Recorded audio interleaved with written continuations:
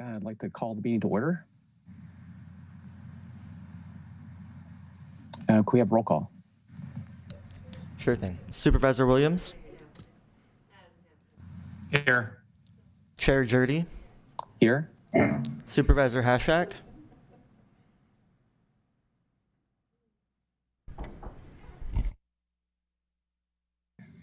Supervisor Hashak?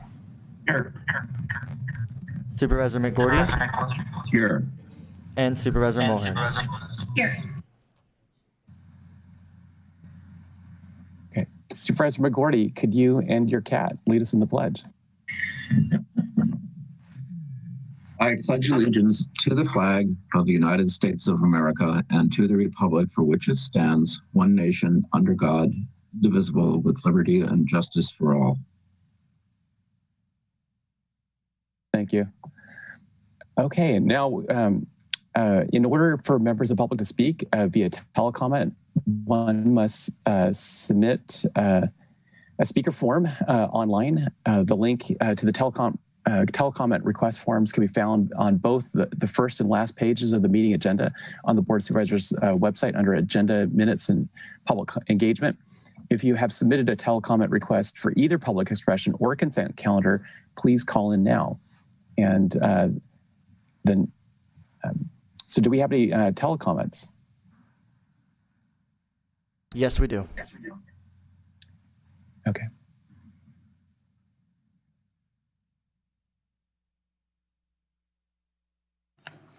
First on the line is Michael Katz.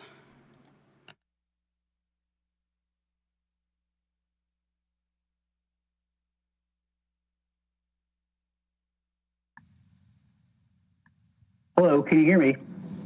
Yes. Excellent, thank you. Board of Honorable Supervisors, Michael Katz, Executive Director of the Mendocino Cannabis Alliance. Thank you for the opportunity to speak today. I'm coming to you with public comment today in support of continued funding for the MOVE 2030 County Economic Development Initiative. MOVE 2030 offers a focused approach to effectively spearhead activities that will further many areas of our county's economy and lay a strong foundation for much needed future growth and financial stability. As part of our mission, MCA is devoted to furthering sustainable economic development. We appreciate MOVE 2030's recognition of the role that the cannabis industry is playing and will continue to play in the journey to restore a thriving and vibrant community here in Mendocino County. Within MOVE 2030, MCA is playing a central role in crafting a cannabis-specific workforce development strategy in the form of an apprenticeship program that will take 2 years to complete and will encompass every sector and aspect of our industry. We do this in partnership with Mendocino Community College and other nonprofit entities and skilled professionals who share our vision of a highly skilled and well-paid workforce that will elevate every sector of Mendocino County's economic and social fabric. This apprenticeship program has the potential to draw students from around the country. It will help retain our young people who often leave the county seeking education and jobs in large urban areas. In support of the continued planning and work currently taking place to launch this program, MCA would like the Board of Supervisors to approve $100,000 for the continued support of the Economic Development Coordinator to carry out organizational development, advocate for policies, and facilitate community dialogue to ensure that a cannabis apprenticeship program is a reality in Mendocino County and that the other activities of MOVE 2030 are able to continue and support the community at large. Thank you so much for your consideration, and I will yield the rest of my time. Thank you. And I do want to comment that under public expression, we're also taking public comment on items 8A and 8B, and that after consent calendar is voted on, we will then go into closed session regarding 8A. 8B will be dealt with at lunchtime. Thank you. Next on the line is Anna Stockel. Good morning, it's Anna. I'm going to have 2 public comments again. The first is on the ordinance code section 20.168.040, use of a trailer coach. I have sent now, I'm up to 25 emails unanswered, but some of those are included in the court case that Mendocino County sadly decided to file against me despite trying to work with the Board of Supervisors for over a year now on this code and why it exists. So I just want to point out again that we really need to have a discussion, and I don't understand why the code exists as it's written. So for instance, right now, Mendocino County has deemed that I'm in violation simply not because I live in a trailer, simply because I have not yet filed a building permit. So this, to me, clearly makes it seem like it's got nothing to do with the trailer and everything to do with forcing me to file a building permit. And I don't understand this logic. What is it, if a trailer is okay for 2 years, which is what you get when you file a building permit, and that could be extended if you show progress, then why isn't it okay for as long as you would like to live in one until such a time when a property owner decides they want to file a building permit? This just is so frustrating that the county can have such overreach in telling people how they can live on their own property. If there were a good reason why you couldn't live on a trailer and on your own property, then I could understand. And I'll remind you, in my case, I'm hooked up to proper permitted sewage.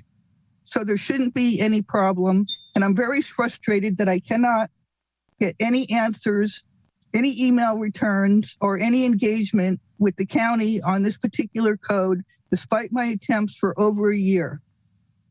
We all know, if you pay attention to your districts, that a lot of people live in trailers.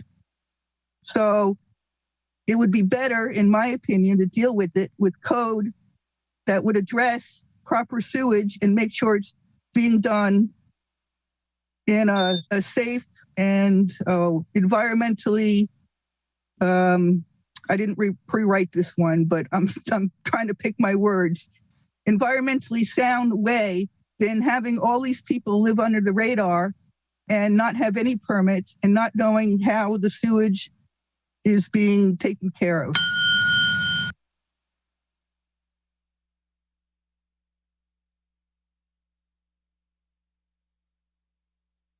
That concludes public expression. Okay, that takes us to consent calendar, and I have a request. Supervisor Hashak would like to pull item 4.6 at least for discussion. That's on museum images. And then I do want to note that we have a proclamation that Supervisor Mulhern brought forward for Women's History Month.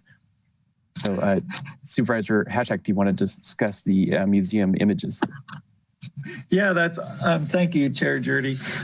That's item 4G. And on this that I brought forth a couple years ago to County Council, and it's finally coming to the board. I'm glad that that is happening. On page 3, paragraph 2, it says research has agreed to pay the museum compensation for lots of, copying and everything. And also it includes staff time and resources. And the concern is for people who are doing research for, the history of Mendocino County and are using the museum. It could be a nonprofit book. There's lots of public benefit to any kind of research doing this. Some of these researchers who brought this forth originally don't feel like they should be paying for, direction from county staff. It's like going to the library and having the librarian help you find a book. They feel like if it's a nonprofit, that the director should have the authority to waive or reduce the fees, and that would benefit the museum in a material or significant way, such as supporting publication of local history books by local nonprofit researchers and historical societies. So that's the concern there. I've been in contact with the head librarian or the director of the CSA, the County Services or Area Agency, Cultural Services Agency, and she is in agreement that there needs to be some clarification there, and that the intent was not to charge these local researchers. So if she's on the line, maybe she could clarify. If not, I hope that that's the intent and it could go back to get further clarification. Thank you. Do we know if the Cultural Services Agency Director is in the waiting room?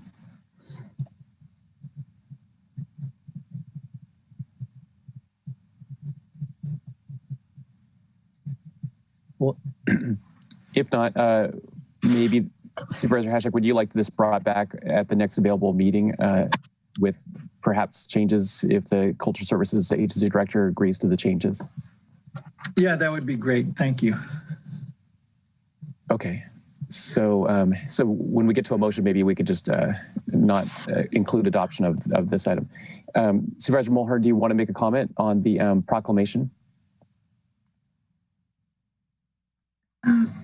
No, thank you for including it. As most of you know, the Mendocino Women's History Gala is typically held in March. Because of COVID restrictions, the intent of the organizations that present that is to hold an event in August outdoors somewhere on the Mendocino coast. Okay, thank you for that. Okay, if there are no other comments on the consent calendar, perhaps, oh, go ahead, Supervisor Mulhern. That's why I think I look surprised, because I do have comments on the consent calendar. I have comments on item 4P and 4F and 4J.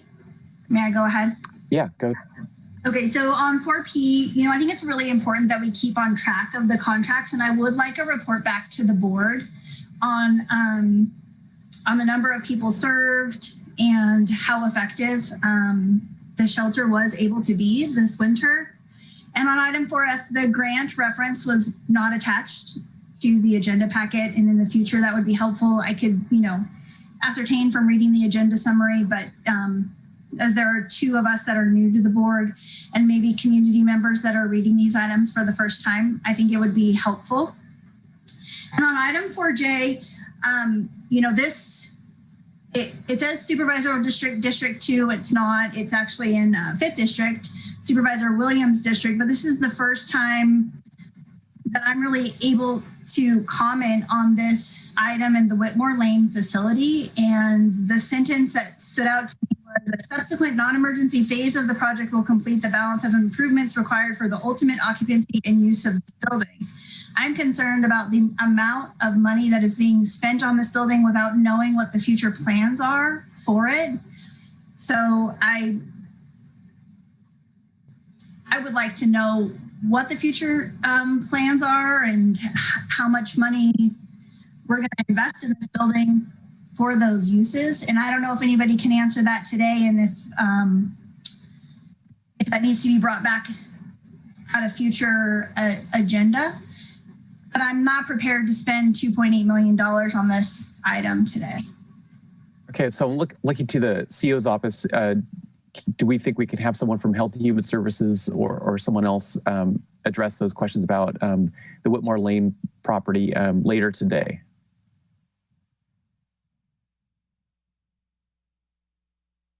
Chair Jurdy, we could speak to the Whitmore Lane property during our budget presentation if this board would like. Okay, so why don't we hold off on voting on 4J and 4G. Was there any other items people would like to hold off? Supervisor McGordy. Not so much hold off, but I would like kind of a thumbnail sketch of 4I, because new to the board, not quite familiar with what this item is, which is the jail ground lease.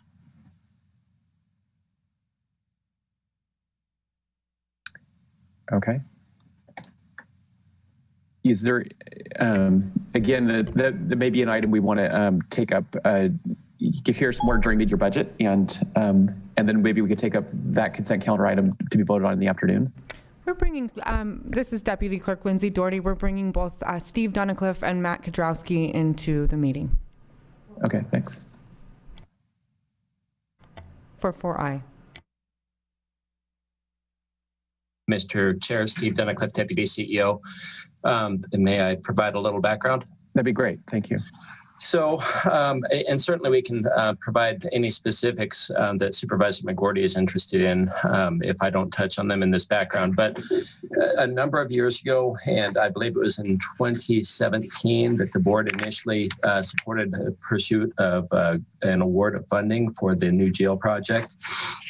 The design work is underway at this point. We just completed to support the project. In 2012, the county had used basically the entire county complex as collateral for certificates of participation or bond financing that was refinanced to lower rates. And to support the new jail project, the state will be selling bonds associated with that $25 million award. Those bonds required that we have ground area free and clear of other encumbrances. So we just completed a collateral modification process to remove the site of the new jail and some additional land from the 2012 collateral that we had committed. And at this point, we are moving forward to the next step with the state, which would sign ground lease documents. The lease references are related to certificates of participation, which is a bond financing instrument for public agencies. I'm certainly not an expert on the nuances of those mechanisms, but we've been working with the auditor's office and county council. Supervisor, is there anything in particular that you would like to have perspective on that I haven't addressed? If I may, through the chair. Yeah, there's you're muted, Supervisor McGorty. I'm sorry. What are we committing ourselves to with this? As far so what we'll receive with this is an award of $25 million in funding. The county has contributed about a $2.5 million local match with that. The one loose end that we have that we'll have a better understanding of once we go out to bid is the board had elected to, as a carbon reduction strategy, the board had elected to use electric heat pumps at a slightly increased initial cost and ongoing cost. And we haven't identified funding for that. We won't know exactly what any potential increase with that will be until we go out to bid. It's possible that that those increased costs can be absorbed in the funding that the county has already set aside. The term of the bonds will be determined when the state sells them. Apparently in the past, they had sold them for terms up to 25 years, but what they've been selling for them for at this point has been up to 15 years. And then what we'll be getting out of that is a new jail facility. Captain Pierce is on standby, although he's not in the Zoom meeting right now, if your board was interested in specifics on the new jail facility that we'll be getting. One thing that might be, I think sometime in the future we want to hear more about this. Obviously, this isn't the time, but let's thank you for the explanation. Well, and what I could commit to through the chair, so the board, the previous board had received information on this project, and Supervisor McGorty, I would be happy to arrange a meeting with you and Captain Pierce to get you up to speed with what's been happening and what will be happening on the site. And then just for the board's general awareness, it's my understanding that ground should break in about a year on this project. So once the ground lease documents are signed, we'll be able to finish with construction drawings and get a bid process underway. And it's my understanding that we'll have groundbreaking in about a year. And I will follow up with Supervisor McGorty. Thank you. Thank you. And maybe for benefit of the public, to be clear, this is a new wing of the jail. It's not an entire replacement of the existing jail. It's funded large part by the state because it will house inmates who have medical issues or are released from state prisons and put in county jails. So that's why the state's largely funding these new wings to jails. Okay, all right, well, thanks. So Supervisor McGorty, are you comfortable voting on the consent calendar item today? Yes. Okay. All right, were there any other items that people would like to pull for discussion? Okay, not seeing any. Would someone like to make a motion? And we have a request to pull item 4G and also for J. I move approval of the consent calendar, except those two items. Okay, thank you. Can we have a roll call? Chair Jurdy, Yes. Supervisor Hashak, Yes. Supervisor Mulhern, Yes. Supervisor McGorty, Yes. and Supervisor Williams. Yes. The motion carries unanimously. Okay, thank you. So as mentioned earlier, we will go into closed session now to discuss item 8A on the closed session agenda.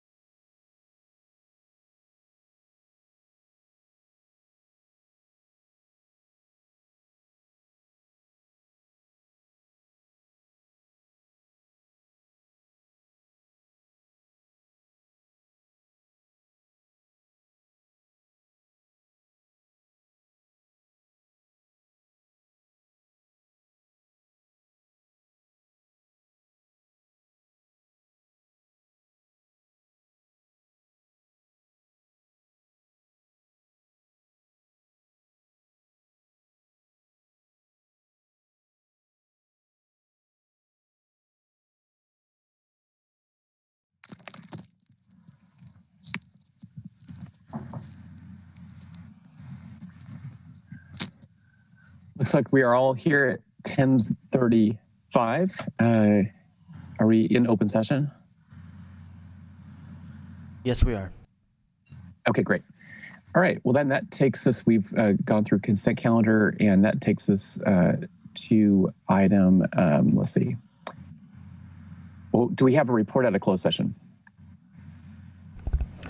Thank you, Mr. Chair. So the board met on item 8A and received information. Okay. Well, then that takes us to item 5A, which is discussion of possible action, including an update associated with the novel coronavirus, COVID-19, and provide possible direction. And this is being led off by the executive office. Thank you, Chair Jurdy. I think I would like to just refer this to Dr. Corrin. Yeah, there he is. So we'll just go straight to Dr. Corrin. Thank you. Thank you, Chair Jurdy, the other Board of Supervisors, and CEO Carmel Angelo. For today, the update includes data. The USA coronavirus cases are 29,004,238 in the United States, and deaths are over 525,213. This is 20% of the world's death rate.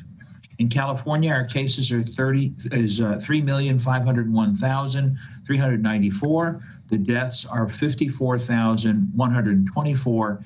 And the R effective value, which shows as we're under 1, that the infection rate is decreasing. The California R effective is 0.78, and ours is 0.68. So it's actually very good. In Mendocino County, as of yesterday, no, actually we did it as of today, the case rate with a 7-day average, 7-day lag is 3.72 now. That is 1/3 of what it was 2 weeks ago when we met. The 7-day positivity rate is 2.7, and that is a half of what it was 2 weeks ago. Our total cases in Mendocino County are 3,854, of whom Latinos are 1,941, or 50.3%. And this is decreasing a little bit as a percentage. Native Americans are 8%, and that is 2 times their population. Isolation, we currently have 42 people, quarantine 72 people. The deaths now are 44. One more since 2 weeks ago was a 93-year-old Caucasian woman. In the hospital currently, there are 2 in med-surg here and none in the ICU, but Mendocino residents who are hospitalized out of county, number 1 in the med-surg and 1 in ICU. We continue to be in the purple tier at this point. However, today we did get our metrics back from the state that shows us to be in an improved tier. Actually, it showed orange tier, but we don't average those out, and we'll need 1 more week of those metrics in the red or the orange tier to be put into formally into the red tier status. Currently, there are no outbreaks in the county. We believe the causes of continuing infection are predominantly community spread, household, and there is a lot of missing information here because the testing is significantly decreased. And that worries me that we could open too soon and not know enough about what's happening in our county, which would expose us to more outbreaks as people feel overconfident. So we do need to encourage more and more testing, and testing statewide is very low. We did get a report late last week that we're actually using 72% of our resources, which is better than any other counties in California at this point. In Mendocino, we were approved for OptumServe for the travel team, in addition to the brick and mortar site that has been up 5 days a week at the Ukiah Fairgrounds. But the contract initially allowed only 12-hour days, which is fine for the Fort Bragg weekly testing station. But we were able to get the contract decreased for 8-hour stops for our traveling team. This is still inefficient for our small town. So we're trying to get it so that we can have them at 4-hour stops and do 2 clinics per day. We'd make it around the county an awful lot faster. At this point, they're in one of the 5 small counties for a half a day, 1 day a week on Fridays. Let's see. Yeah, testing is also what allows us to do the contract investigation, contact tracing. And with lower cases, we're actually moving some of our own personnel to vaccine efforts, including our bilingual volunteers. Solano Lab will be our new county lab, in which we will be a joint partner. I'm in discussion with them now to arrange more formal whole genome sequencing to detect emerging coronavirus variants as they can, so they can run it, but they don't have their testing facilities set up for that yet. They have the equipment, but it's not yet. So in the meantime, the state is actually testing more of these whole genome series than any other state in the union, but they're thousands behind. And so that's why I wanted to set something up that would be for our specific laboratory, for our specific county. As far as vaccines go, I just wanted to update you that the accounting reconciling data platforms are improving slowly. We and our partners are using these more successfully, though not without some hiccups. Our epidemiologist, Sarah Maricos, working with Sarah Pierce, are better able to access the data now to assist with our reporting and planning. We are still not getting access to some federal program data, for example, Indian Health Service or VA or some private pharmacy vaccine efforts. The vaccine supply and distribution have definitely improved, and I hope that our record of rapidly administering what we've been given will keep those vaccines coming. We and our partners, including Adventist Health, got out more vaccines than ever before. In our next phase, we are hoping to stabilize the available vaccines so that the clinic staffing can be more consistent. This week, the county has scheduled events 4 days, distributing over 2,000 per week. All of the other clinics are having smaller events or working with Adventist Health. Adventist Health is sponsoring regular large clinics in Ukiah, Willits, and Fort Bragg, and they plan to distribute approximately 2,000 vaccines per week through those events. In addition, the county is now working on a safe and smaller traveling team program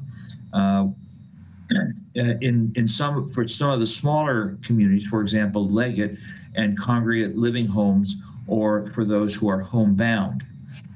We have received our first doses of the new Janssen or Johnson & Johnson 1-dose vaccine. We got the first shipment on Monday. We have not yet set any specific vaccine clinics for this product, but we are strongly considering its use for more transient populations, such as the homeless and hard to reach individuals, such as the homebound. We have opened our eligible vaccine tiers last week to include lodging, and as you know, agriculture, food production, and service industries have also been open, as well as people over 65 the week before. And we also increased, we opened up the tier 16 to 64 years old with chronic conditions and comorbidities or disabilities that would either make people more vulnerable for COVID or make it more difficult to treat them if they should contract the disease. All these increases in the tiers should include more of the Hispanic population than we have been doing. We have been addressing the equity goals of the state in several other ways. We're using our data and the Healthy Places Index within Mendocino County to target the more disadvantaged communities using that measure, which have not been covered as well with the vaccines to date. We have found and reported that MyTurn is working better, but it is really not set up for Spanish-speaking people who need to acquire vaccines by telephone, and hopefully that will work out. But these changes in MyTurn are known, and the improvements are happening. We are concerned that we will soon hit a slowdown due to vaccine hesitancy, and we're addressing that by more community education, including appearances on Al Punto, Mendo Latino, UVA, and other Spanish community meetings, as well as Media Day and flyers. We have been told that people won't go until they hear from friends, coworkers, and that who have had the vaccine and the experience was good. So we're also looking at our intake at these events and online announcements to make the process more welcoming. And we'll be making an announcement at the events to encourage people to talk about it with their friends, since word of mouth is so important to getting increased confidence and increased vaccination uptake. We'll try to get more photo ops there and do a lot more press information about this. Community health education is taking on a new importance and new urgency.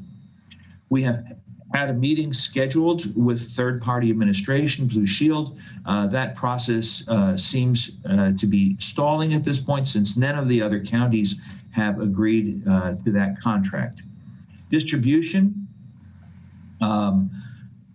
With all that said, Mendocino County continues to do very well getting out the vaccines, with about 30,000 total doses recorded on the state website as of March 4th. This includes at least 20,081 first doses, so that 31.5% of Mendocino County residents over 16 years old are vaccinated. That is 10% higher than at the last board meeting.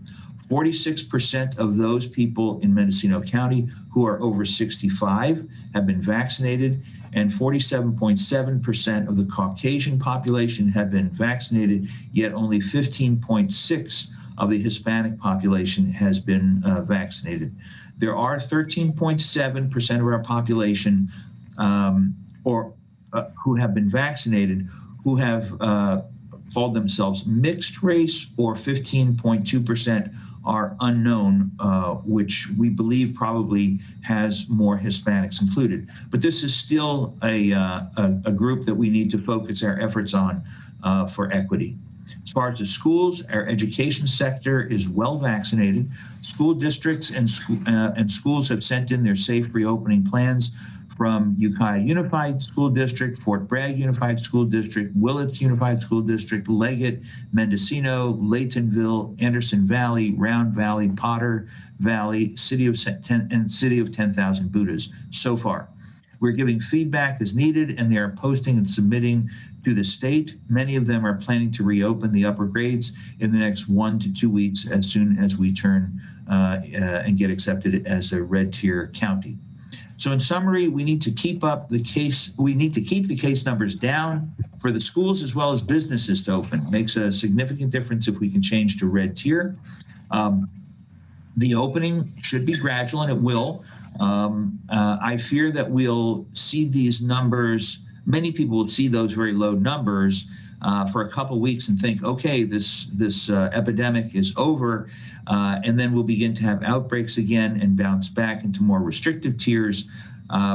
Plus, we're not out of the woods, especially with the possibility of variants breaking through the natural vaccine immunity. There are several variants of concern that the State Department of Public Health is following, though none of the significant ones have come into California in any significant numbers. But that is still an issue. And we have to keep pushing the vaccines, but remember that masks, social distancing, avoiding gatherings, including lunchrooms, need to be continually upheld. So everyone, do not hesitate, vaccinate. Vaccinated or not, though, avoid gatherings, large and small, with anyone out of your household. Mask up, wash hands, and social distancing. These are the things we know work. And I will end my report there and be open for questions. Supervisor Williams. More of a comment than a question. Los Angeles Times yesterday had a piece on vaccinations by counties, and Mendocino County came in number 5 out of 58 counties. Per capita, we're number 5. That's a huge success. thank you, everyone involved in that. Supervisor Hashak. Yes, thank you, Chair Jurdy. So, Dr. Corn, with the tier system, that we're in purple tier right now, and with our numbers that at the moment would be in orange tier, but the hope is that we will go into the red tier in a week, according to the state's protocol. And then after that, if we were to continue with this orange tier levels of infection, that we would go into the orange tier. It would take us another 2 weeks. 3 weeks. We have to be in the orange tier. We have to be in the tier for 3 weeks, and then in the next tier status for 2 weeks. So we could go faster, a little bit faster, because our week of orange at this point, really the week of orange at this point won't count. But if we are in the orange tier and they make us red tier on the next test, on the next step, then it could be 2 weeks away. But I don't want to give people hope, because it'll be a lot of disappointment that follows from that. The state makes their own decisions the way they do it. Okay, and then with the Promotores de Salud program that we have, that's been focused on, getting the word out about socially distancing, masking, and all that. Are we turning their focus towards the vaccine and the importance of that? Yeah, that is going to be an important part, because as we found out on a number of events, it is word of mouth that makes a huge difference in terms of uptake of the vaccine. It's an issue of confidence and knowing that it's secure, that it's not going to cause any problems with immigration, and also that it's safe. People are not having large side effects, and that it's effective. And so, really the first wave was people who really wanted to take it, but that now we're getting into people who really are slow because they're waiting to see how their friends and neighbors are doing. And so yes, we're turning the promotores in that direction.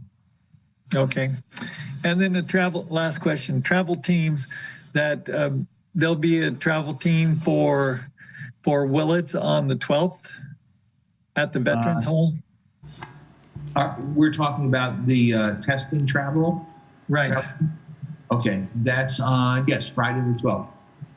Okay, in the Veterans Hall. Okay. Very good, thank you.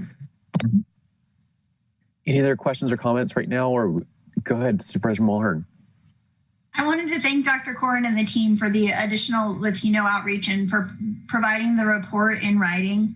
I think it is very confusing for people to understand that we have to be in the new tier for 3 weeks before we move forward. And I appreciate that Dr. Corrin doesn't want to be overly optimistic, but from a business perspective, and in particular for restaurants, they really need to be prepared to safely reopen indoors at limited capacity. So if we're realistic about the expectations, I believe if we continue the way that we are, it's possible restaurants could open with indoor limited capacity on March 17th. And I think that it is important that we have those conversations with our business community so that they are prepared to make those changes. And then I just, being new to the board, have had a lot of questions. I myself, understand that we have to take things slowly with reopening, but I'm interested in knowing when the county offices can reopen based on tiers, and when the board will attend meetings in person based on tiers. So maybe if the CEO can answer that, if Dr. Corrin doesn't know that plan off the top of his head. Yeah, I would defer to the CEO. Chair Jurdy, this is CO Angelo, if I may answer that. We have a reopening plan for county offices that's based on the tiers, and we are looking at fully reopening once we get through the tiers, which would be closer to yellow.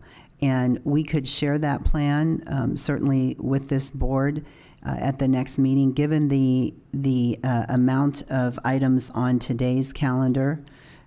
It would take a little while to go through it, but we absolutely have a plan. Our reopening plan is based on the tiers and the tier that we're in, and so I think it works. We are also looking at renovation to the board chamber for our meetings going forward. If there's no more questions or comment from board members at this time, maybe we could go on to Darcy Antle on the vaccine update. Darcy Antle, Deputy CEO. Most of what I was going to report has been expressed by Dr. Corin. Also, Supervisor Williams, yes, we are 5th in the state for vaccinations administered per capita. And I believe those numbers will even be higher when we're able to have access to the IHS numbers out of the Round Valley Clinic, as well as Consolidated Tribal Health. We do know the Round Valley Clinic has provided over 900 vaccines to date, with 800 in current clinics. I don't know their clinic schedule, but they were expecting to get out about 800 in the next weeks. And then when we get the data from Consolidated Tribal Health. So we are well over as a county, thanks again to our FQHC partners and Adventist Health, at 33,000 doses administered to over 22,000 unique individuals. This week, we're providing 4 county events, 3 in the Ukiah Fairgrounds and 1 in Casper. That will be 1,050 first doses and 950 second doses. Those are all Pfizer events this week, sponsored by the county. We do, as Dr. Corin mentioned, look to do target groups of a traveling team to senior living apartments, areas, as well as churches are the 2 that we're looking at for now.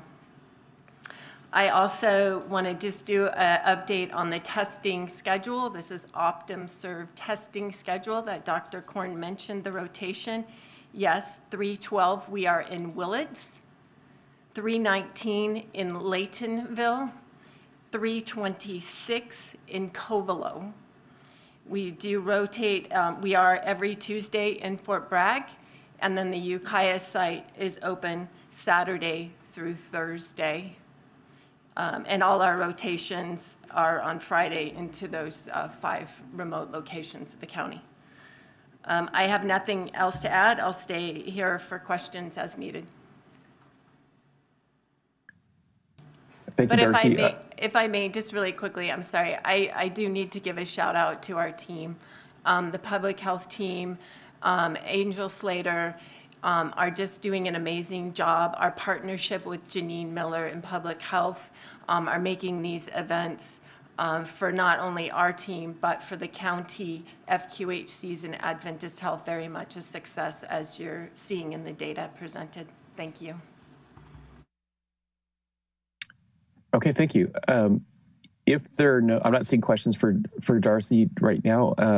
Can we go to code enforcement and the Sheriff's Office for code response?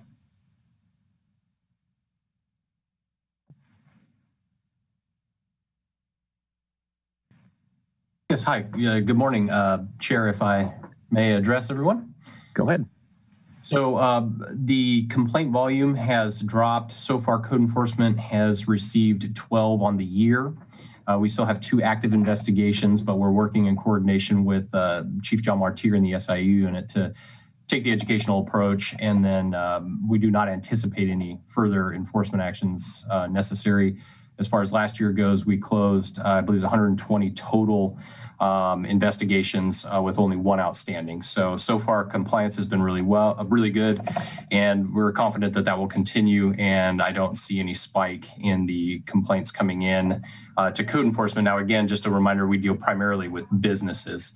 That's our role in this. So I think that's all I have to report, but I'll stay on for questions if anybody has any.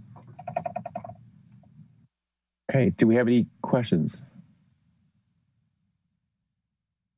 Not seeing any. Okay, well, thank you, John. Well, that may conclude this. Do we have any other updates on COVID at this time?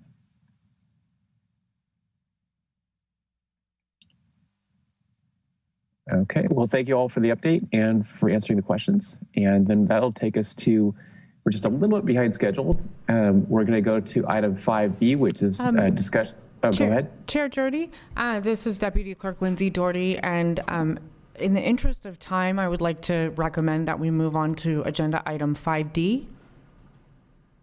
Sure. And actually, just remember, do we have any public comment on this item? No, we do not. Okay, thanks. Okay, so that would be 5D, possible action regarding the mid-year budget. So that would be the executive office. Thank you, Chair Jurdy. So if we have the PowerPoint up, I'm not sure. I think we're doing that now. This is our mid-year budget report. Every year we come to the board to discuss what's happening, where we are with the projections as far as how the county will end the year, whether we end in a deficit or we end with a fund balance. We've been fortunate these days over the last few years to have a fund balance. So we have the mid-year budget report now. Okay, great, it's up. So I'd like to go ahead and get started. So this has been obviously an unusual year. We know that the pandemic continues, and we certainly have been forced to make changes. I think one of the biggest changes is the push to have employees telework and work from home, and then of course all the Zoom meetings rather than meeting in person. I think that Mendocino County has done really well with this. We have not had a lot of outbreaks throughout the county departments, and I believe that has been with the direction of this board and the information sharing with public health and with Dr. Corin and Dr. Duhan as we've gone through the months to make sure that the departments are well aware of what the latest information from the CDC and CDPH is. We have asked the departments to limit the amount of time in their congregate areas. They've done that. We have people working from home more so than being in the office. The departments have definitely social distance and masked, and I think we've seen some success within Mendocino County for that. Again, as I've said, with very little outbreaks within our departments and within our 1,200 employees. We've also kept track of the number of employees on any one day that are impacted by COVID and the number of employees that are not at work based on COVID. And that number has been between 35 and 50, approximately between 35 and 50 daily, which I think has also been pretty successful. And again, I believe it's because of the practices of the department heads. So we know that we are continuing to work in the pandemic. If you go to the next page, please. We're in the same, within our budget process, the auditor is able to project additional discretionary revenue. And so we know that most departments right now at mid-year 2021, most departments are doing well and are managing their payroll and operational expenses, even though we do have the burden of COVID expenses that have been placed on county operations. Again, as far as the presentation outline, this is very standard to what we've been doing. The board is certainly aware of the goals and priorities. The reason that we put them here is they are the board's budget goals and priorities, and that's what we follow as we develop the budget. We do have an item on the community corrections partnership in this presentation outline, and then we will be talking about revenue, human resources, state budget, and some of the other highlights that we do: capital improvement project, the information technology master plan, and then of course the FEMA and COVID update, and then we'll end with the CEO recommendations. So the next page, I'm not going to go over this. The board certainly knows their priorities. We put this here to remind the departments and the public of what we focus on, and you can see that there. The next slide, number 6, is the Community Corrections Partnership. I do want to just highlight this. We do have this in our board presentation today. During fiscal year 15-16, there was approximately $197,000 that was AB 109 that was under the advise of the Community Corrections Partnership, and also in fiscal year 18-19, there was approximately $464,000 again. This money was utilized for the sheriff's office for invoices, claims that the sheriff had put forward to the CCP, and this money was utilized for that. This was done in both years at the closeout, and so it was quick action on the part of the auditor to close out the budget and balance the budget. And so we have this in here because the $661,000, should the board choose, the board could choose to put $661,000 of general fund into the AB 109 or Community Corrections Partnership budget. And so this is something that we have here for the board to discuss. And with that, we will go to slide number 7, which is the non-departmental revenues, and our auditor, Lloyd Weir, will take it from here. Thank you.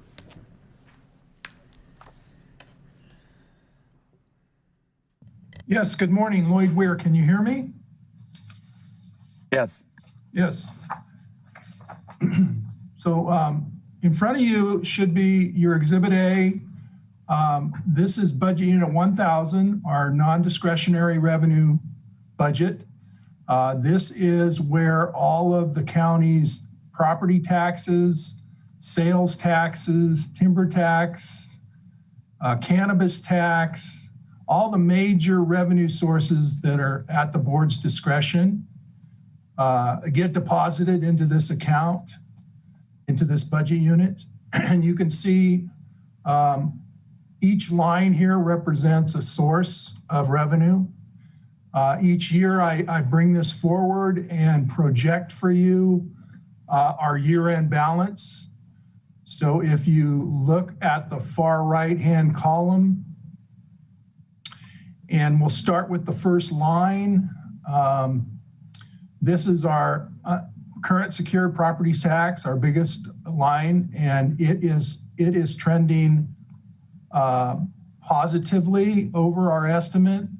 At this point, we can project about $1 million increase in our property tax revenues.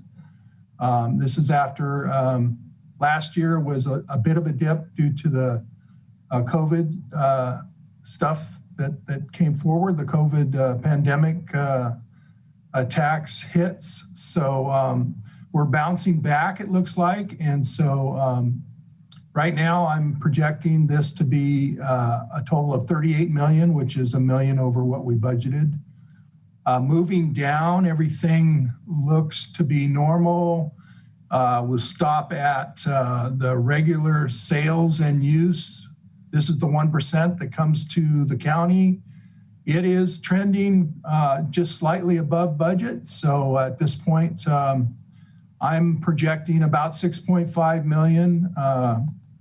We do have outside consultant HDL who works with us on our sales tax analysis, and they feel like it's probably going to be a little higher than this, but I'm gonna keep it at 6.5 right now and see how it does in this next quarter, and then we may be able to adjust this one up too. And then 2 lines down from that is a brand new line for this budget unit. It's the transit occupancy tax for campsites and RVs. We were, wanted to keep an eye on this account to see how it's doing, and you can see that just past half year, we are at $365,000. So it now looks like the full $600,000 is going to be obtained. We're going to go ahead and move forward with this. I believe there was something in the consent package today to go ahead and the auditor process these payments out. So we'll be doing that moving forward. Our regular transit occupancy tax is staying level. So I'm going to keep that the same at 4.4 million. The next one we should talk about is the cannabis tax revenue.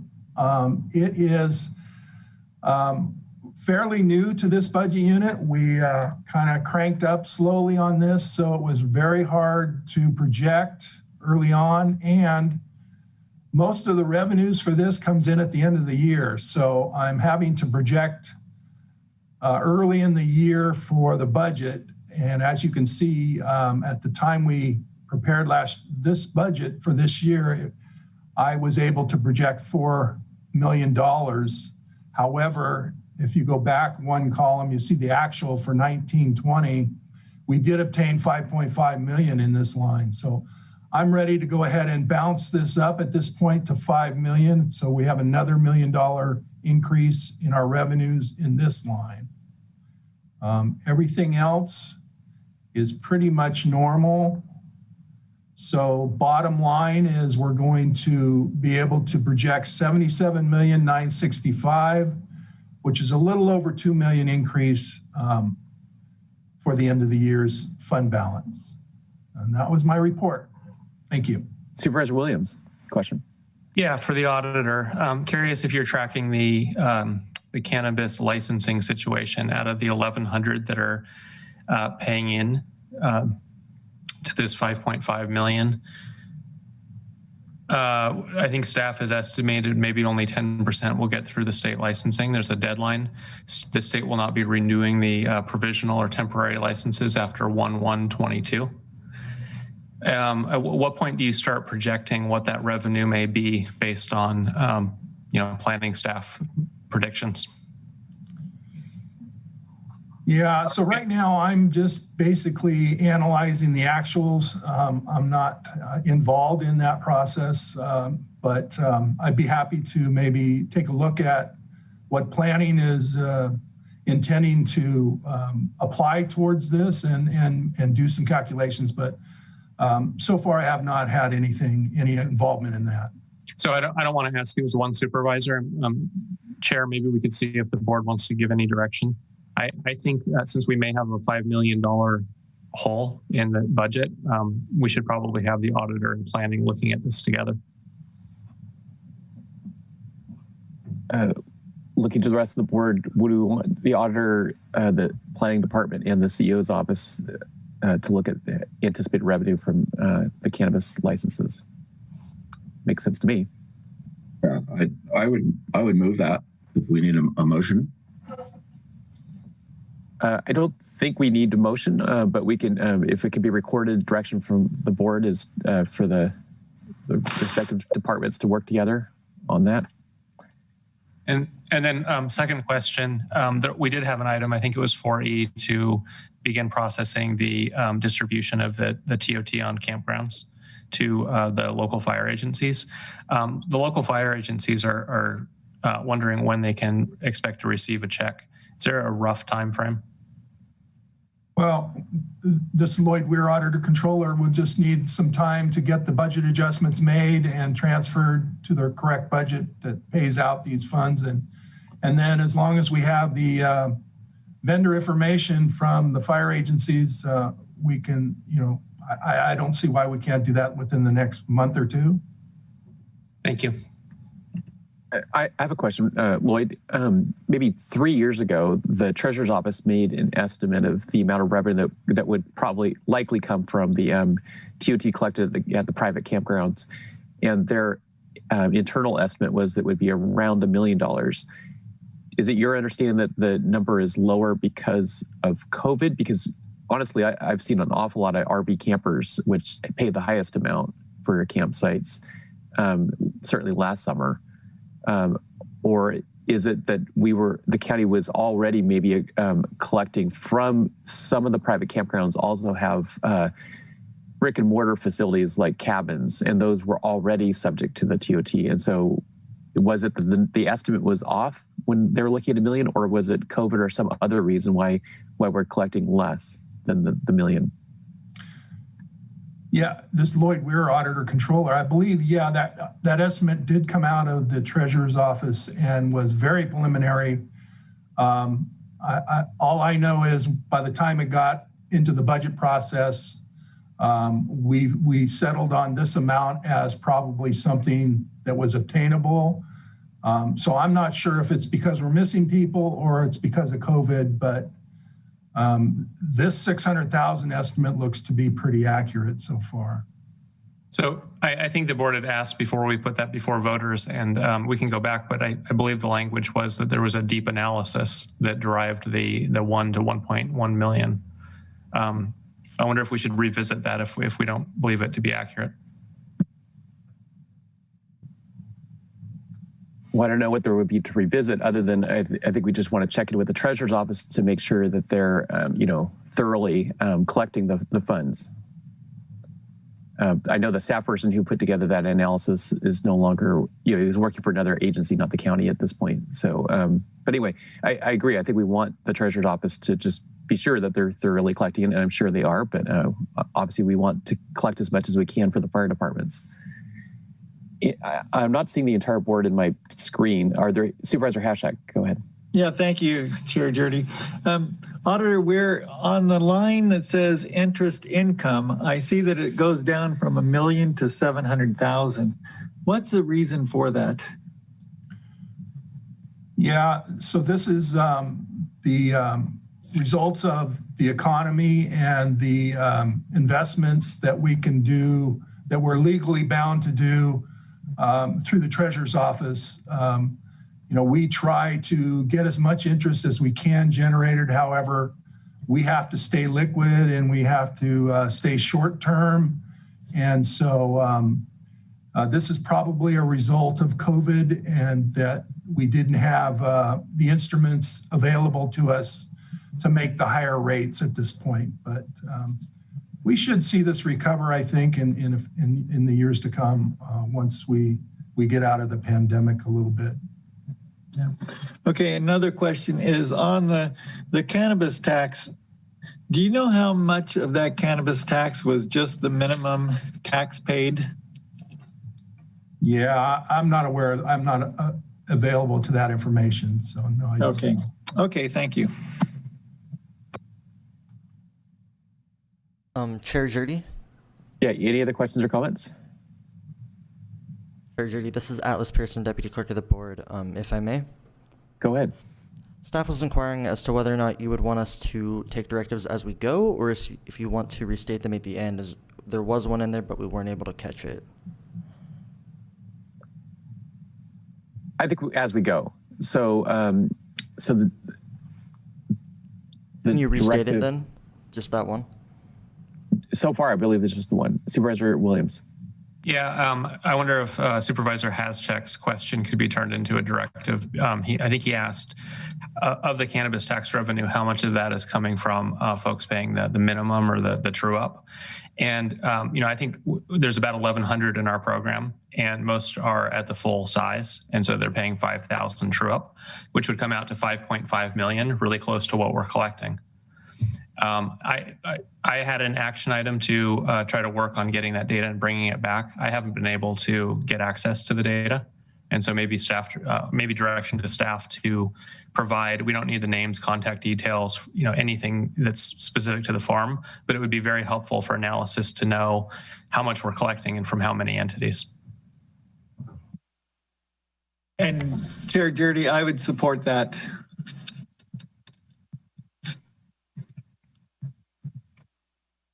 Looking to the rest of the board, would the board like that recorded as a directive?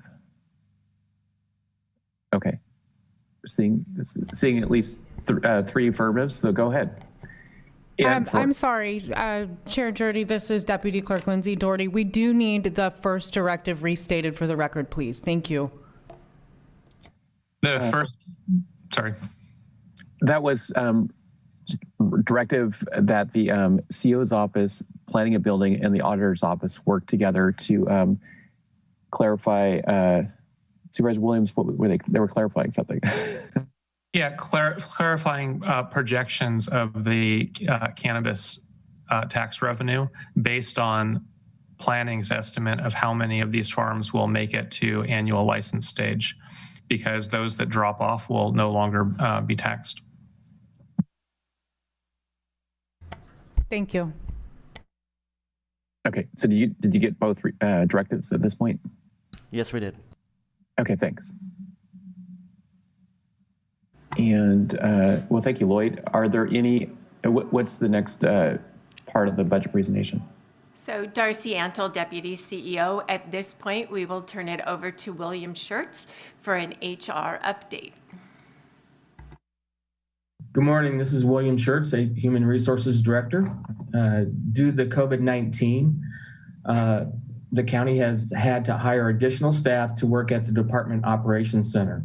The Department Operations Center has been staffed with county employees from a number of departments since April of last year. With the surge in COVID cases in December and January, and along with the addition of the vaccine clinics, the county has been working hard to hire additional staff to meet the DOC staffing needs.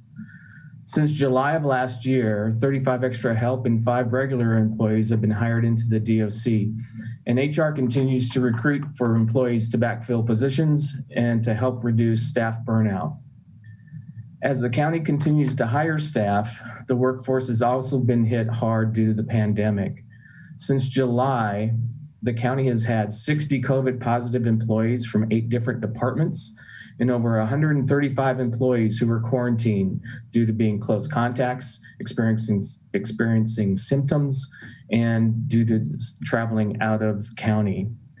And sadly, the county has lost 1 employee to COVID-19. Emergency paid sick leave and emergency FMLA ended on December 31st of last year.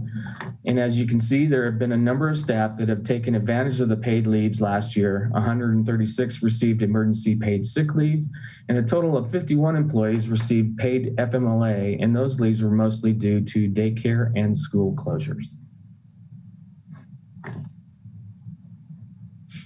And that's all I have. Thank you. Okay, do we have any questions for HR? All right, not seeing any. Okay, we're ready for the next presentation. So we'll go to the state budget update brought to you by Amanda Wolter. Good morning, Chair Doherty, members of the board, CEO Angelo. This is Amanda Wolter, Executive Coordinator with the Executive Office. On Friday, January 8th, Governor Newsom introduced the proposed 2021-2022 state budget.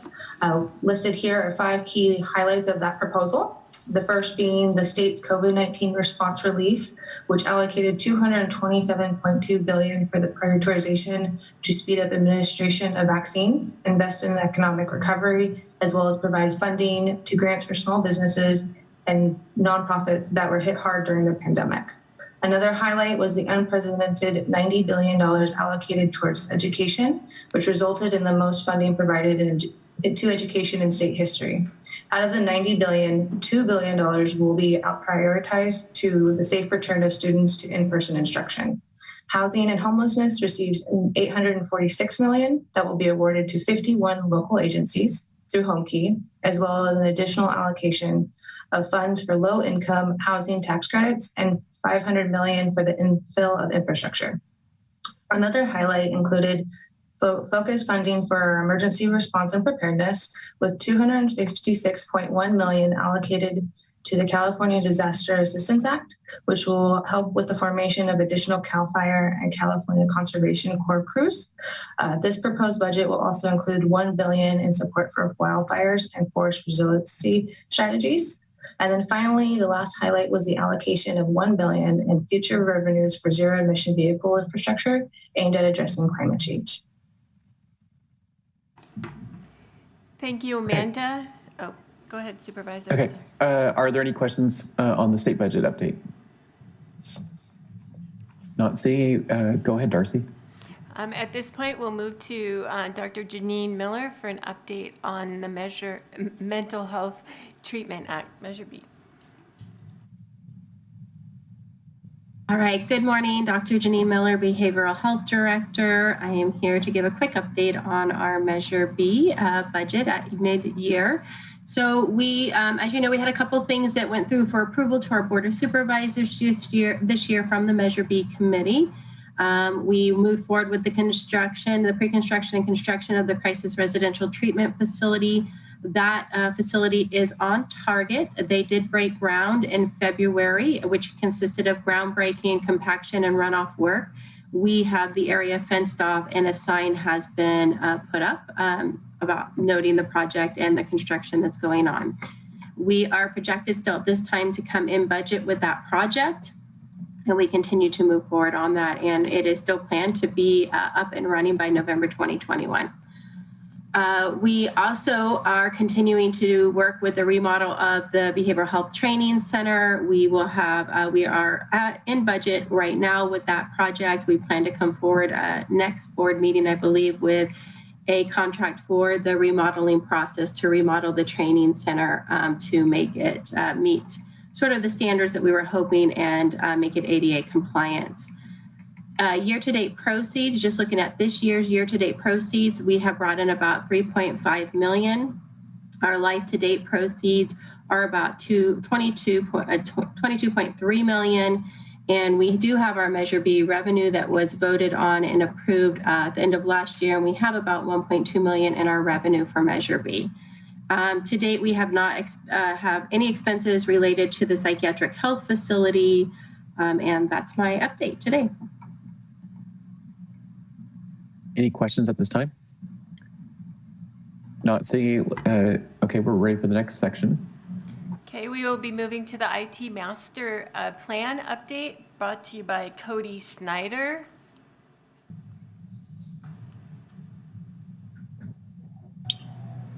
Can you hear me? Yes. Good afternoon, supervisors. Cody Snyder with Information Services Division Manager. We've, been working hard on the IT Master Plan since it was adopted in 2018. Currently, we have about 30 projects that have been completed with the investment that the board has made currently of over $6.5 million. Public safety investments have been up to 57% of those projects, and overall countywide improvements for 43% of those funds. We have identified through the plan a whole number of items that are still critical need and high need as well. And so we have the microwave upgrades, the phase 3 completion that we still need to start working on next, as we're currently in the middle of phase 2, and that should be completed sometime this summer. There is the network upgrades for the county infrastructure county-wide, which are currently out of support with the vendor and will need to be replaced soon. We also have the radio system replacements that's part of the ongoing microwave upgrades. There was some additional funding required to complete that project. There's the Justware replacements, which has been identified recently as a need that was unexpected, as the vendor has stopped supporting the software. And so we're looking for a replacement. And the departments have been working together on coming up with a plan for that replacement. And we'll be coming to the board with that plan pretty soon. There's a number of improvements needed for payroll and timekeeping, which will improve efficiency greatly, eliminate a lot of manual entry and errors in that process. Also, the property tax system, the final post-go live activities with the public portal and some other needs there. So we need some additional funding for that. So the Exhibit C that's been attached outlines some of the details for this fiscal year, and that identifies the majority of the critical and high items that we feel we need funding for at this time. So if you have any questions, I'd be happy to answer them. Supervisor Mulhern. Yes. So I'm just wondering if there is any way that we can keep better track of when we're going to have software that's either out of date or expired. Is there a better tracking mechanism so that we're not caught off guard when those types of things happen, or are we just at the will of whichever company we've provided? Well, in the case of JustWare, that was unexpected. They just essentially end-of-lifed the product and moved on. So we had to identify something. Supervisor Williams? Yeah, out of all budgeting, I'm most excited about the IT master plan upgrade, because I think it's, in some cases, it's potentially life-saving, having a communication network that can withstand everyday traffic and disasters. And then second, it's seed capital that has a return on investment. This county desperately needs to improve efficiency, and we really can't do that without having the proper infrastructure in place. Cody, I'm wondering if you'd be willing to talk a little bit about the time frame for adopting cloud services or software as a service. What does that transition look like, and how do you see it being prioritized? One of the items in this list that we have as a high priority item is to move our office and all our email and such into the cloud service through Office 365. And that would be something that we would be embarking on as a high priority item as soon as that gets funded. So we would do that. In fact, we've already started looking into the necessary steps to do that. A number of the other software applications, for example, the JustWare replacement, that would be cloud hosted.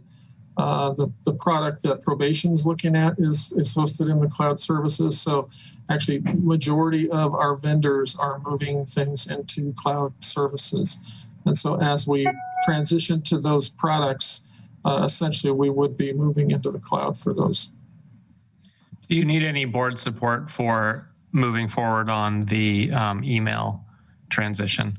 And I ask in the context of employees working from home during COVID sheltering, but also looking forward, we may have a lot of employees that maybe don't need to spend so much time in the car, can work at home and build productivity, but they're more likely to do that if we have a modern email system in place. Correct. Do you need anything from us to move that forward? Just the funding to do it, to move on with it. Just briefly, Cody, I know the building and planning department is looking at software for the building inspectors so that they can do on-site inspections and upload it onto a tablet, and it would be less duplication of their time. Is that part of this 9.3 million, or is that something that would be separate, that would be part of the planning and building budget? That would be part of the planning and building project, but I do believe that the software that they're looking at migrating to for the next upgrades includes cloud hosting and that type of functionality. Okay, thanks. Mr. Chair, if I might, Janelle Rao, Deputy CEO. Go ahead. Regarding the planning and building proposed enhancements regarding software improvements, what we would suggest is, if that were a decision that the board would entertain, is that the funding would be placed into the ITMP, because it would be an appropriate spot for it, so to speak, to land, with it set aside for those specific purposes for planning and building services use.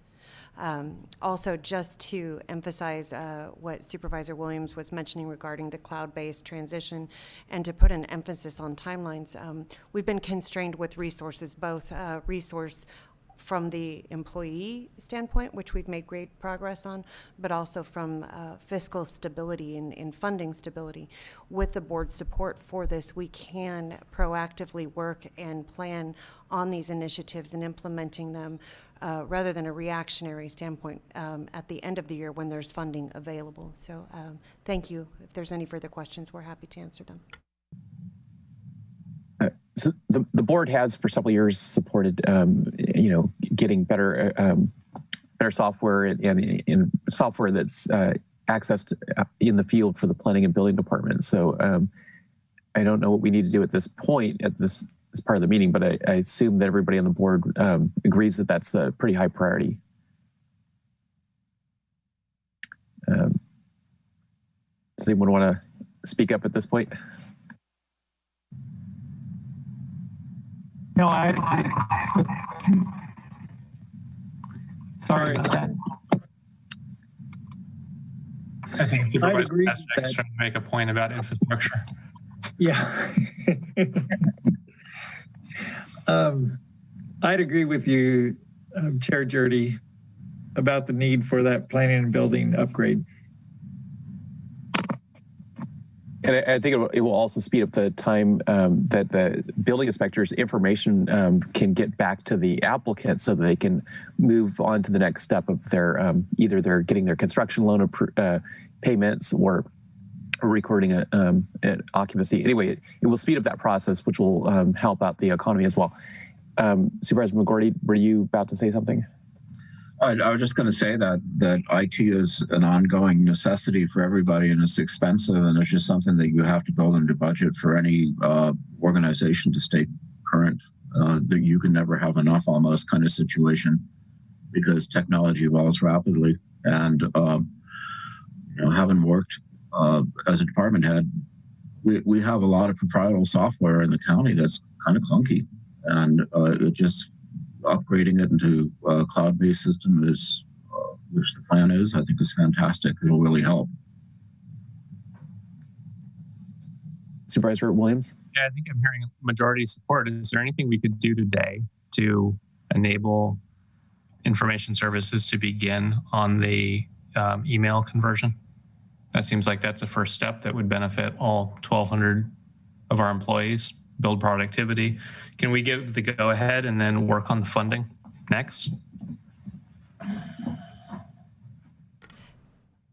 If I might, Janelle Rao, Deputy CEO, if that is the desire and direction of the board, yes, we can proceed with that, knowing that there will need to be a funding consideration, whether it be today or at a future board meeting. We can proceed working on it internally, which as Mr. Snyder mentioned, we are in the planning phases of it now.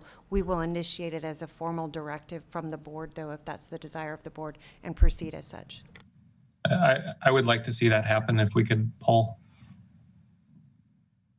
Okay, so do we see support for a directive from the board to proceed as quickly as possible with the cloud-based Office 365 for email? Yes. Okay, looks like we're seeing that. Well, Chair Jurdy, so do we have an estimate for how much that would cost? I believe it's less than $300,000. Janelle, do you have a figure on that? I'm looking right now, or perhaps Cody has it in front of him. It's about 300,000 for the initial setup. I think we had put 250 in the budget for the initial kickoff. 250 this first fiscal year, and then as you can see it in additional fiscal years, there's additional funding, which would be primarily maintenance and support. So I believe an investment of 250,000 would get us rolling this fiscal year, and we would provide the board with an update again at third quarter as to timelines and more of an implementation strategy. Okay, so none of that is budgeted so far in this proposal? Correct.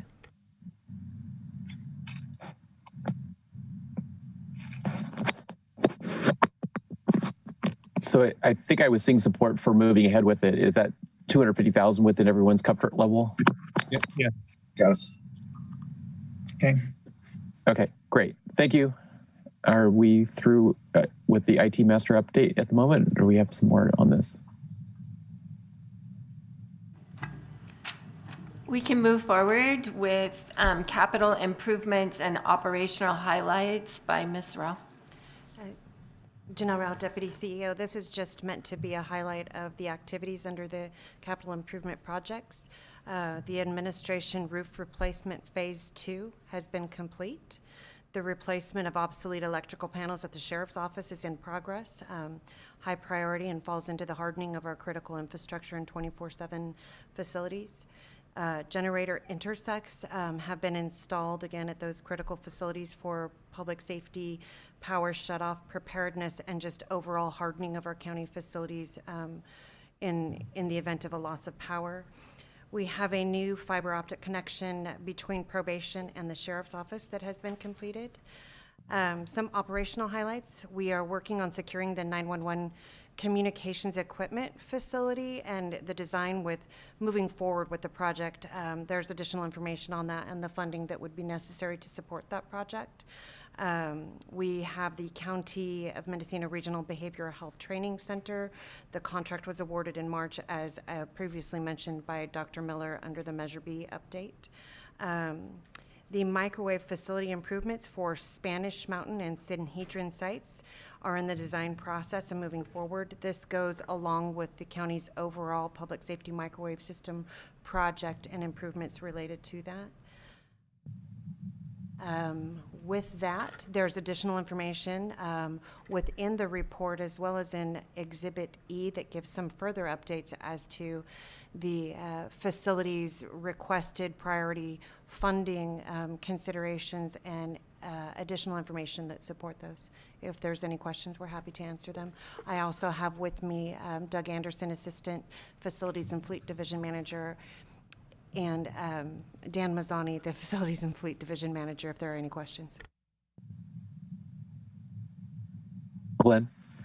So I'm curious about the generators and where they're going. Is that strictly on the Low Gap campus, or are you also looking at other county facilities?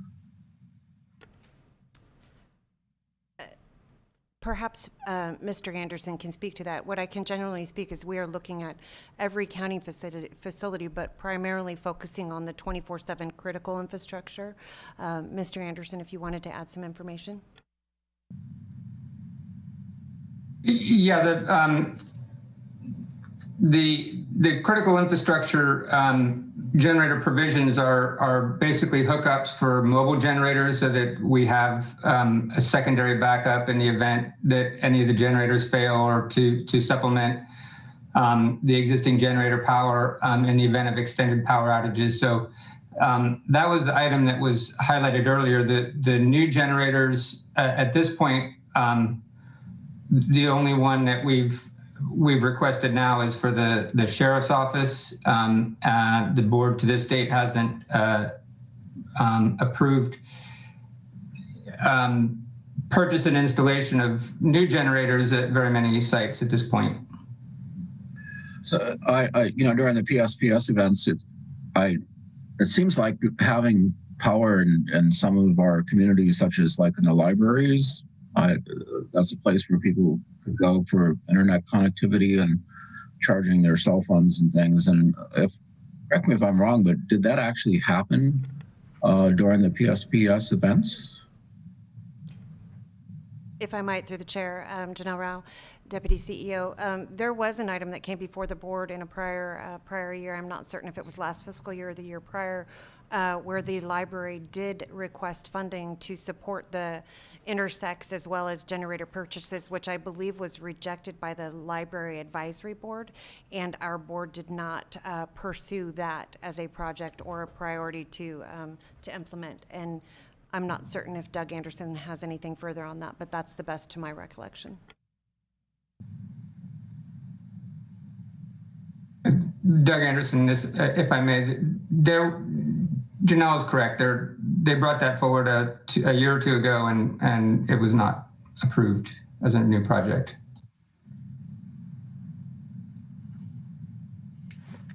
Supervisor Hashak. Yeah, thanks, Chair Jurdy. That I believe that the Covelo Library and received a grant to put in a generator there, so because it's such a hub of the community. It just seems like a smart idea to have a place where people can go when we're in a PSPS event or other things. And we're going to have a discussion on PG&E money, and maybe that's the place to bring it up. Okay, Supervisor Williams.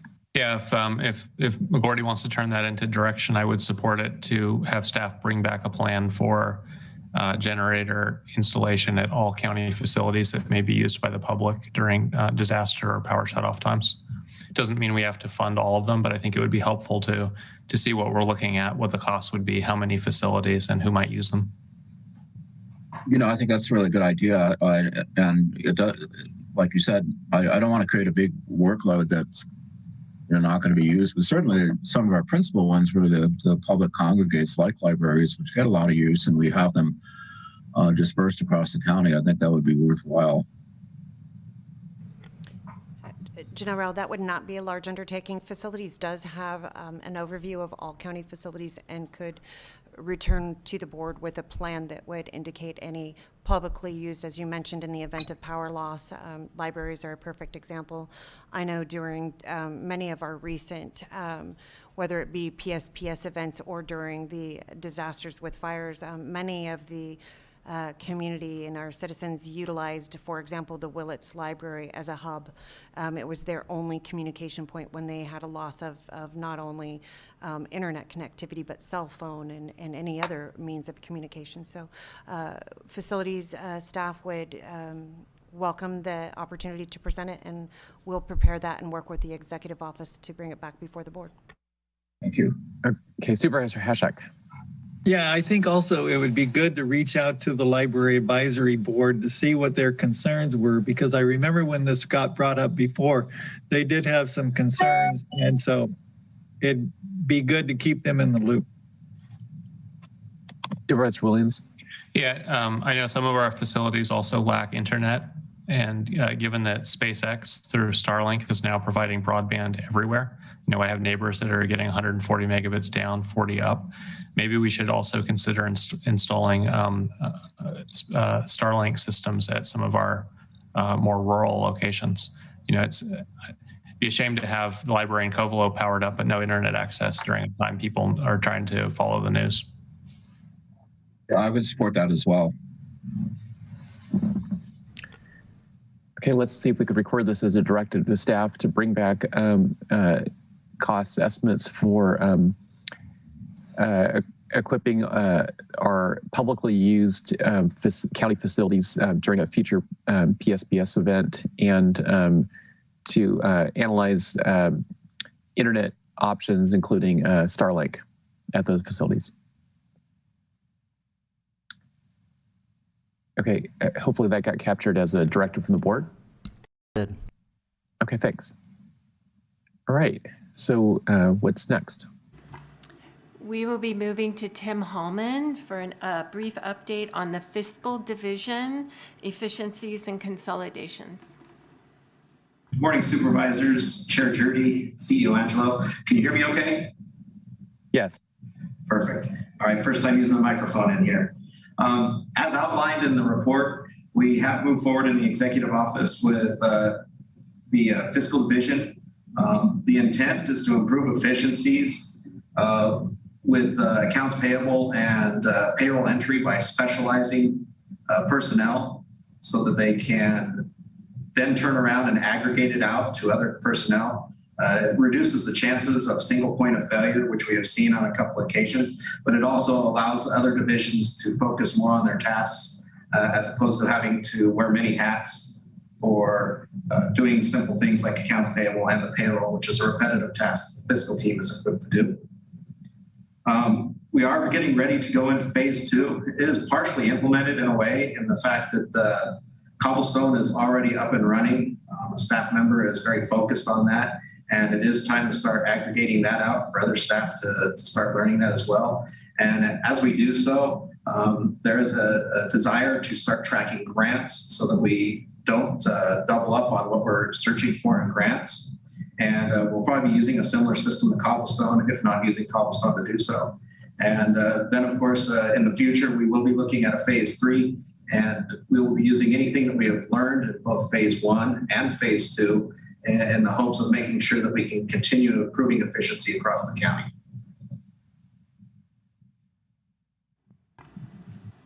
So I personally think this is one of the most important items of the day. It isn't very glamorous for the general public, but you know, if if and when the county is aggressively managing grants, it is then in a position to get more grants to pay for things using funds other than county general fund dollars. And I think we've seen a lot of success in this area, certainly with disaster recovery and COVID funding in the executive office in recent years. Is there anything that the board could do at this time to, move this, give this effort a little more support? Right now, what we're planning on doing is we are expanding the team a little bit. So, of course, any the support that we can get to start bringing on more personnel, just to have them available so that we can start training them and having them move forward with these processes.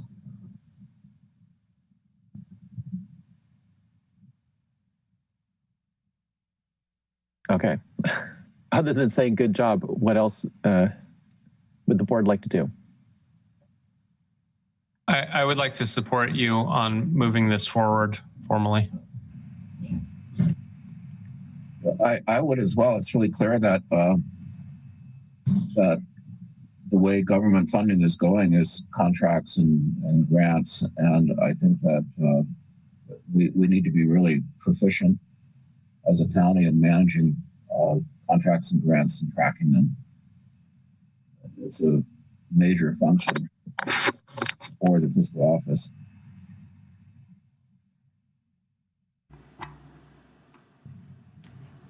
Darcy Antle, Deputy CEO, thank you for that support, and we will continue to keep you updated on our progress. Okay, thanks.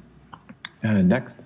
At this point, it's Darcy Antle, Deputy CEO. A little update on our FEMA and our COVID recap. So I want to start here on this slide that we have $3.5 million that's obligated by the federal government. That's just obligated. Until we supply documentation, this money will not come into the county.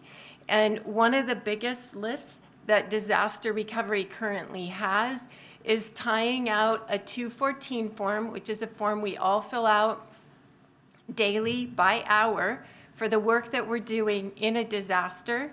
So every day there's a new form. That then ties out to our timesheets. Timesheets is where we enter our time into. So those two need to match. Then we go into Munis and we need to pull out the pay stub for that particular pay period to line up all three items.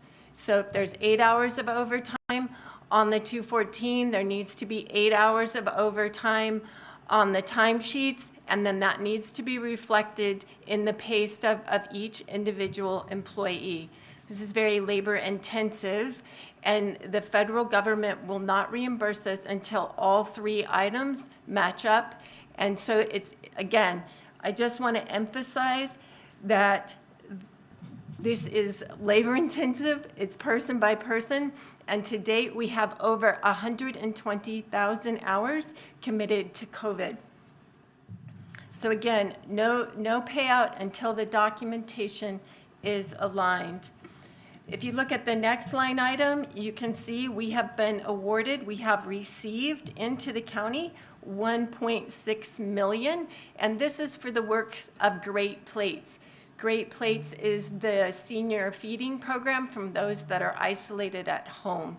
This was the first 90 days of that program here in Mendocino County.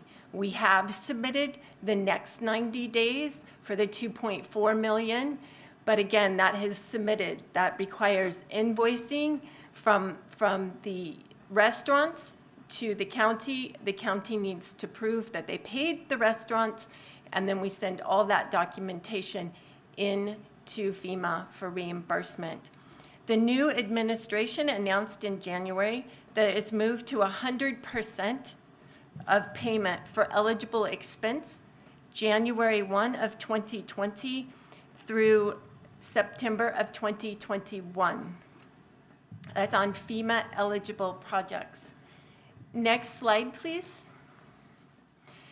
This is the proposed Coronavirus Aid Relief Economic Security Act, CARES funding. This is, again, initial report. The spend on this was March 1st of 2020 through December 31 of 2020. The federal government did approve an extension on this spend to December 2021. But as we in Mendocino County received our funds from the state government, at this time we are unaware if we have been, as a county funded by the state, extended in that additional year. Now, we are working closely with the Department of Finance, and we do have a meeting with them tomorrow to work through this spend time frame. And in this report, there is 25% built into a few of these line items, particularly line item A, since it's right there at the top. That is a 25% local cost share. At this time, we do not know if that gets to stay in because it was an eligible expense at the time. So we may be moving these monies around to cover different ongoing projects. But again, this is a pending report, pending state legislation and direction. We hope to have more tomorrow. And this was composed with a significant effort of Mary Alice Williford and Public Health, trying to match all our various funding streams for COVID, which they're well over 13, and using these dollars to pick up the remainder spend on that. At this time, that's the end of this report for those two. If there's any question regarding the CARES funding or FEMA applications. I don't really have a question, but a comment. I mean, during, with the COVID pandemic, we saw local governments, even here in Mendocino County, put in furloughs for the employees in their agencies, even cutting back employee wages. And, the good fiscal management of Mendocino County allowed the county to not have to have furloughs of county employees. Actually, employees have probably worked extra hours on the whole due to overtime attributed to COVID, and actually long scheduled, salary adjustments to make them salaries more competitive have continued to move forward to be implemented. So, I think people need to realize, that's really the strong fiscal management, fiscal management team of the county that's enabled the county to not roll backwards, but to continue to move forward in spite of the COVID recession. I don't know how typical that is in county government in California. I suspect it's not terribly typical. Thank you, Chair Jurdy. At this point, we would like to move forward to a prevention, recovery, resiliency, and mitigation. And we will be, you will be hearing from Schwinn Ang. Schwinn is an amazing analyst that has been in disaster recovery since we started in 2017. And she will present a model that we look to be moving to from disaster recovery, changing our name to prevention, recovery, resiliency, and mitigation, which encompasses the full scope of work that the recovery team has been doing. So Schwinn? Schwinn, Senior Admin Analyst with Disaster Recovery. While still working on projects from the 2017 fire, our staff finds ourselves responding to overlapping and unprecedented disasters. Since November, staff has been working with property owners to collect right of entry forms for property owners to participate in the state-sponsored debris removal program for the Oak and August fires. The Department of Toxic Substance Control, or we call it DTSC, has performed asbestos assessment and household hazardous waste removal during phase 1 of the debris removal back in December. And the California Conservation Crews, or the CCC, completed the watershed protection and erosion control efforts in January. Staff is informed that the state is targeting the second phase of debris removal to begin on March 15th, depending on the rain. They will be starting with the properties that have access off of Highway 101. Next slide, please. We want the board to be assured that even a global pandemic did not slow our efforts to pursue grant funding in carrying out disaster recovery projects. Your packet has a more complete list of active projects in our current grant applications, but here your board can get some snapshots of some notable projects that are taking place right now. This particular project, the Ukiah Valley Views Reduction Project, is implemented by our partner at the Fire Safe Council. Next slide, please. Also notable progress here as carried out by our partner, the Resource Conservation District. These projects took place over the 2017 fire footprint. Here you see some stats for the Road to Recovery project and the hazardous tree removal projects. Again, these are just some highlighted projects, but your packet has a more comprehensive list. But lastly, we want to thank the board for approving item 14 earlier. It will allow staff capacity for aggressive, collaborative and strategic planning. As your board is aware, the number of disasters have risen over the last few years.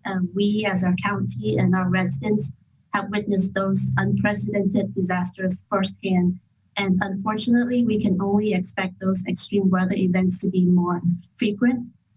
With the new position, it will greatly support the county in extending our community planning and capacity building to meet the increasing rate of natural disasters. It's the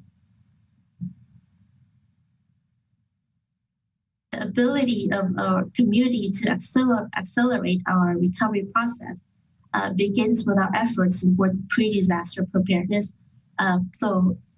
In the near future, we would extend our aggressive collaboration and inclusive planning for more prevention, recovery, resiliency, and mitigation activities rather than focus on recovery itself. So that concludes my presentation. Thank you.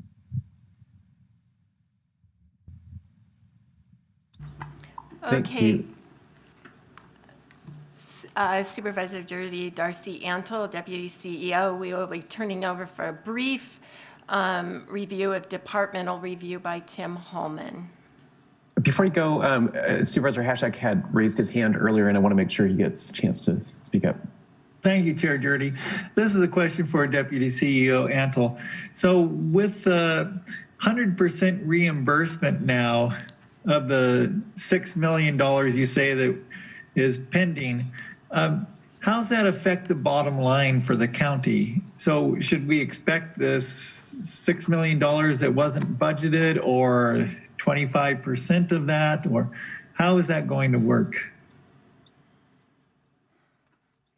So that is something I can get back to you on. If you're asking the difference between what was budgeted versus what we have spent, I can get back to you on what those eligible items would be. Because some of that will, well, a lot of it's not budgeted, regular time's budgeted, and we would not get FEMA reimbursement for regular time. So in the FEMA, those projects won't, if it was budgeted, we won't get reimbursement from. There is in the CARES Act a possibility of getting regular time refunded or covered for the first 9 months. But again, that'll take me a bit longer because I need to meet with the Department of Finance this week. So really you're saying that most of that reimbursement is for the overtime that wasn't budgeted in the first place? Significant portion, yes, to the COVID, yeah. Okay, thank you. Okay, thank you. Hello again, Supervisors. Tim Holman with the Executive Office Budget Team. What you're seeing here before you is a typical list that we tend to present to any of the quarterly reportings. Right now, these are the 7 departments that we are currently monitoring just because they are over the $150,000 mark as far as being over budget. In some cases, they are anticipated just because of COVID responsibilities, such as with facilities. We were expecting them to be coming in over budget, but of course, at the time when the pandemic was beginning and the budget was being developed, We weren't sure what those were, but moving forward, we are attempting to see if we can get those funded, and that, of course, is something for you to decide at the end of the report today. Also, we have some items that have come up with, like the DA, public defender. They have added staff to deal with an uptake and case management that has occurred with their departments. And then we're moving down here to the sheriff coroner's office, and they are having an impact with their overtime dealing with the uptake in patrols, as well as the fact that their pathology contract and autopsy contract has seen an uptake as well due to an increase of volume. Those are some simple items that have come up as far as the budget is concerned, dealing with 1000 series, and we have tried to take care of as much of that with the miscellaneous budget item, dealing with the district attorney, the public defender, and assisting with the sheriff's office as well. But now I was hoping that maybe we could turn it over to Nash Gonzalez with planning and building. He has experienced similar problems throughout the years within planning and building, and I was hoping he could give some insight on what we could do moving forward and show how a department can work with the budget team in order to make things work in a department. Right, thank you, Tim. Supervisor Jurdy, members of the board, Nash Gonzalez, Interim Planning and Building Services Director. I guess we're one of the, I'll say, unique departments that we're under this year.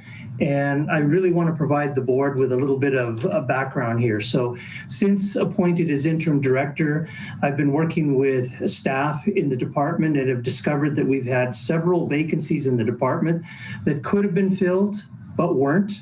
I've been working with staff to initiate these recruitments to address the workload in the department. So our workload has exponentially increased this past year.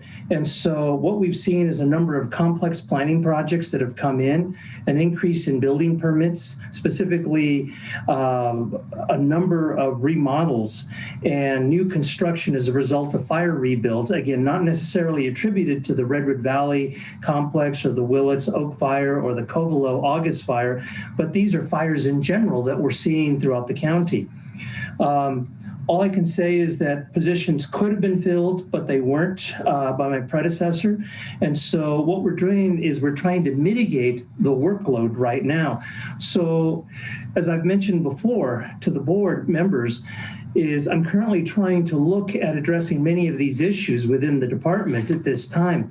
And so we are anticipating at this point being just under $1 million under, and which is good, but at the same time, the department has suffered operationally because we don't have the staff. So as far as how I'm trying to mitigate this is we have initiated recruitments through the process of HR and so on, and we're currently recruiting for a building inspector for the Coast office. We're currently recruiting for, or have submitted to HR for 3 senior planners, a chief planner for the Fort Bragg office, and currently we have a planning technician in Ukiah that we're wanting to set some time to interview off this list. The department is also proposing to add an additional staff assistant in the Ukiah office to address the backlog in the building division. And again, this is primarily attributed to the number of permits that are coming in that we just don't have the staff to address. And so I would also note that, I'll be talking about staffing a little later this afternoon with regards to the PG&E monies. But what I'm looking at right now is utilizing $870,000 that have not been utilized to hire the staff that we need to deal with this exponential growth in projects that the department is currently dealing with. Also, the department is looking at short-term needs involving assistance for the planning division, special projects, including the required annual progress reports. As the board may well be aware, is we have lost a senior planner who was focusing on housing and a lot of these annual progress reports. These are due next month to HCD. There's no way around it. So what I'm looking at is using consulting services, project management services for some of these complex coastal permits, as well as planning support in the Ukiah office until we're able to hire our staff that we need. And so I'm looking at, spending at least up to $100,000 to be able to prepare us or assist us, so up to a point where we hire the staff. In order to address the issues of remote work and the use of technology in the field, especially for building inspection right now, and again, I'd like to point out this is different from the software that was mentioned earlier by the IT Master Program, but what we're looking at right now doing is purchasing 10 iPads, and that would be basically that would talk to iTrackIt to accomplish inspections in the field, thus eliminating the need to use paper and eliminating extra steps in transferring the inspection data into the office. So it would all be done in the field. Additionally, we'd be purchasing 8 laptop computers to work remotely. The cost would be approximately $25,000 for both laptops and iPads, along with the appropriate software.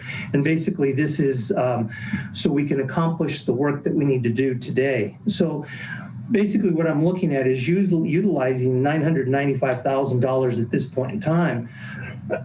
And I would say, yes, we've been good in saving, but at the same time, the department has suffered because we have not had the staff. I'm happy to answer any specific questions, but I will come back this afternoon and talk a little bit about the software that we are proposing for the building inspection side this afternoon under the PG&E ask.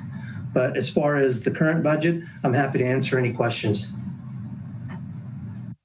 And I'd just like to add on behalf of the board, Supervisor McGorty and I have met with county planning and building staff several times. We've met with some members of the public, and I think we're both in agreement that these are all efficiencies that will help out the public quite a bit. Supervisor McGorty? Yeah, it's really clear that the PBS is really overloaded, and it's really critical to the well-being of our county to get them up and functioning, because they're one of the most in demand by the public departments and tied to all sorts of things, including income directly to the county via tax assessments on improvements and such. So I thoroughly support this department, and we need to keep them moving forward. Supervisor Williams? Yeah, I support it for all the reasons stated. And I think it's important that as much as I support finishing the cannabis permitting, I don't want to see the phase 1 cannabis program sink planning and building. Planning and building has a lot of important work that has to do with economic viability in our county. And I think that if we're not careful, we can overwhelm planning and building focused on just one of their roles. So I'm hopeful that in addition to these improvements, that our new planning director will be able to give the board an analysis of the division of resources and whether it's working. Okay. Yeah, Chair Jurdy. Go ahead. Yeah, I would like a report or any kind of information from Interim Director Nash about if the cannabis division of planning and building has been affecting the workloads on the cannabis or on the planning and building department, and what steps he thinks need to be taken so that that doesn't happen. Like Supervisor Williams was inferring that, we don't want the cannabis department to sink the planning and building. So if there's any ideas that he has, they'd be greatly appreciated. Mr. Chair, Nash Gonzalez, Interim Director. In answer to Supervisor Haschek's question is, yes, the department has been significantly impacted by cannabis in that at this point in time, our assistant director has basically been involved, if not 90%, close to 100%, and a lot of the duties that the assistant director would normally be dealing with have been put aside. So we are basically suffering because of the loss of a senior planner here that would be looking at long-range planning as well as current planning.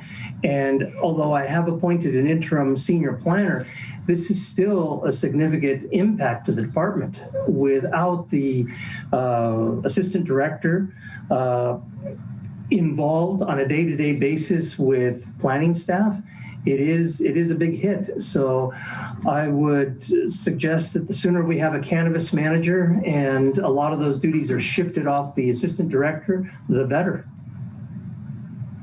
And I'd be happy to answer any other questions.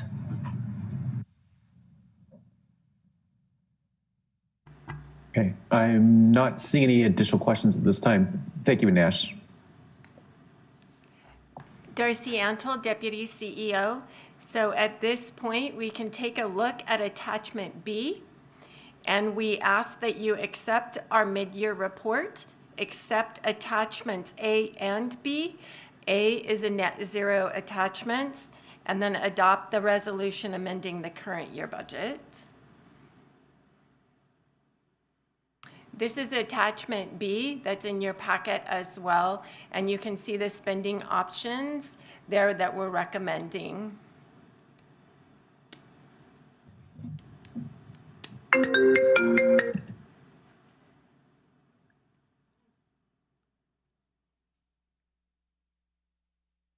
Sure. Supervisor Mulhern. Sure.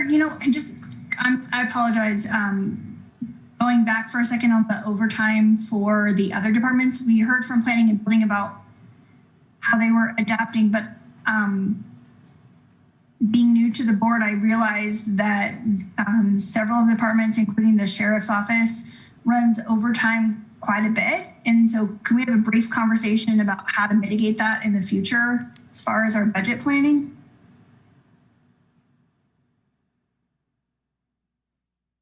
Sure, that's something we can bring forward at third quarter or at a budget workshop in the near future. Supervisor Williams. Yeah, so I was actually, the previous slide, I was a little bit dismayed because I had raised concern about leaving normal overtime out of the sheriff's budget when we went through the budgeting cycle. My concern was it's a foreseen expense. We have it every year. We know about how much it is, and yet it looks like we decided to leave it out to balance the budget. That's not really a budget. And so I'm fine with it coming back for third quarter, but I think if the board's not doing its job if we don't put together a budget that we actually believe we can live with. There may be disaster situations that require us, especially in public safety sectors, to go over budget. But for routine expenses, I think it all needs to be included in the budget. And when we find that we're $1.6 million over, we need to have a conversation about what went wrong and how to address it so that we can keep on target going forward. So Supervisor Williams, I agree with most of your comments. However, I do remember that the Sheriff's Office said that they would be under budget in other parts of their budget. Therefore, that was their explanation as to why there was no money budgeted for overtime. So what we're seeing now is that in spite of those comments, it looks like the entirety of the department is still, on the whole, about $1.7 million over budget. So onto that, is that a projection for the rest of the year, or is that as of this point in the year? It's a projection at year end. Okay. So go ahead. When that discussion comes back, would it be, can we ask staff to bring back a breakdown of which departments have been over budget? I don't know, for maybe the last 10 years, if it's as easy as just generating a report, so we can see how we're trending over time. Are we getting better, or is this a continual problem? And if it's a continual problem, for which departments? And I think having that information would allow the board to do a better job padding for what's likely to be otherwise an overrun. Certainly, Darcy Antle, Deputy CEO, certainly that's a report we can pull out of Cobblestone, so no problem, we can get that. Supervisor McGordy. And I'm just wondering what's customary and usual on overtime and budget overruns for the county. What are we looking at on average, kind of following up on Supervisor Williams' question? What's typical as we go from year to year? We realize that things come up like disasters and emergencies, but what's been going on for the last decade, and how do we address this to make the budget a more useful planning tool so that we know what we're facing. I mean, if we see, looking historically, that we're off by 5 or 6%, we need to be a little bit more accurate and not be surprised all the time. I agree with Supervisor Williams about that. Chair Jurdy. Go ahead. This is CEO Angelo. I think that I appreciate Supervisor McGordy's question and also the direction from this board to look at overtime over the last 10 years. I will say that I would say there are specific departments that we know may be over budget due to overtime at the end of the year. And then I think what we'll see with the 10-year or 5-year review is that the majority of the departments don't have a lot of overtime and usually aren't over. I can say in my working with the Sheriff's Office over the last 11 years that there has always been a constant working toward with the sheriff to get the overtime down to a reasonable rate. And it really does depend on how many positions are filled. And when past Sheriff Allman was here, he had asked that he fill all of his deputy positions, and that when the positions were filled, that overtime would decrease. I think what we're finding, and I don't want to speak for Sheriff Kendall or for the district attorney or the public defender, but if you look at those departments that are projected to be over budget, a lot of it has to do with the court cases and with the violent crimes. So, you know, I would just say that I think it's a good time to look at a 10-year review for overtime. I don't think with the public safety departments it's as easy, because we can't predict, just as Sheriff Kendall or the district attorney or the public defender can't predict when there's going to be a homicide, when there's going to be 3 or 4 cases in a quarter. And that's what I'm seeing with them as far as overtime. So anyway, I just bring that up, and I look forward to the review. We will try to get that in front of this board as soon as we can.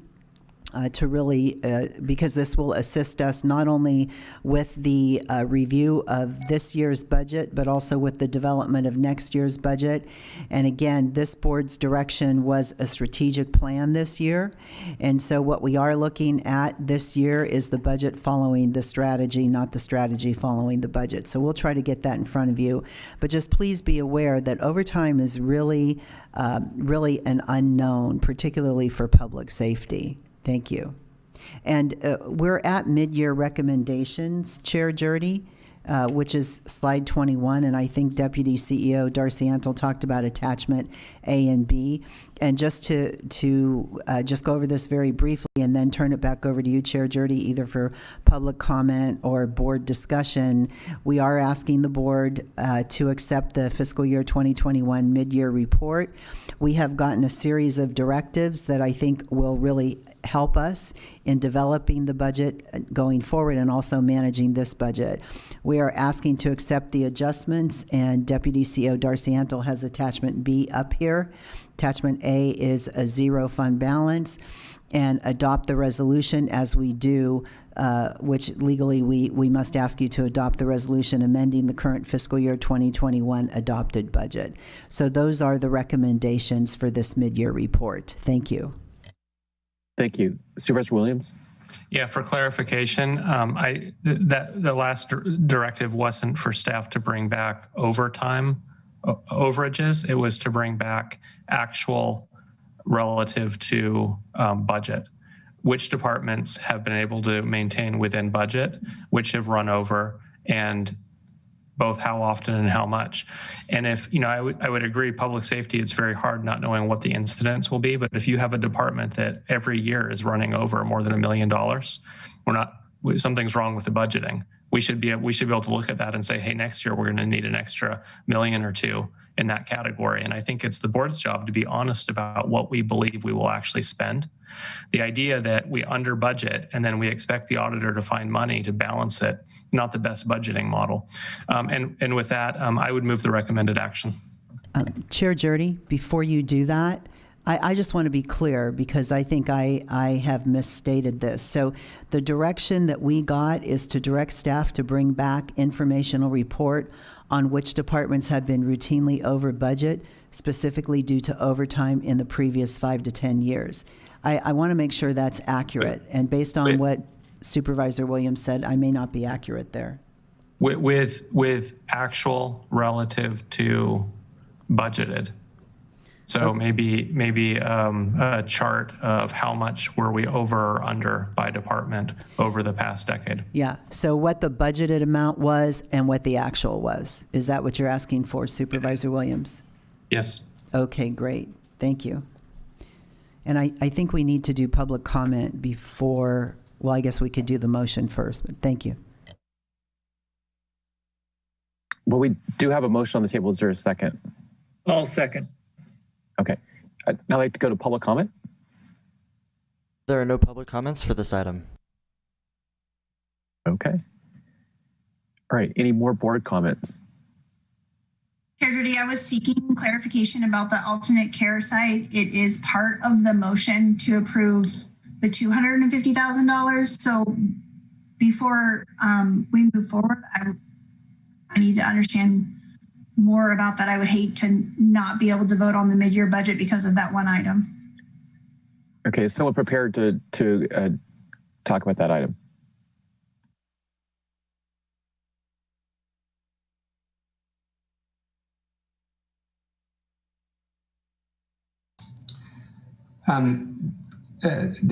Chair Jody, this is Doug Anderson, Assistant Facility Manager. The alternative care site was purchased last year with a roof that had some known leaks. And over the winter, we've had several of the rooms become unoccupiable due to water coming in, and we've had to do some ongoing mitigation of that water damage. The $250,000 is going to get us through an initial design and implementation plan to get a roof repair project up and ready to go this summer, so that we don't have to go through this the second winter. And the $2.8 million is the overall estimate for the completed roof project. First, before we go to Supervisor McGordy, Supervisor Mulhern, did that address the question that you had?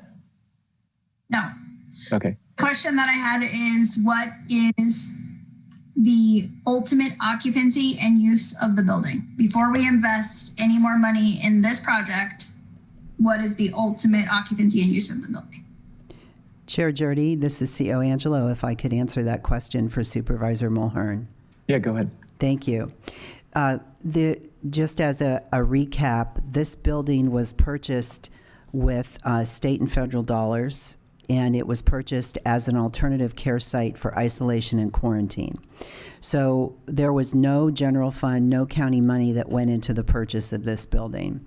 And we were able to use it for isolation and quarantine up until the time that the roof caved in due to the weather.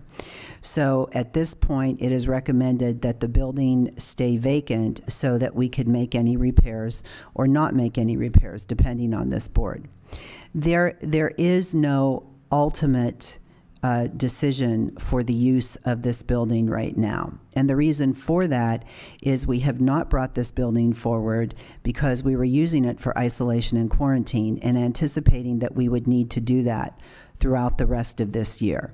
And so this building would come before the board for the board to decide how you would like to use this building.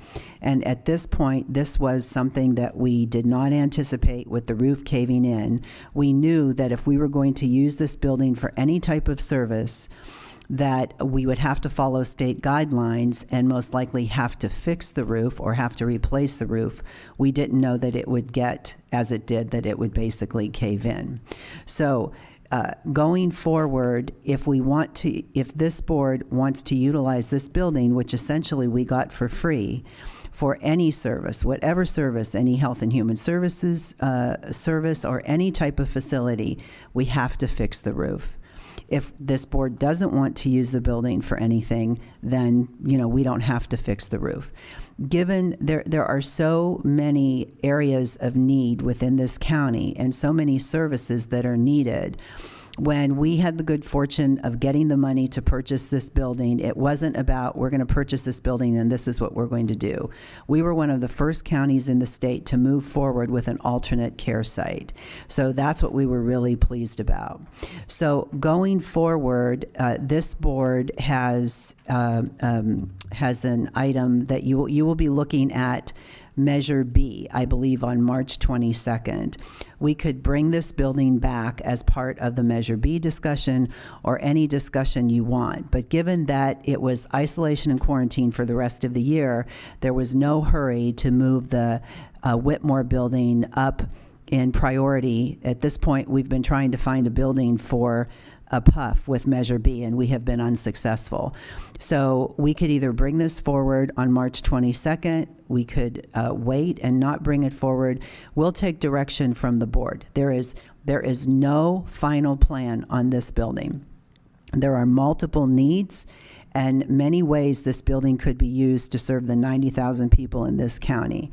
But at this point, if we don't put a new roof on this building, it will sit there and we won't be able to use it at all. Thank you. Supervisor Mulhern, does that address your questions for now? For now, thank you. Hearing that, I would just like to add one extra request that oftentimes the state, when it gives a grant for a piece of property, they will have some restrictions on the use of that property. Say the Coastal Conservancy buys parkland and the city of Fort Bragg takes the parkland. There are some restrictions on what could be used in how that property can be used by the city and by the public. So if there are any restrictions by the state on the use of that property, I think that'd be helpful for the board to see what those restrictions are. Supervisor McGordy. So I'm just trying to get my head around how big this building is. 2.8 million to re-roof seems high. But then again, I don't know the size of the building. So how many bedrooms or spaces are there in the facility? I would, Janelle Rao, Deputy CEO, I would ask Doug Anderson to provide some clarity as to the size of the facility, the current makeup of the roof structure, and then intended improvements. It is a unique flat roof building with infrastructure on top of it, which does make it somewhat of a unique approach for replacement. So if Doug, if you wouldn't mind providing a little clarity for Supervisor McGordy. Yes, through the chair, Supervisor McGordy, this is about a 27,000 square foot building with a skilled nursing facility initially constructed as. There are 33 rooms and up to about 100 bed occupancy. When there's a commercial kitchen and dining rooms and meeting rooms and nurses stations, laundry facilities, et cetera, in the building. So that's the general idea. The roof, there's about, like I said, about 27,000 square foot of roof. And so the cost estimate is based on replacing both the roof system with a tapered insulation, which will allow the roof to drain, which is the major problem we have with that facility right now, as well as much of the mechanical equipment and ductwork that's on the roof that's also 25 years old or more and wouldn't be worth replacing once we have to remove it to do the roof work. Yeah, I've always wondered the logic behind a flat roof in a place that rains. It just doesn't seem like it's a good design, and because when it fails spectacularly. Well, it's typical of large buildings, just because to get the slope, the buildings become unwieldily high. But it's actually no longer legal. The minimum tapered slope that we're going to put on there is a new code standard. So The codes have come up to the times, but some of the buildings yet haven't. If I might add also, Janelle Rao, Deputy CEO, the current design specs and the estimates do include this as OSHPD standards. The building is currently rated under OSHPD at the lowest level, and again, I don't have the numbers straight. There's like a 1, 2, or 3 rating. Our current and what we're gearing towards is OSHPD level 3, which is also your estimates are based upon that and do have a higher standard for design and also building standards. And Doug Ederson can also speak to that if you need additional clarity. Well, that makes sense after hearing the size of the building. 27,000 square feet is pretty big. So, Chair Jurdy. Supervisor Williams. Yeah, I think we probably all have the same concerns about throwing millions of dollars at a project that doesn't have a defined purpose. So when I first saw this, I was torn. The other way to look at it is is it 5.3 million for a small CRT? Here we're spending $2.8 million for a 27,000 square foot facility in a county that's short on space for planned projects.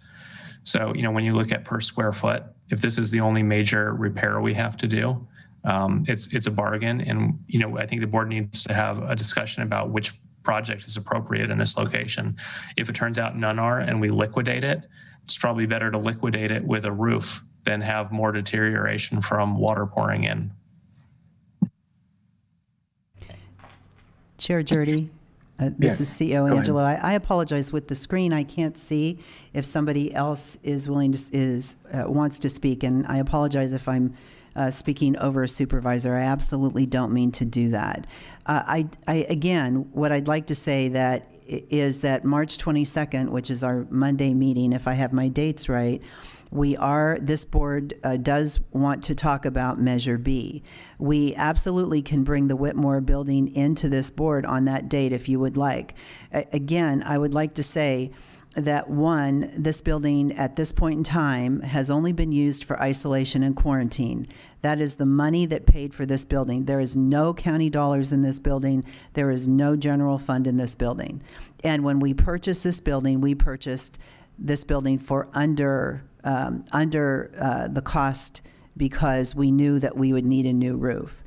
So at this point in time, again, no county dollars in this building. There has been no final plan because this is the board's building. This is not our building, though I have to say we are very pleased, again, that this county was one of the first counties to have an alternate care site where we could put people in isolation and quarantine.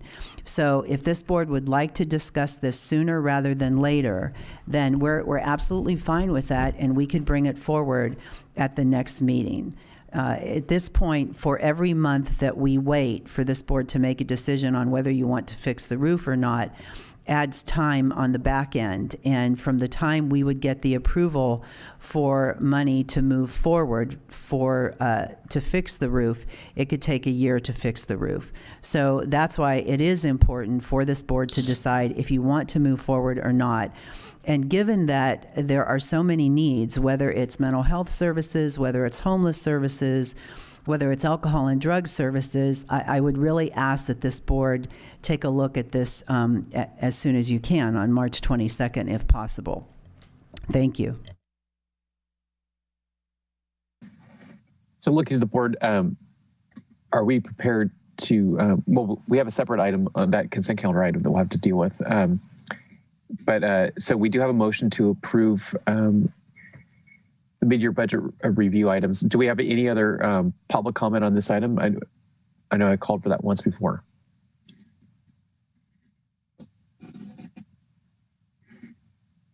No, we do not. Okay, so we do have a motion to approve the mid-year budget items. Excuse me, Chair Jurdy, one moment. DA Eister had a comment. Okay, go ahead. That's why I was looking for if we had any additional comments. Can you hear me? Yes. I was trying to put hands up and everything else. I'm sorry, Chair, that I didn't get attention there. two things, please. If I could, the board may have received the letter that was hand delivered to the auditor regarding the CCP money. At least one of the supervisors was asking me why we were not seeking interest, and in the letter you'll notice that we do. And if we use the county pooled fund rate, the interest over time on the two would be approximately $29,466. I noticed that the CEO's office doesn't have that interest factored into what they put before the board. Additionally, regarding the DA's overrun, I hope everyone's looked at page 34 of 95 regarding the explanation. I heard one analyst say that we'd added staff. I want to be very clear. My staffing profile today for professional services is the same staffing profile we had in 2010, 2011. So we haven't added anyone. What we've done is we've been able to survive under projecting and under reporting budget needs over the 10 years because we had staffing issues, because we had far low salaries compared to market. And as you'll see that as the salaries were brought the market price based on the cost study, we've been able to get to status quo in professional staffing of 10 years ago. So I kind of bristle a little bit when I hear we're adding staff. That's not necessarily the case. What's happening is the board has done the right thing and added market price salaries so we could keep people instead of training them and then losing them. So thank you very much for letting me make a comment. It's tough to figure out how to get into you folks. Well, and our Zoom doesn't always show everybody's screen, so thank you for raising your hand twice. In fact, I'll take my hand down now. I see it's on up there. I'll lower it. Do we have any additional comments? Supervisor Williams. Yeah, I have a question for District Attorney. Given, I appreciate the explanation that by increasing wages, you were able to attract people and fill vacant positions. But now that that's a given, do you think you can put together a budget next year where we can stay on target and not have an overrun? No, we're on target to the budget that we presented last year. It's just that there was a target that was unrealistic, that was then reduced. And if you look what we originally said our budget needed to be, we're right on target. So it's not a question. Who came up with that unrealistic target? The auditor controller. So can we fix that for next year? Can we have realistic targets? If the DA says it's not realistic, it's $1 million more, let's get that in the budget so we have an accurate representation from the start. Supervisor Williams, we have all the records showing that, like for Munis, we'll put in the numbers that are realistic and they either get rejected or ignored. And at one point, they wouldn't let us even put in the real numbers. We had to take fake numbers. This has been a problem for many years. Yeah, so I'd like to fix it. What would the board direction be for next steps on addressing this problem? Well, I think we've maybe heard an explanation that may apply to multiple departments, which is that as the salaries throughout the county have come to market, positions that previously would be chronically underfilled throughout the year are no longer chronically underfilled. And so I think that's just going to have a ripple effect throughout the whole budgeting process for probably multiple departments for next year. Supervisor Williams? I hear that, and I think it's a good explanation. But when I have the district attorney saying he put in an accurate estimate and that it was rejected and that we lowered it, and now he spent what he originally anticipated, that strikes me as a problem. because it puts us in a position of not knowing how much we're planning to spend. The DA knows how much he was planning to spend, and he did it, but the rest of us didn't know. Why are we lowering the estimates to an unrealistic level? Well, again, I think the explanation was that there were many departments, if not most, that were chronically understaffed due to turnover in the training system that the county became. And now that the salaries are much closer to market, we should be expecting less turnover throughout the county. There will probably always be certain jobs that will have high turnover, just nature of the job. But anyway, I think the message from the board to everybody involved in the budget process is we want the budget to be as accurate as possible. And so I think it should self-correct. Okay, so we do have a motion to approve the recommended mid-year budget adjustments. Can we have a roll call? Supervisor McGordy? Yes. Supervisor Mulhern?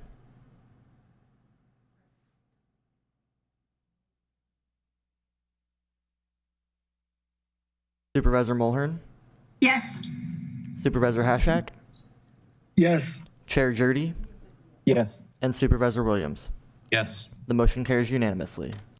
Okay, and we want to close a couple loose ends. So I think the board does want to address the, at least start the discussion about end uses of Whitmore Lane at our next meeting. It might not be the conclusion of that discussion, but at least the beginning of that discussion. And then I think we also just want to maybe give some direction to staff that we want to make sure that the board knows what options it has to make sure that the budget is as accurate as possible and in preparation for next year, and other options that we might have to ensure that the departments stay within budget, assuming that we have an accurate budget in the adoption process.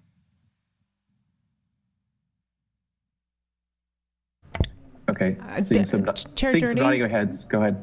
I'm sorry, this is Deputy Clerk Lindsay Doherty, and we do have Eisen Locatelli on the line. We're going to bring him into the meeting, and he wishes to speak as well. Okay.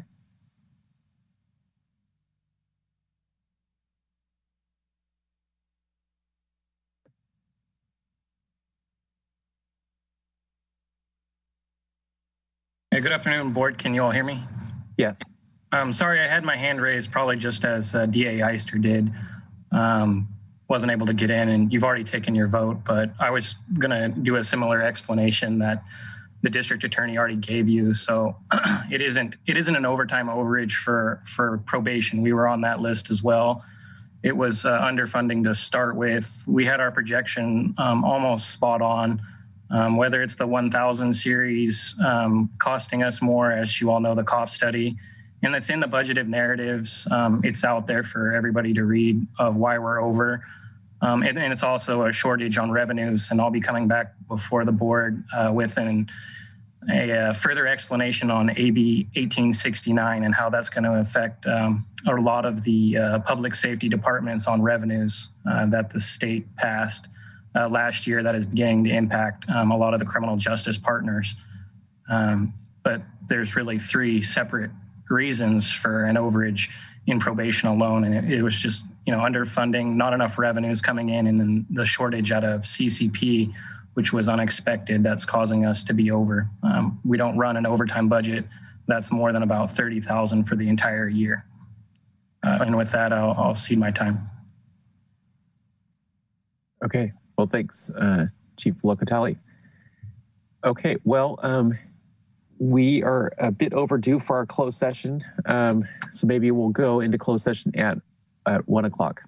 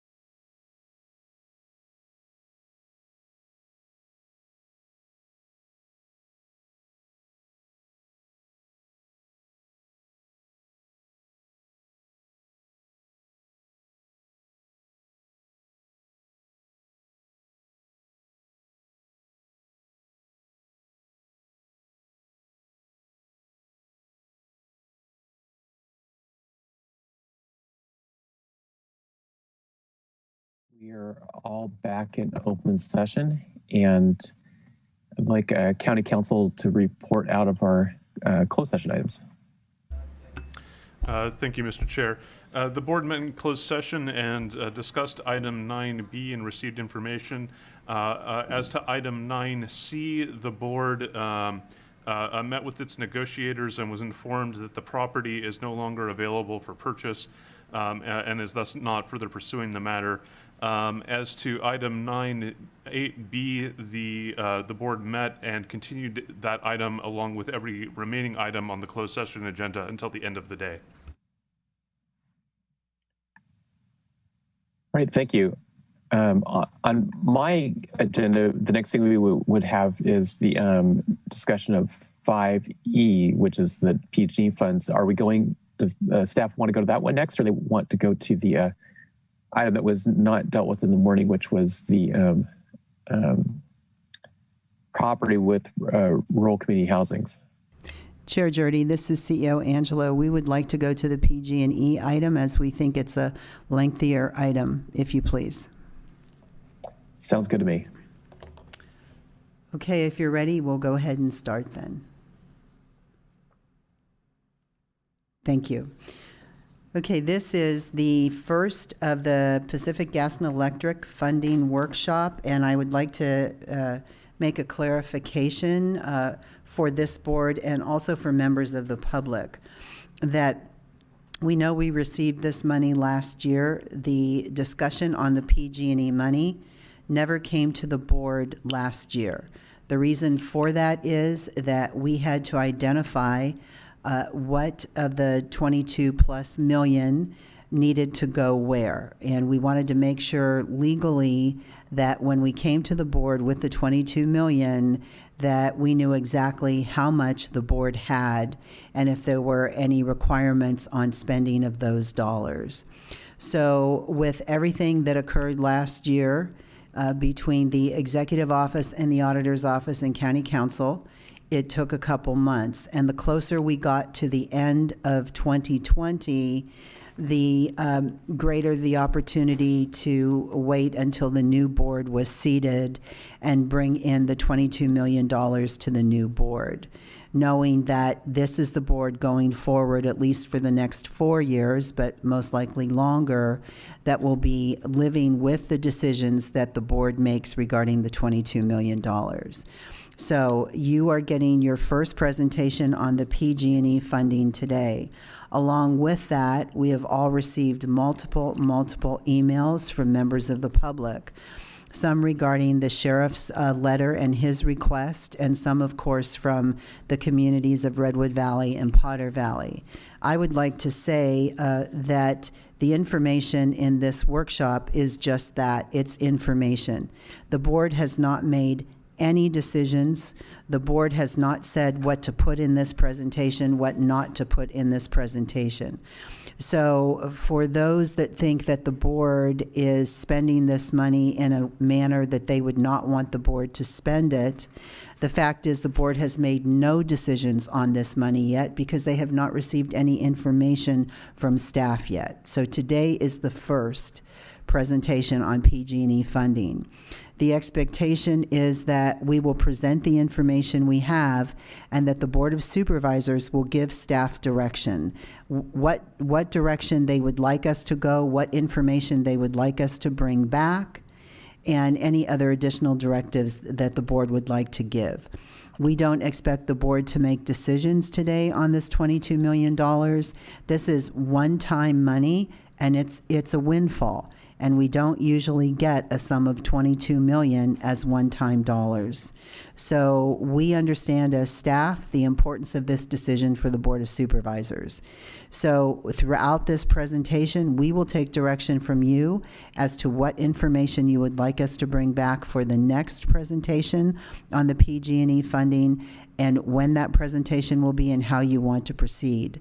The last comment I would like to make about this is that this board has also directed that staff work with the board ad hoc on a strategic plan going forward.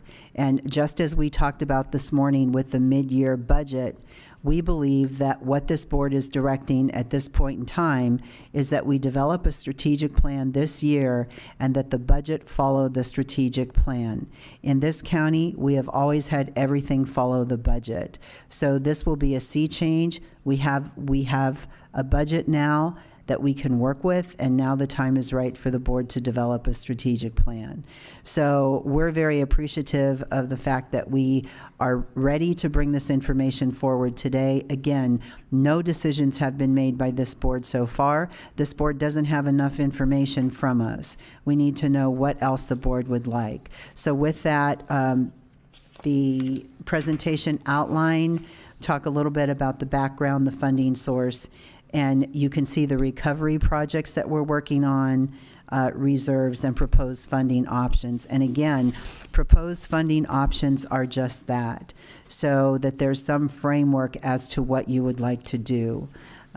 So as far as the background, we know that Mendocino County, along with 8 other counties and cities, accepted a mediator's proposal, which was $415 million to resolve this collective, the North Bay fire claims. Those claim funds are intended for rebuilding and recovery from the Redwood Complex fire in 2017. And I would like to commend Chief Counsel Christian Curtis, and actually our past Chief Counsel, Kit Elliott, who jumped on this quickly and made sure that Mendocino County was one of the counties that was involved in this very early work with PG&E to get this settlement. $415 million was allocated to the 9 cities and counties that were involved in the mediation, and of course we were involved. $22 million, a little over $22,600,000 was allocated to Mendocino County. And again, this was the foundation from the Redwood Complex Long-Term Recovery Plan, fiscal year 18-19. The next slides, I'm going to turn over to Deputy CEO Darcy Antle. And please remember, these are projects, they're recovery projects, they are necessary projects, but we know that we have more projects that need funded than money. So at this point, Darcy, I'll turn it over to you. Thank you. Thank you, Chair Jody, members of the board, Darcy Antle, Disaster Recovery and Deputy CEO. Just a little background on this to elaborate a bit further on CEO Annual's comment. After the 2017 Redwood Complex fire, the disaster recovery team worked with community members and departments within the county to put together a Redwood Complex 2018-2019 recovery project plan. This has been a plan that the disaster recovery team has been working from. So before you, as CEO mentioned, there are several projects. Most of these projects you've heard of, or you've seen a grant come through as the disaster recovery is trying to work on this. I would also mention there's a couple of additions to this report throughout for the most recent PSPS events, as well as what we're learning from the COVID impact of the pandemic. So I don't want to read these all to you line by line, but you have heard about the public alert and warning communications. It's a strong need here in this county. Also, some of the projects that we have contributed to and worked on are the removal of hazardous trees. We've done this for the 2017 fire survivors through work with the RCD and the Fire Safe Council. Also, we have done some repair to public roads. This is through our DOT department with Howard DeShield, and some various FEMA projects that we have worked on out in the Redwood Valley and Potter Valley areas. Emergency safe ingress and egress. We have a small grant that we contributed to with MCOG of $50,000 to start the planning process. And I believe this board heard a report on that in the fall of last year. We were able to assist financial help of some of the owners to rebuild, and that was through the work that we did with the Community Foundation, the Mendocino Community Foundation here in Ukiah. Hazardous fuel reductions, you've seen some of that work, and Schwen Ung presented some of that earlier in the budget workshop, where we are doing the controlled burns and clearing. Restoration and watershed stabilization, we have done this work with RCD on some creeks and streams. And also the county infrastructure improvements. You've obviously heard a lot about this, whether it's the roads or the IT master plan. And again, these were to provide focus to the disaster recovery team and for us to go out and look for grants. When we talked with county council and working on this settlement, this was one of the documents that we supplied. Again, the 2017 Redwood Complex fire, along with the other projects that we had done from the FEMA, that I had filed for FEMA, for the costs incurred by the county. I'll continue on if there's no questions there. The next slide would be the annual increase to the general reserves. So this is the reserve sheet that we have for the different reserve accounts that are managed by the auditor controller. And there's options here to fund reserves per the policy that you can see has not happened on a regular basis since probably prior to 2014. And that policy reads at 6.35% of funding. So there's certainly an option there to put money into the general reserve. And I do have Nash Gonzalez on, and I would like Nash to speak at this time.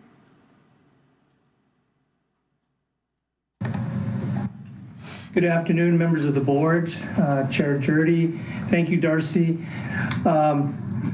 We've been actively involved with a lot of the recovery efforts as well in planning and building. I know that I was here as your interim director during the 2017 fires and so on. So one of the things that we're looking at is we're coming in and asking for additional funding for the department. And part of the department's reorganization and looking at various programs over the next fiscal year is we're looking at a reimbursement of the time that the department put into the disasters. And this would be any time that was not accounted for in the 214s, as well as any overtime. And as the other thing that came up is during the fires in 2017, there was an ordinance that was brought forward to basically allow the use of administrative permits in the burn areas, allowing for temporary travel trailers to be set up. And so when we look at the amount of money that the department lost under the administrative permits, that we were not able to collect revenue because at the time the board forgave those fees. And so we're looking at a reimbursement of $412,899, and this would be used to be reinvested back into the department to fund positions, specifically looking at a fiscal grants division. And again, we look at this because the department is taking on more and more CDBG projects, and we believe that this would be a one-time allocation, but the positions that we would be looking at could potentially be funded by grants themselves.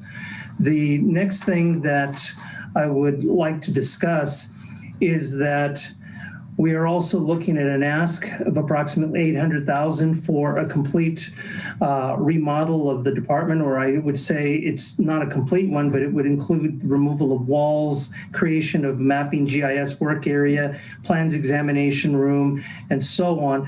But the one of the asks here is to incorporate 4 new individual workstations similar to what are used in other counties or permit centers that would be located on the west wall of the lobby. Basically, there's a counter there that would be removed.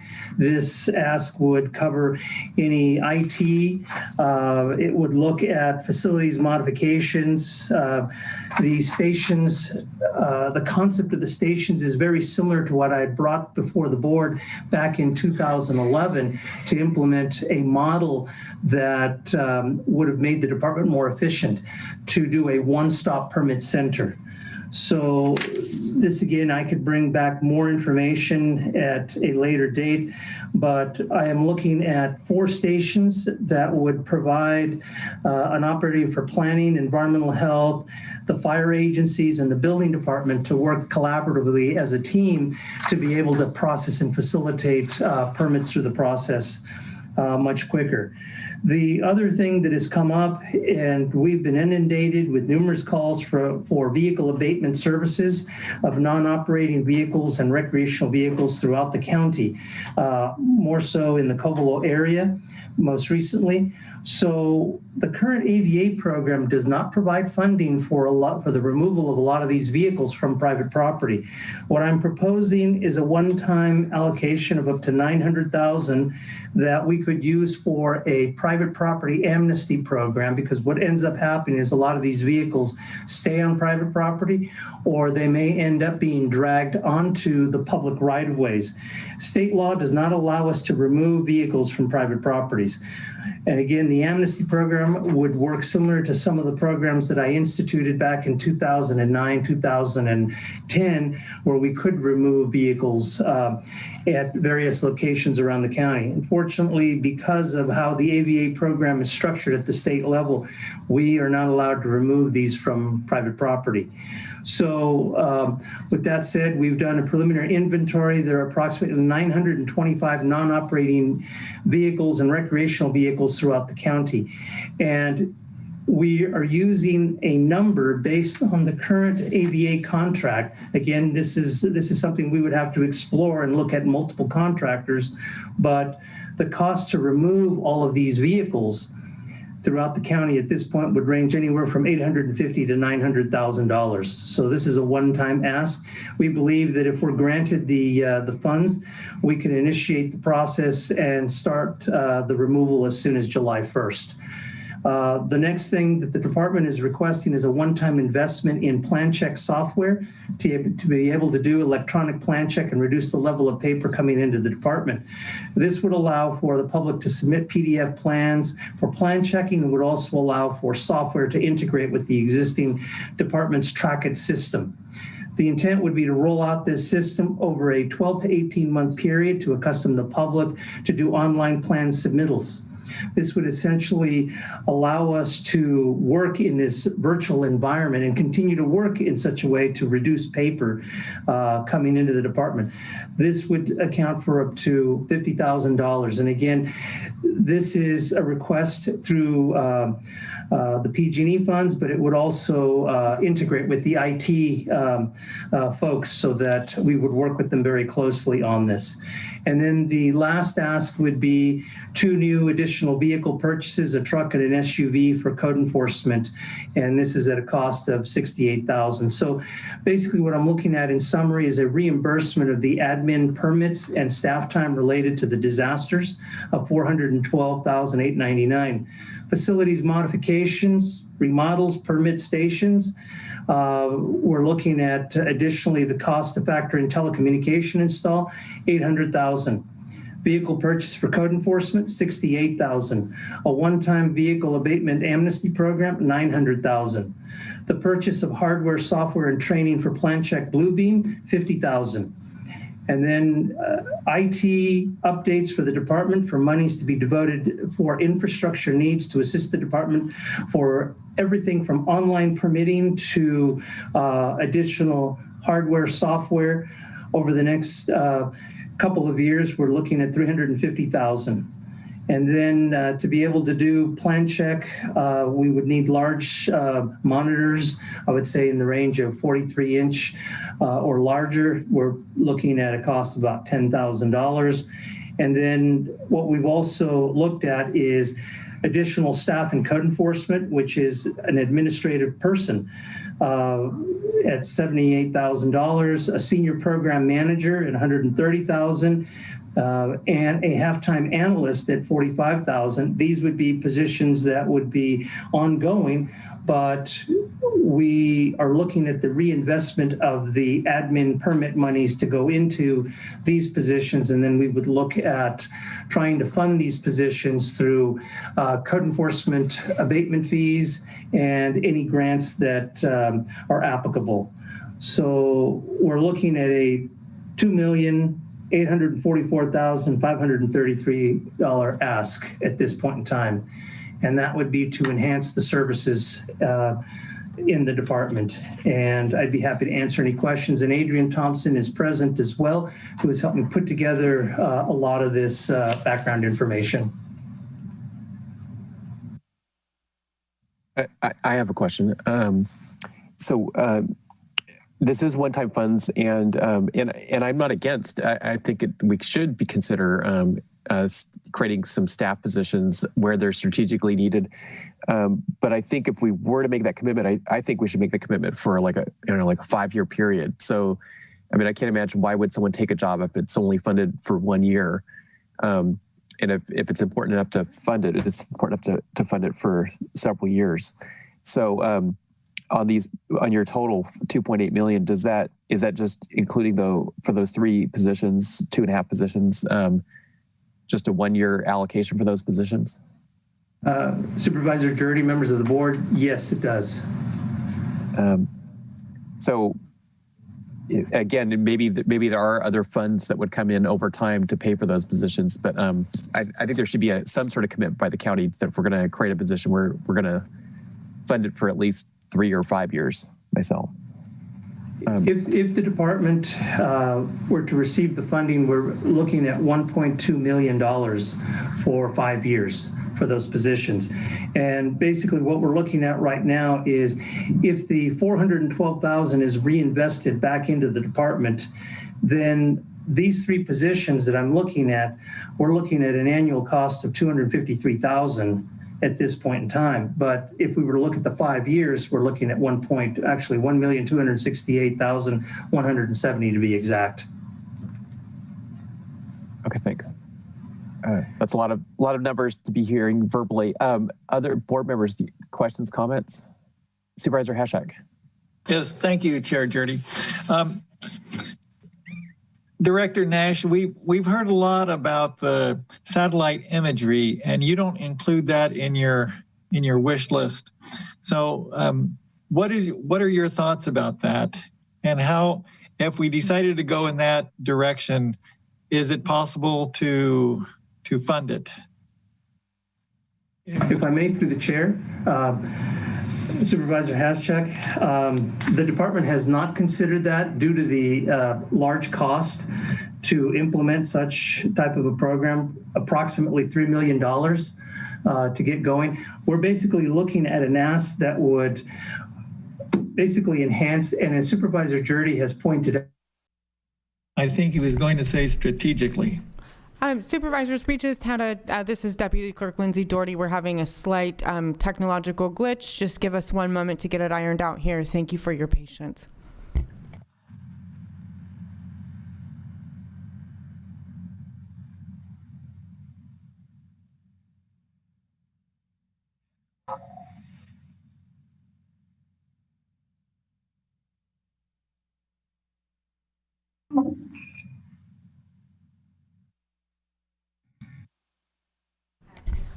Nash Gonzalez, are you on still? Yes, I am. Thank you. Thank you. We're just bringing everybody back. Make sure we have everyone back in. Hang on 1 second.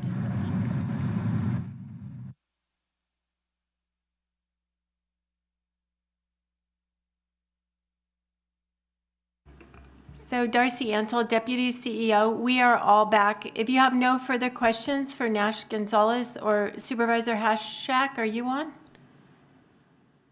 There yes. You are. Was Nash able to complete your answer your question? No, he got cut off right when he was saying strategically look at, If I may, through the chair, I can complete the sentence. I think we had an internet blip out there, but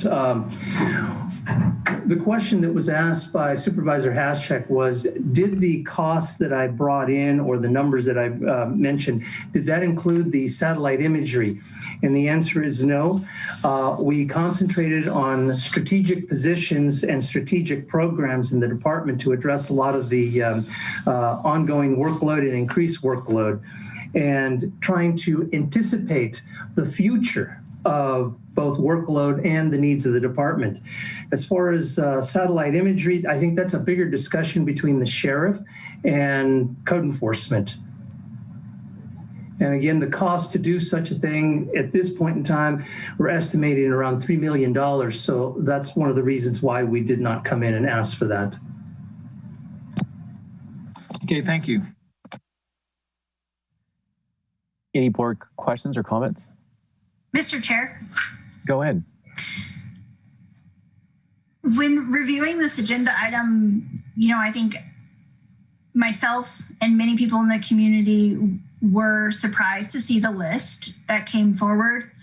So my suggestion is that we receive the comments today and review staff's presentation, and then Supervisor McGorty and myself could launch into a series of town halls, in particular with the Redwood Valley and Potter Valley communities, the MACs, and also the stakeholders in those communities, just to make sure that their needs are being met. I mean, I've reviewed the Redwood Complex fire recovery documents several times, and I just think it's really important that when we're looking at this use of one-time funding, where the community really has an opportunity to have their voice heard. And so I realize that we're just having an initial conversation today, but I wanted to put that out there to the rest of the board, and of course to Supervisor McGorty, because it's his district, and I'm just asking him if he would like some assistance in reaching out to the community and getting that feedback.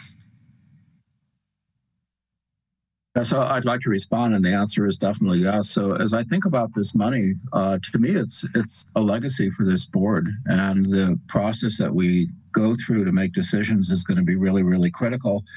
And I think about several things. First of all, I'd like to know a little bit about timeline and process, about how staff and the board sees this happening. Over what timeline are we pressed to make decisions? Is this something that should be done quickly? Is it something that could be integrated with our strategic plan? Do we have to decide today? Do we need all this information today?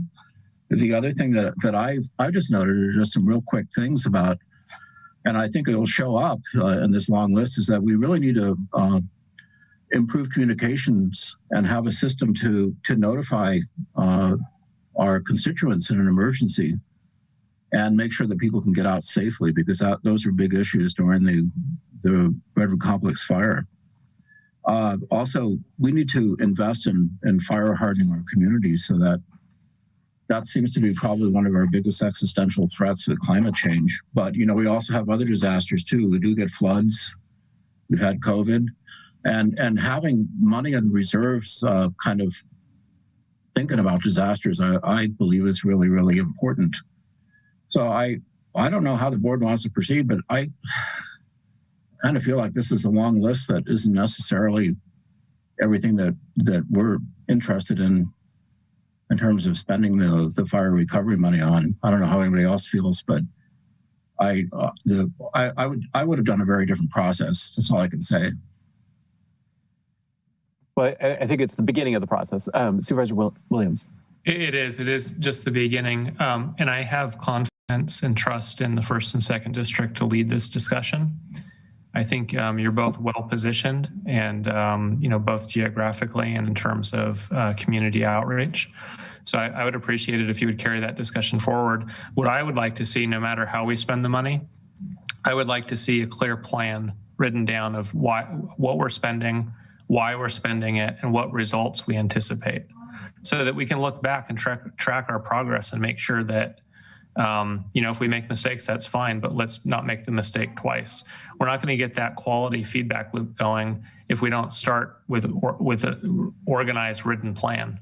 And I just see too many projects. We allocate money, and so maybe it works out, maybe it doesn't, and there isn't an underlying document. And, of course, Measure B is a great example of what can happen if you convince the people to pass a tax without having a specific plan in mind.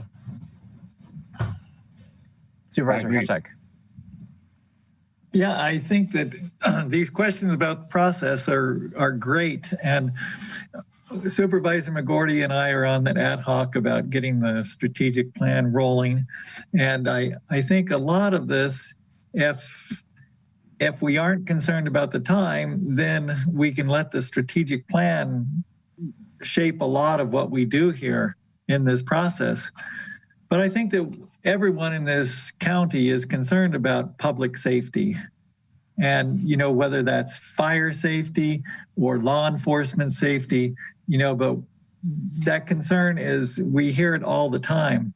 And this is seed capital money that we can use for, those kind of projects that would give us some long-term security. And also, if there's economic development in there. But I think it all boils down to, what is our strategic plan? What are we looking to do in our county in the long term, and not just be, oh, this is a great short-term use, but how does it fit into the big picture? And hopefully we can get that strategic plan running, up and running as soon as possible. But it's not going to be within the next, couple months, that's for sure. Supervisor Mulhern. Sure, and I do agree that our strategic plan is very important, and I do believe that it's very important that we stop letting funding sources lead us. However, regarding this one-time use of funds, the communities in Redwood Valley and Potter Valley have many needs that are still apparent from the fires that happened in 2017. So I don't want to lose sight of that.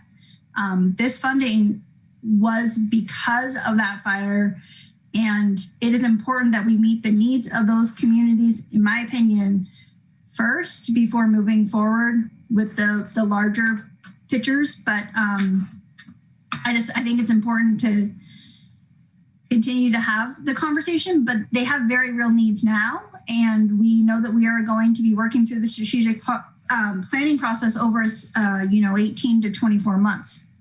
So I wouldn't like to see us wait that long for this funding to be spent.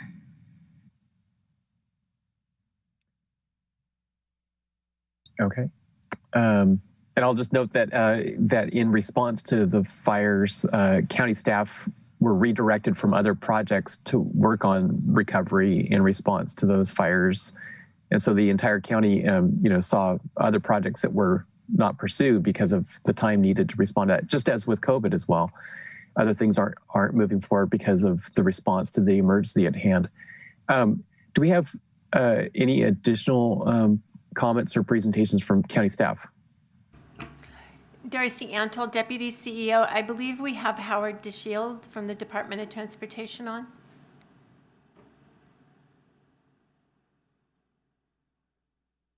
Did you want me to say something, Darcy? Yes, Howard, please. I'm sorry. I think I missed the question. If I could ask for the question again.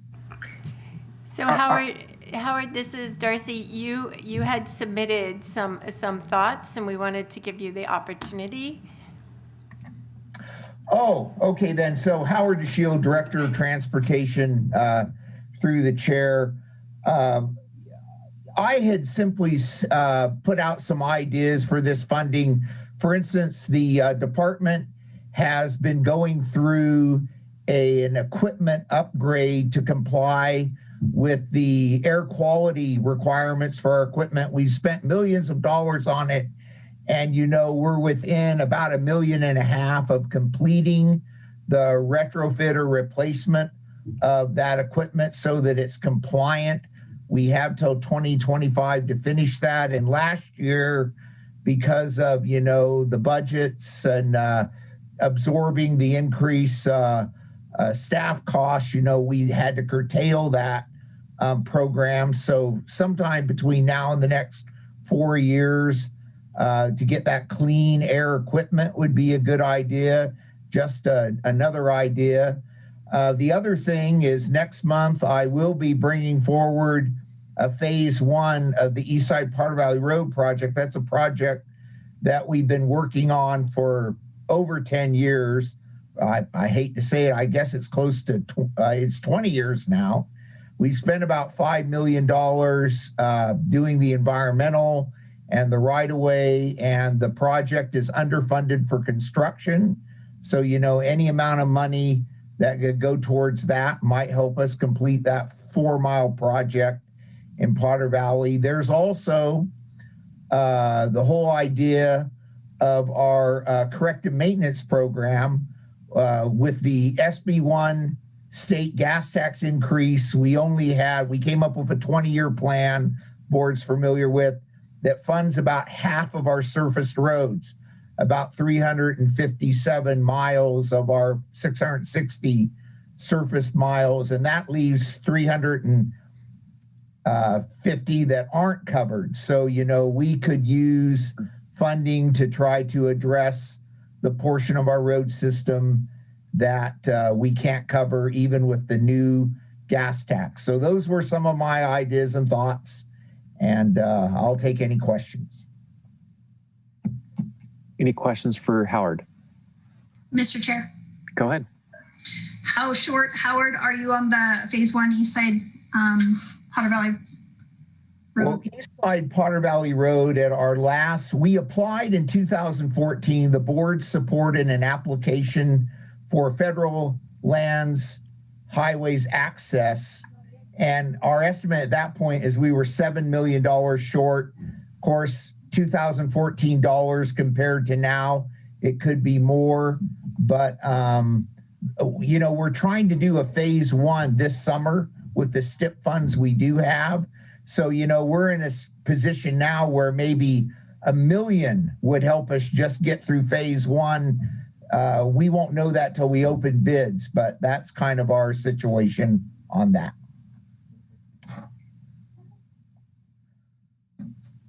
Supervisor McGorty. So Howard, what does phase 1 look like in terms of what work would actually get done? What's the scope of work on it? Well, it's a 4-mile project that goes from the intersection with Eel River Road, known in the area as Hopper's Corner, down to the bridge over the Russian River on the south end of the valley. The most expensive mile is that first mile from downtown Potter Valley to the bottom of what we call Spencer Hill, or to Mid-Mountain Road. We have about $3.5 million in STIP funds, and until we open bids, I'm not sure that $3.5 million in STIP funds will cover that first mile. But you know, that's our first step. Then the next 3 miles are roughly the same alignment. We're just going to grind and repave, you know, recycle asphalt and widen the road. And those phases can be broken up probably however we're able to find funding. I am going to apply for the Federal Lands Highways Access grant again.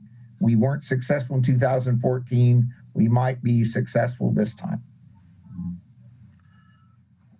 I know that's a real popular one to see repaired, including me. I mean, every time I go out there, it practically jars my fillings going down that stretch of the road. It's really gnarly. Bad need of replacement. You know, through the chair, I will have this on consent to go to bid in April. When the bids come in, if they're too high, I'll schedule an item before the board. We can look at real numbers for that first mile if you want to. Okay, Supervisor Williams. Yeah, I think these funds are to solve some of the problems that were created by the fire in the affected communities, and also to make the county whole. I know we really won't make the county whole. It sounds like a lot of money, but when you look at the cost of projects, it's not. But do we have any real numbers on what it would take to make us whole? There's a period of time where we pulled staff off of projects countywide to deal with a disaster situation. what are the actual losses there? What would we give back to those programs? Which are the programs and how much in order to make them whole as if the fire hadn't happened? And I'd like to start with that number, and we probably can't come close, but at least have an approximation proportionally.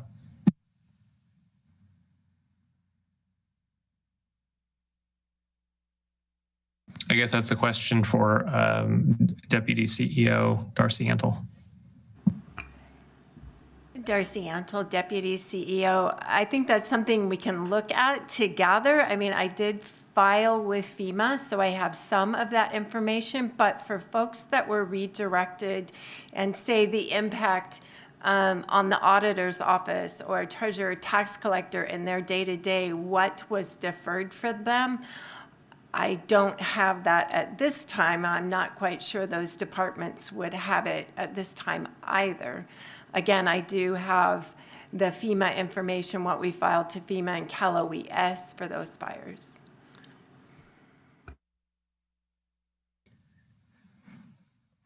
Okay, well, thank you, Howard. Do we have any other staff comments, or can we go to public comments now? I'd like to turn it back over to Carmel Angelo, CEO. Chair Jurdy, I have a comment about process, if I can just share this with the board before you go to public comment. I think that when I look at everything that you're talking about and how you would like to proceed, I would ask a couple questions. Again, Chair Jurdy, as you know, this was a first presentation, certainly not a complete presentation, and certainly understandable that the board wants a greater process. I think staff does as well.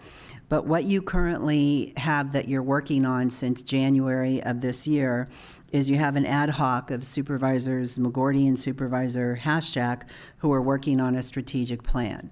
And they're doing a lot of work with that, but my understanding is we won't be able to really start a strategic plan until the summer.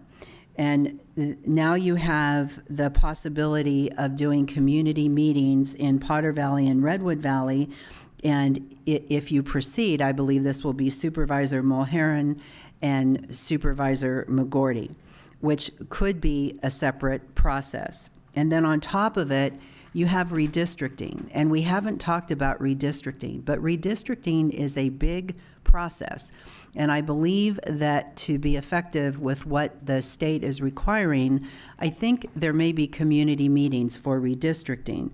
And I believe that the date that redistricting has to be complete, I think, is December 15th of 2021. So what I'm saying to you is you have 3 separate processes that need to be done, and really, I think you're looking at doing them this year. You have 4 supervisors involved, and that's before we even start talking about redistricting. So I would ask that this board consider some type of process regarding Redwood Valley and Potter Valley that would be part of the strategic plan. Or you could be having community meetings for redistricting, community meetings for information and input on the fire recovery and PG&E dollars, and then community meetings on the strategic plan, all separate in the same communities. So I realize that we haven't been talking about that, but those are 3 now. You have 3 different projects, and I believe that 1 has to be done this year and 2 you want done this year. So I would ask that the board consider how you want to move forward with this. And I don't know, maybe if you want to refer the community meetings for Redwood Valley and Potter Valley to the strategic plan ad hoc. So I'm not sure how you want to do this, but I think that it would be really good if you could pull all of this together and have 1 process or just 2 processes rather than 3 separate. Thank you. Supervisor McGorty. CEO Angelo, as far as redistricting goes, don't we have to have census data before we can get started? And isn't that supposed to happen in September?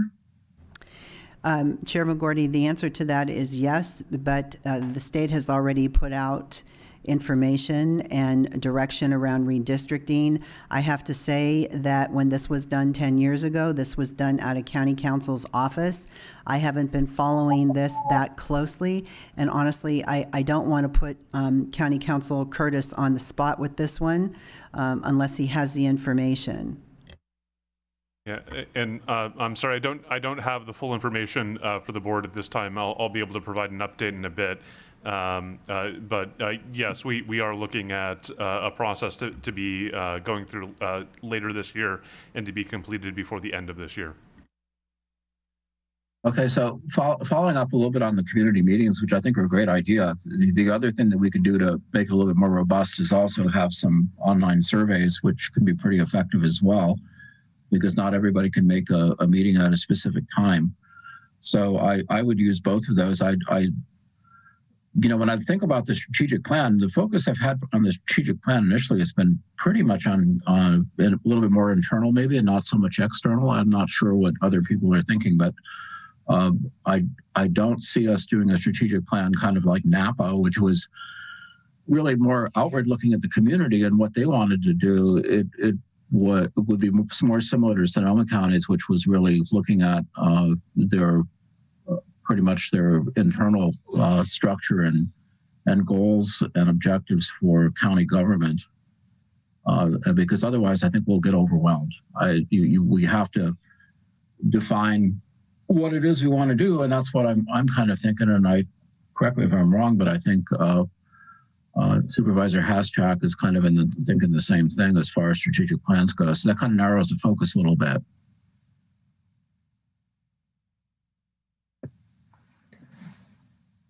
For what it's worth, feedback from me, yes, I agree. I think there's enough with 1,200 employees and all the departments we have to try to get more of a focus for the organization before we take on the bigger issues of the entire community. I guess maybe supervisors could say what their general thoughts are.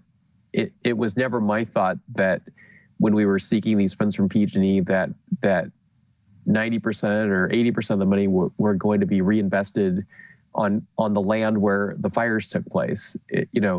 My thought was, let's invest this money in things that have long-term payback for the entire county, that help the county prepare for future disasters of any kind, and rebuild the economy of the entire county. And that was my thought. And I don't know what others are thinking. I'm a little surprised by some of the emails, some people, which are maybe understandable, where they're basically saying, spend all $22 million in a small geographic area of the county, when really this is, we have an opportunity here to help rebuild the economy of the entire county. So that's, Dan, what you just said is what I recall being the discussion behind becoming involved in this effort to pursue reimbursement for some of the county's losses. So I do think it's appropriate that we try to strike a balance that, there are people who are far more affected. They're looking out their window and they're seeing the effects of the fire. And I think it is appropriate to see what we can do to lift them up. But the intent was to bolster the entire county. And although there's people who weren't affected directly by the fire, they could be affected by the next fire. So looking at the emergency communication systems and how to ensure maybe some support for rural fire districts throughout the county, I think would address both needs. So, I think you started out by explaining that this is just the first discussion and these are just some ideas to consider, no decisions being made. And I have a lot of confidence in the 1st and 2nd district holding some community meetings to get feedback. I would ask that you stop short of commitment, because we don't, none of us can speak for the full board and we don't know where the others will ultimately stand. Understood. Supervisor Haschak. Yeah, thank you, Chair Jurdy. Yeah, I'm in agreement with what you said. I don't think that what people in Redwood Valley or Potter Valley want is exclusive of what people in the county want. They want fire safety, all these emergency communication systems. They want, the fire radars or television, satellite things. They want to be safe, and whatever we can do as a county, overall, and it will protect those areas too. So I don't think it's mutually exclusive. But I do think that our original intent was, what can we do as a county to make the county safer? Because what happened in Redwood Valley and Potter Valley could just as well as happen in Willits or Covelo or Hopland. So. Chair Dirty, if you don't mind, I'd like to have a word or two as well. Yes, Sheriff Kendall. I'm sorry, I wasn't seeing your screen on my screen. Sorry about that. I believe that Supervisor Williams, Supervisor Haschek, all of you have kind of summed it up. We're never going to be made whole for what happened, but I think some of our duties as leaders are going to have to cause us to invest in the future to make sure that it doesn't happen again. And I can tell you from my experience during the Oak Fire, the very small amount of budgeting that the Board of Supervisors was able to put towards the fire safe councils, it basically became empowering our people through education, our citizens, and they became force multipliers for us.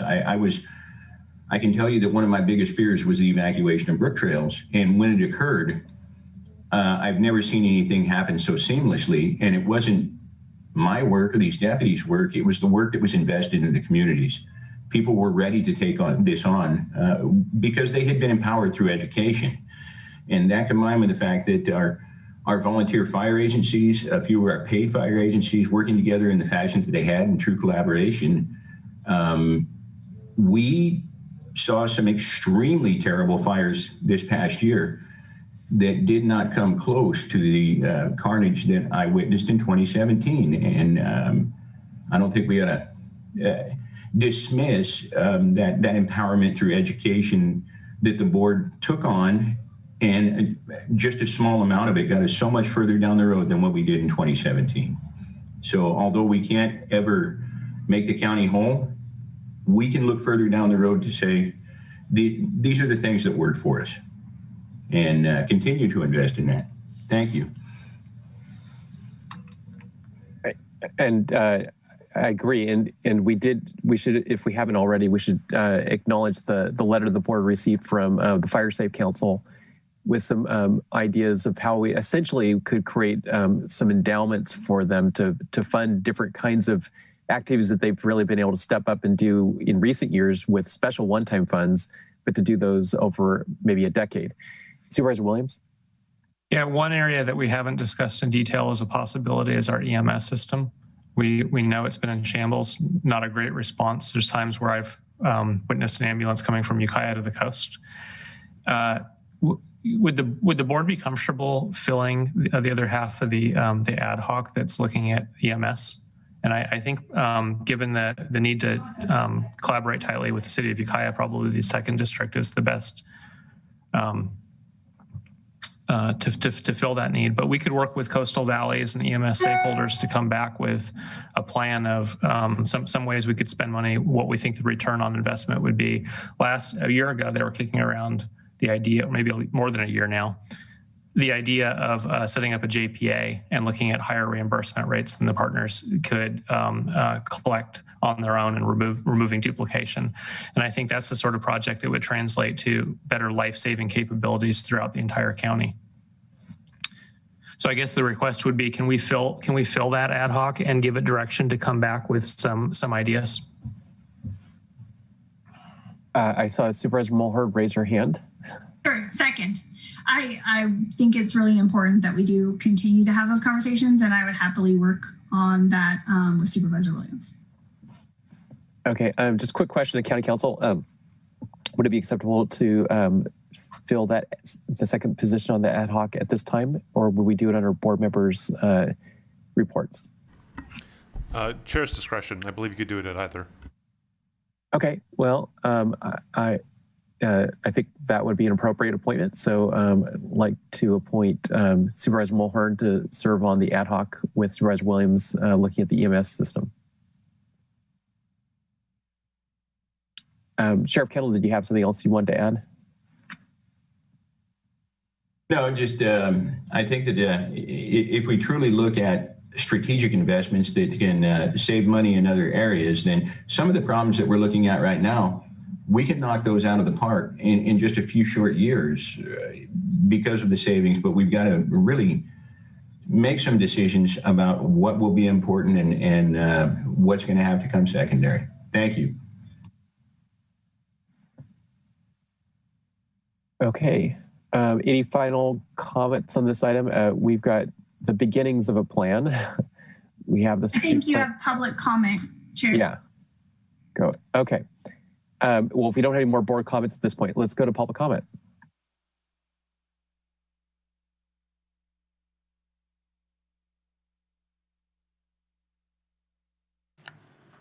First on the line is Scott Craddy.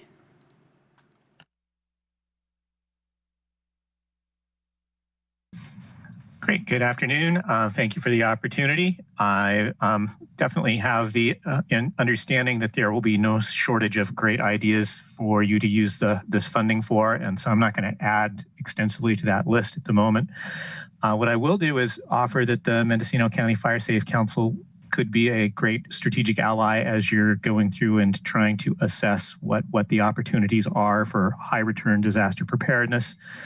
And I'm going to just give a couple reasons why that is. One is that with a relatively minimal base funding, we are able to bring in considerably more to the county in return each year through grants and other projects. And with a small base, we are also capable of running a large number of important projects from community chipping, which in turn multiplies the effect yet more, to the large Ukiah Valley Fire Fuel contract and quite a few others. And then I wanted to just add on to that to kind of second what Sheriff Kendall said about leveraging community power, which is another one of our specialties, and I think something we can bring into the discussion. We have at the moment, I think, 35 affiliated neighborhood fire safe councils, and by bringing that kind of community power, like the Sherwood Fire Safe Council that did such an awesome job helping orchestrate the evacuation there, we have the ability to help you stretch that further with the kind of projects that we can bring to the county. So just want to invite you to include us in the process as it goes forward. Thank you.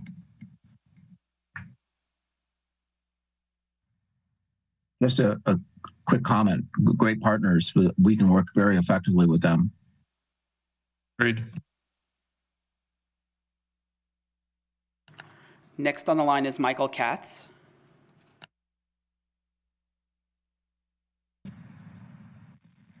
Hello, this is Michael Katz, the Executive Director for the Mendocino Cannabis Alliance. Thank you so much for the opportunity to speak to you regarding this topic. We believe strongly that we must all work together as a community to ensure that the distribution of these disaster settlement funds happens in a just and equitable way that first and foremost supports rebuilding and developing future protections for those who have been directly impacted in the areas most affected by the disaster known as the Redwood Complex fire that is the unfortunate genesis of these funds. In line with any programs that are developed and approved for those who are truly in need of relief from the effects of this disaster, we ask that you ensure that cannabis operators receive parity of accessibility with all other residents and businesses in the county. As you may know, grants and disaster relief programs are not accessible to cannabis businesses due to the current legal status of the plan at the federal level. As such, it is even more important to ensure that our local cannabis community who have suffered from these disasters have access to locally available relief. We ask that it be made clear in writing as part of any relief programs offered for impacted local residents or businesses that cannabis operators are eligible to participate in these programs. Additionally, MCA would have concerns about seeing these funds be used to make investments in areas not directly related to disaster relief. Thank you again for the opportunity to speak to you guys on this topic, and we look forward to continuing the conversation. I yield the rest of my time.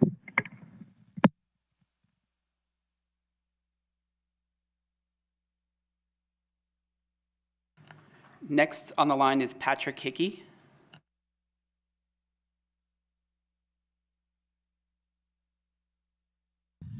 Yeah, Chair Jurdy, members of the board, CEO Angelo. My name is Patrick Hickey, speaking on behalf of the Mendocino County chapter of SEIU Local 1021. And we certainly support incorporating the decisions that you'll be making into the strategic planning process. We believe that the Board of Supervisors has a unique opportunity to take transformative action with the $22 million of the PG&E settlement and the projected $17 million that the county will be in line to receive from the federal COVID relief plan. We encourage you to use this opportunity to address bigger issues that will have a lasting impact on the county. We support the majority of the PG&E settlement funds going to address emergency preparedness, hardening the county's infrastructure, and ongoing preparedness training. This includes our roads that in some areas hinder effective emergency response. But the county should also address deferred maintenance and make sure all county facilities have backup generators. We need to make sure that the county is able to respond robustly and county employees as disaster service workers are given the support they need to do their work. The board should consider creating a disaster reserve fund to save for a potential cost for future events. Disasters seem to have become a seasonal occurrence here. The fires, the smoke, the public safety power shutoffs, the January storms that left many county employees trapped at home by fallen trees and without power. As a rural county, we face specific challenges. We're looking at another drought that will make our next fire season more dangerous. This has put a real strain on employees. We ask that the board consider establishing a fund to cover the cost of employees who are unable to get to work because of these many disasters. We would really like to see some of this disaster money go toward something like a fund to prepare for future disasters so that in the very specific times, the county could give some employees impacted a pass on having to use up all of their personal leave time. But we think the board should also look at other ideas. Currently, the county loses qualified candidates it recruits for vital positions because of the severe lack of housing options. This is particularly challenging on the coast. Candidates accept a position, but then need to decline it because they cannot find anywhere to live. We have heard from members who have had to live for months in area hotels or at RV parks as they go through the frustrating process of trying to find any kind of permanent living arrangement. In a number of our chapters that have faced similar issues, we have seen public entities build up a supply of temporary housing units to ease the transition for new employees relocating to the area to work for the county. So let's use this opportunity we've been given to make Mendocino even more resilient and more responsive. Thank you for this opportunity to share with you.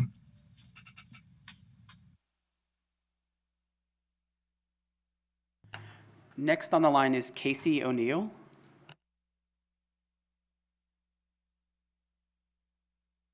Hello there. My name is Casey O'Neill, local farmer. Thank you for the opportunity to comment today. As a lifelong resident of Bell Springs up north of Laytonville, we have a small volunteer fire department. The mega complex last year was very close to us, and it very much highlighted, on the one hand, our sense of preparedness and our capacity and capability, and on the other hand, the exact opposite, how much work we still have to do.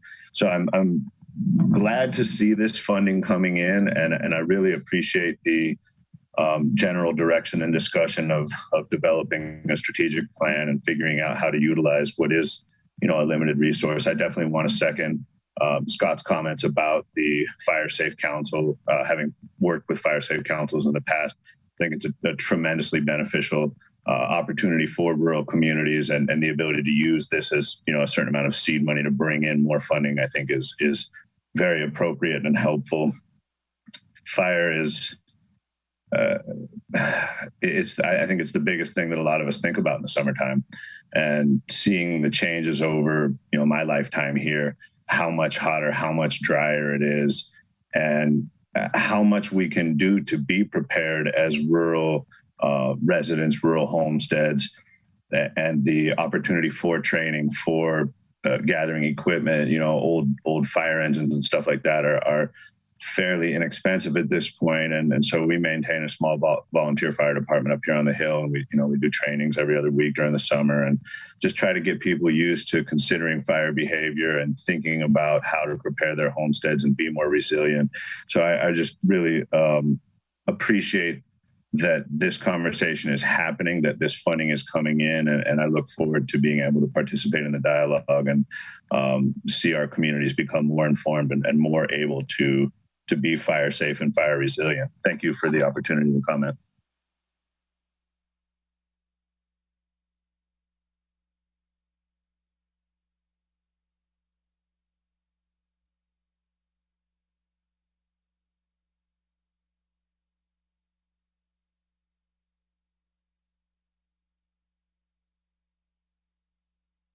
Does that conclude public comment on this item? No, it does not. We are bringing in the last caller.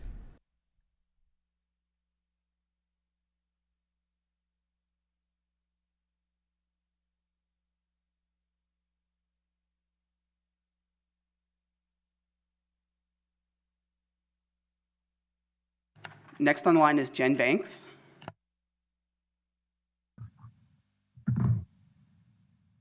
Hi, good afternoon, Chair Judy, members of the board, and CEO Angelo. This is Jen Banks, your Emergency Medical Services Coordinator, representing your EMS agency with Coastal Valley's EMS.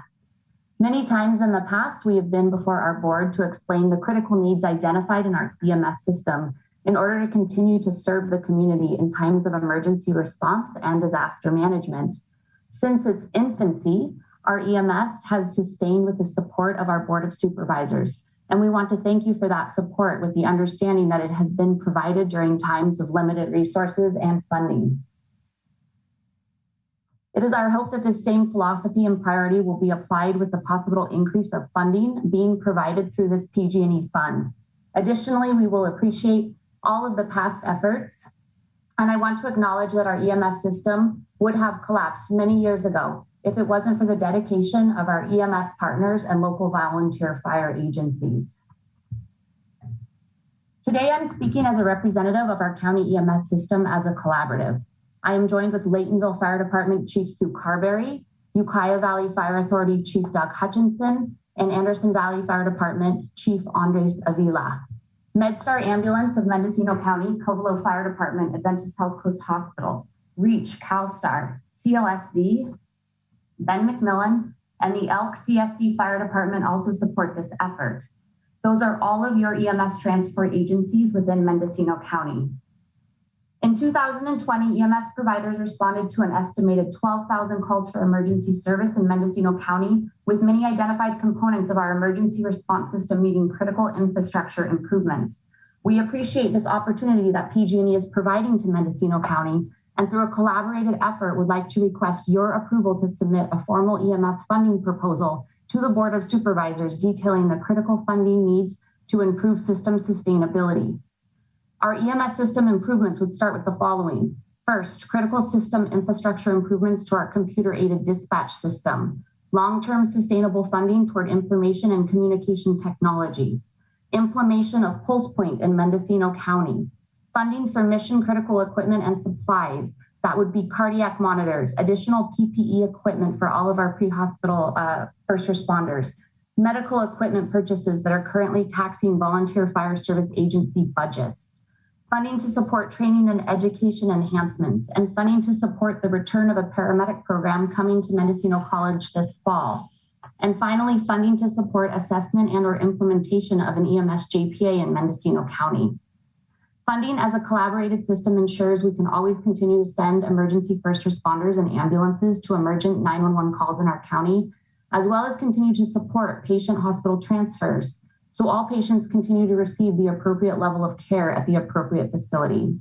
We appreciate your consideration of the PG&E Disaster Settlement Fund. So Jen works for us. I wonder if we could let her continue. Is she still there? Hi, yes, I was on my final sentence, but thank you so much, Supervisor Williams, for the extension of time. We appreciate your consideration of the PG&E Disaster Settlement Fund to support ongoing and improved sustainability of our EMS system. And I wanted to personally just thank Supervisor Moore-Herron for your willingness to join our EMS ad hoc group. Thank you for your time.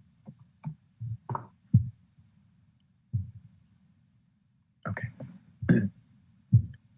Any other comment on this item? That concludes public comment for this item.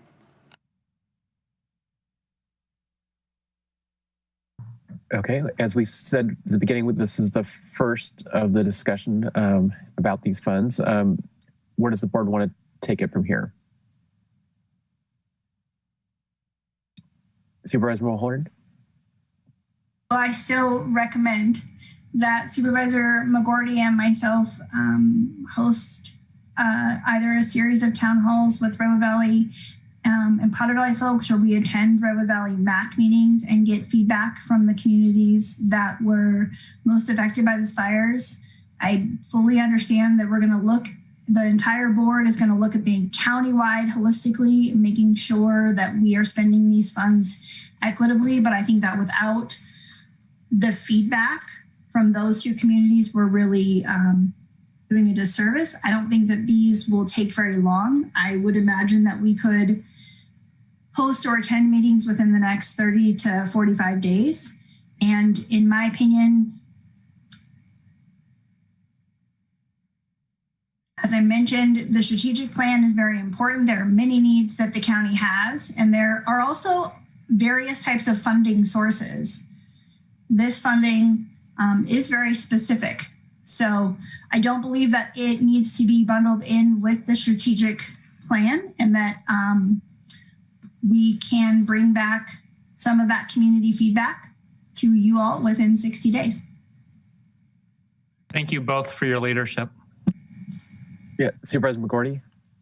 So I think that Supervisor Mulholland brings up a really good point about leveraging, and that's why finding opportunities to work with other organized groups like the Fire Safe Council or EMS providers to leverage other funds and grants would be a really good idea.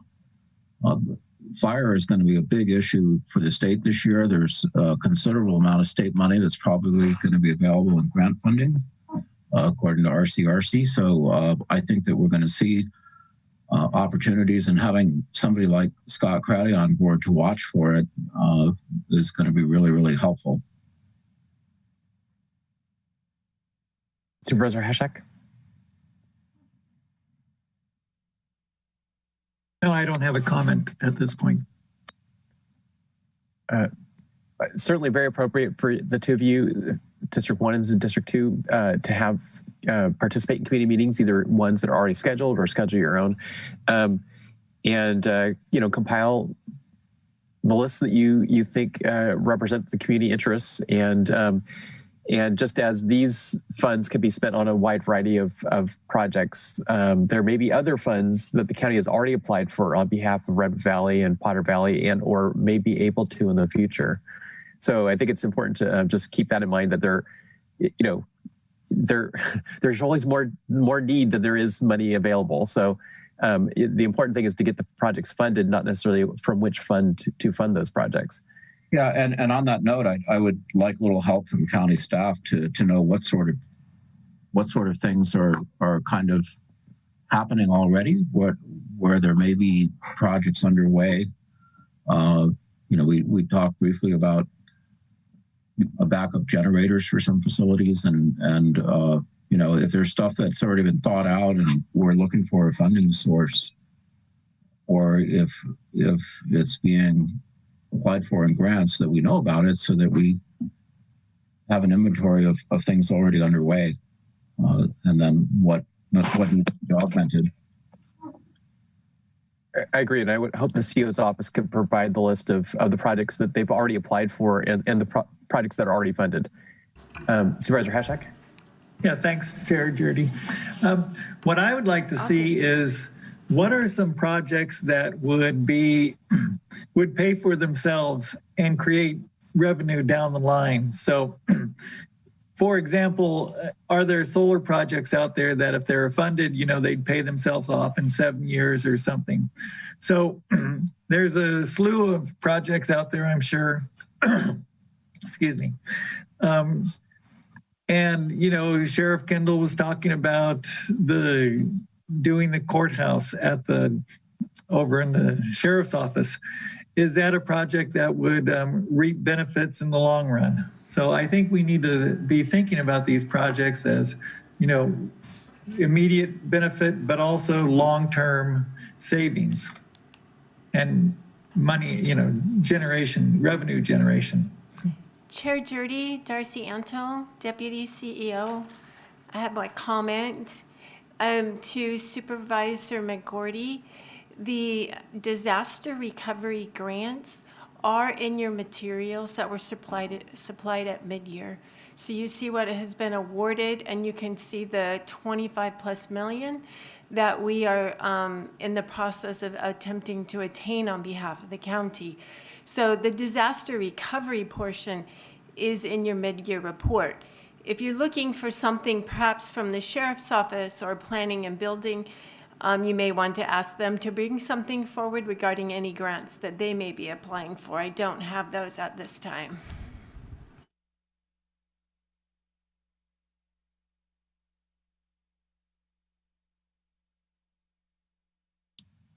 Okay.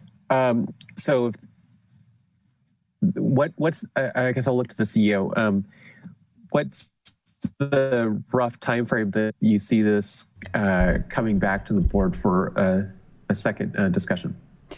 Chair Jurdy, I think we'll wait, and well, maybe I'm wrong here, so please direct me, but I'm thinking that if Supervisor Mulherin and Supervisor McGordy are going to work with the communities, and I thought I heard Supervisor Mulherin say 60 days, so I don't know if you want us to bring something ahead of time or we wait until they work with Redwood Valley and Potter Valley and come back with their report.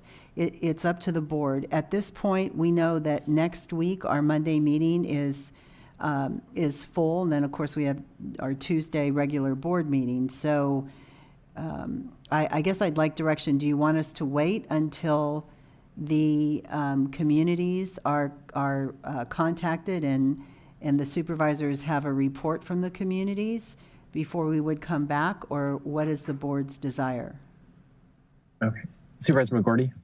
So this is a pretty big project. I would say that we, figure we're going to be working on this at least monthly for the next however long it takes. But since this is a countywide project, it could be that Supervisor Mulherin and I report out in 60 days, but between that time, I would hope that we would have another session that would talk about maybe EMS or something like that, or hardening our communication systems, or looking at,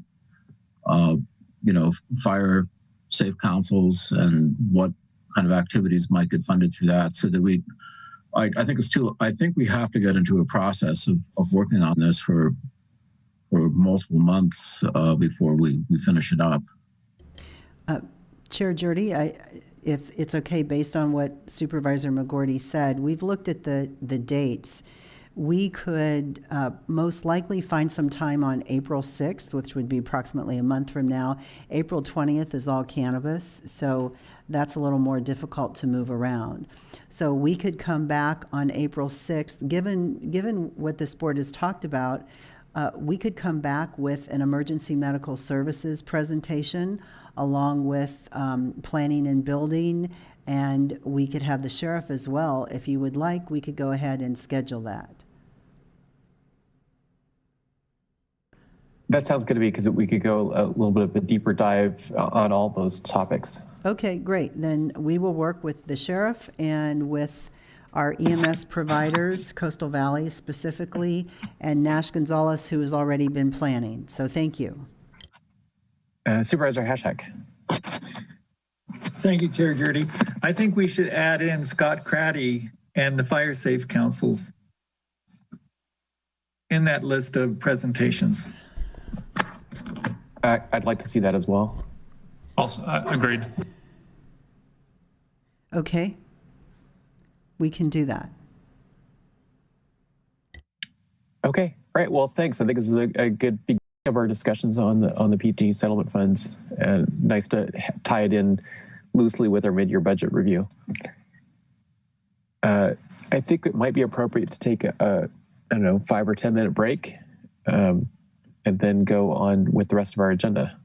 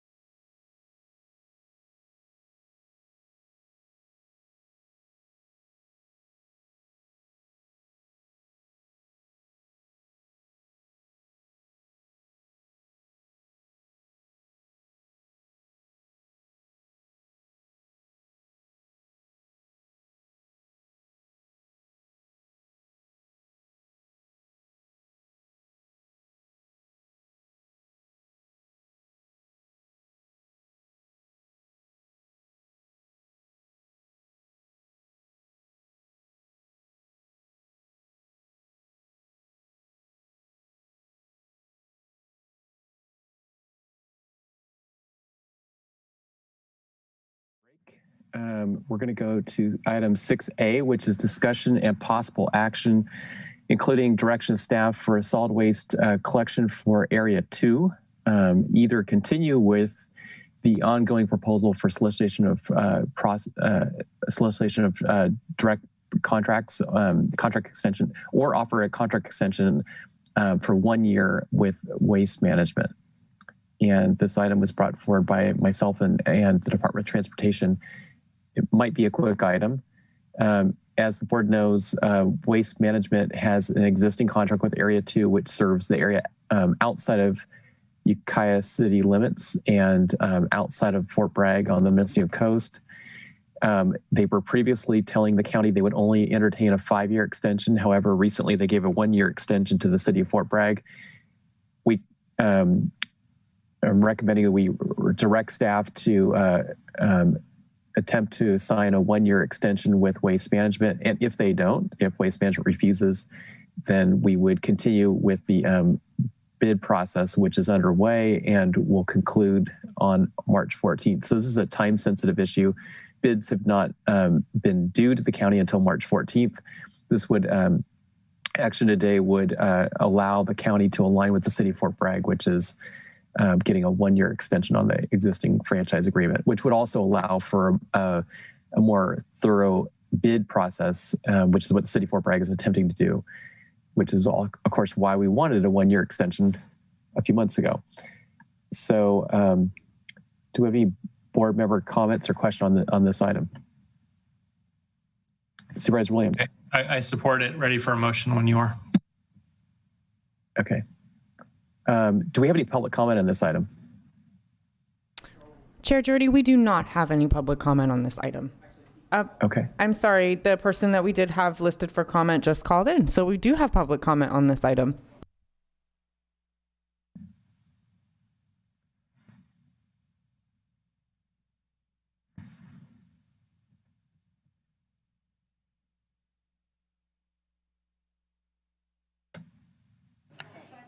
On the line is Bruce McCracken.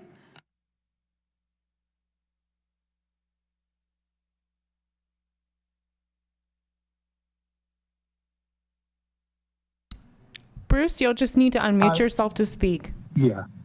My technological difficulties are showing through. Hi, good afternoon. My name is Bruce McCracken with CNS Waste Solutions. As stated in our letter, we support the recommended action to negotiate a 1-year extension on the contract with Waste Management. And just as important is extending the RFP due date to align with the Fort Bragg RFP, which we certainly believe could really benefit both jurisdictions. With that, I can answer any other questions that you might have regarding our letter.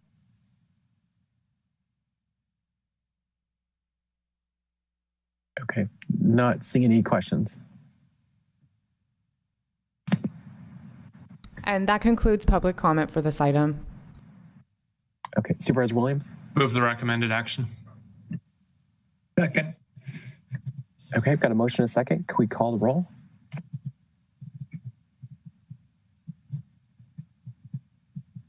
Yes. Supervisor Mulherin? Yes. Supervisor Haschak? Yes. Supervisor Williams? Yes. Chair Journey? Yes. And Supervisor McGorty? Yes. The motion carries unanimously. Okay, so I think the next most important thing left on our agenda is the Oak Woodlands Protection Ordinance. Can we bring planning and building into the meeting? Chair Jordy, there is also actually the matter of 5B to take up from this morning whenever you deem appropriate.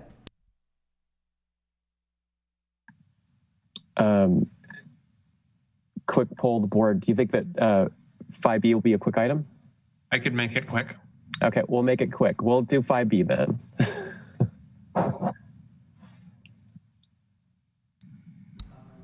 We're pulling everyone in now. Just one moment.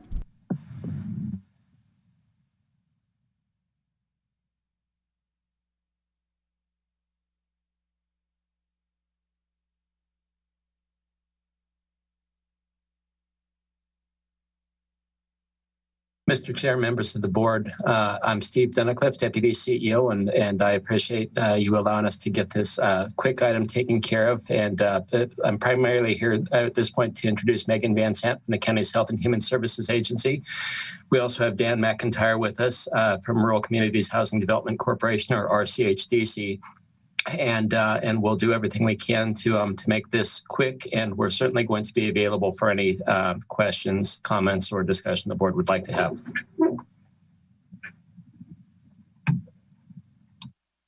Any questions? Through the chair, this is Megan Van Sant, Senior Program Manager at Health and Human Services Agency. I can talk us through this item, or if you just want to answer questions, I'll take direction from you. Do we have any questions for Megan or Dan? Supervisor McGordy. Just give us the thumbnail sketch of what we're going to do. Sure, I can be quick. So members of the board and the public, thank you for this opportunity. You have before you the agreement with Rural Communities Housing Development Corporation for the property management agreement for Live Oak Apartments, which is the project Homekey project here in Ukiah. As a very quick reminder and background, the county purchased the Best Western Motel on Orchard Street in November 2020 through Project Homekey funding from the state of California. The building includes 56 studio units and will provide housing for households that are homeless or at risk of homelessness. Our priority cohorts for residency in this building include families with children, seniors, veterans, individuals at risk of complications from COVID-19, and individuals enrolled in the Whole Person Care Program. The project is on schedule to reopen as Live Oak Apartments on or about March 31st. In January, the board approved a construction contract for phase 1 of the remodel of this project. The work includes installing 30 kitchenettes, ADA upgrades to 4 of the rooms, accessibility needs both inside and outside the building, and a lobby remodel. The work's begun and it's substantially underway and is on schedule.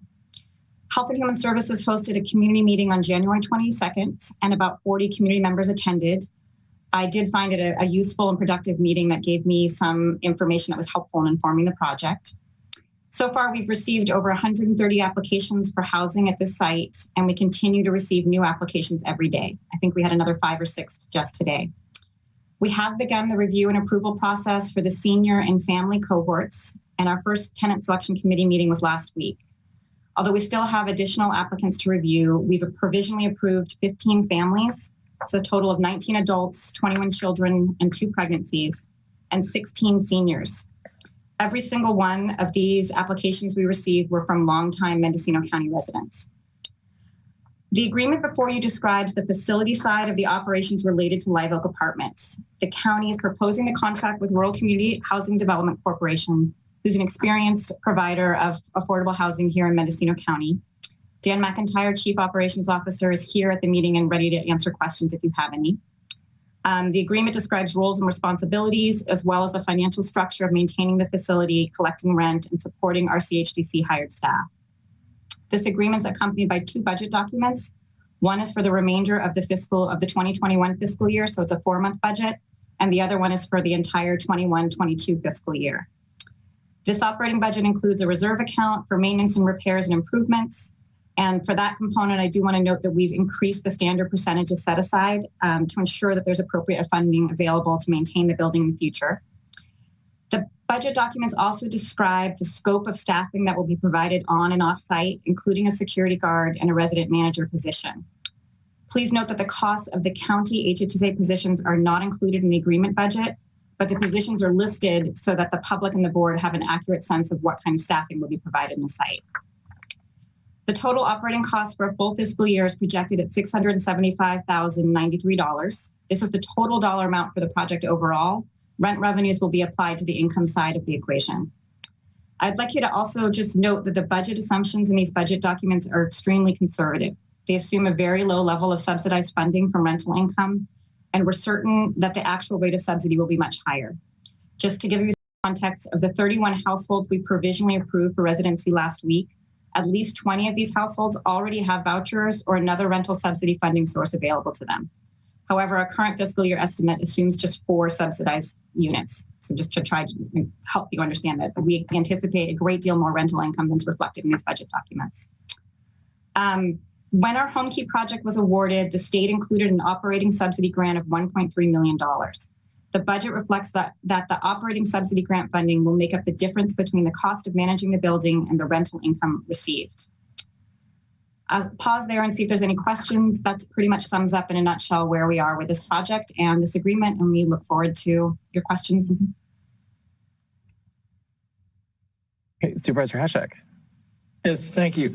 So the operating subsidy grant is only for 2 years. Would that, you said it was $1 million something, and if we're spending 561 of it this year, it's not ongoing is the question. Not at this time. I'll just, my gut instinct is I will not be surprised if the state continues to provide that kind of support. But right now, no. Okay, and then the project staffing doesn't include the HHSA staffing. This budget document does not include the HHSA staffing because I didn't want to mix it up. I wanted the budget dollars to be tied to the agreement itself. So yes, that's true. Okay, thank you.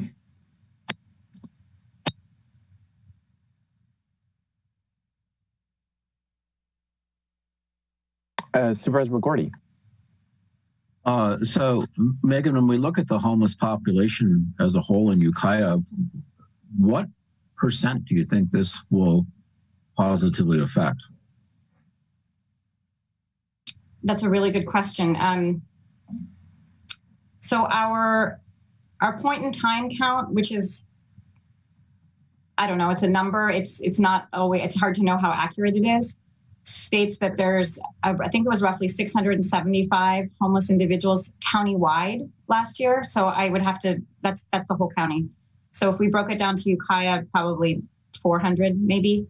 I'm sort of ballparking numbers here. So I would say that this project will create a dent in the homeless population, but it's really, really hard for me to say how thoroughly that it will take care of our homeless population overall. And I do want to emphasize that the cohorts that this building will be housing do not include single able-bodied adults. So there's a whole population of homeless individuals that are unlikely to be living in this building.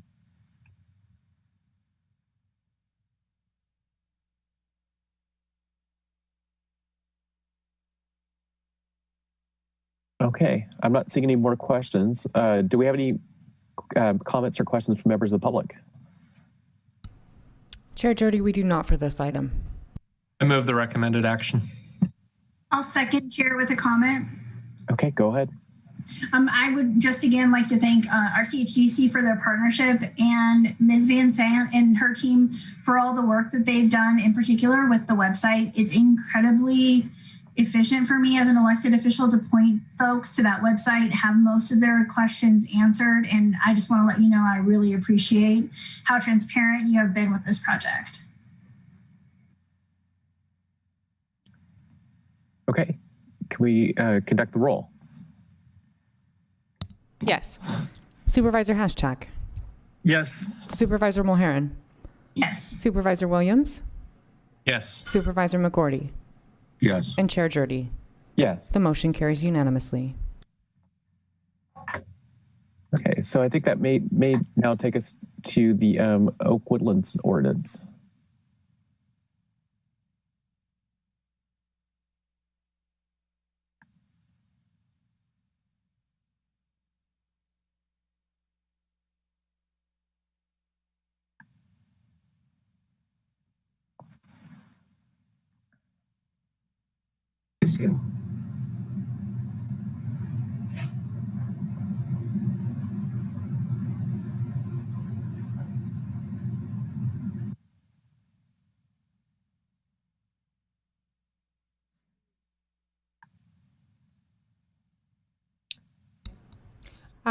We can commence the Oak Woodlands ordinance item whenever you're ready.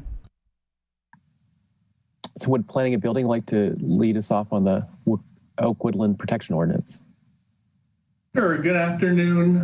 Thank you, Chair Jurdy and supervisors. This is Sam Vandy Vandewater, Interim Senior Planner with Planning and Building Services. I just wanted to start off with a quick background to this ordinance. Back in April of 2017, when the board adopted the cannabis cultivation ordinance, direction was given to our department to also establish a oak protection ordinance that was separate from the regulations established in the cultivation program that limit oak removal. This is also a item that is within our general plan that also makes mention of adopting an oak woodland ordinance.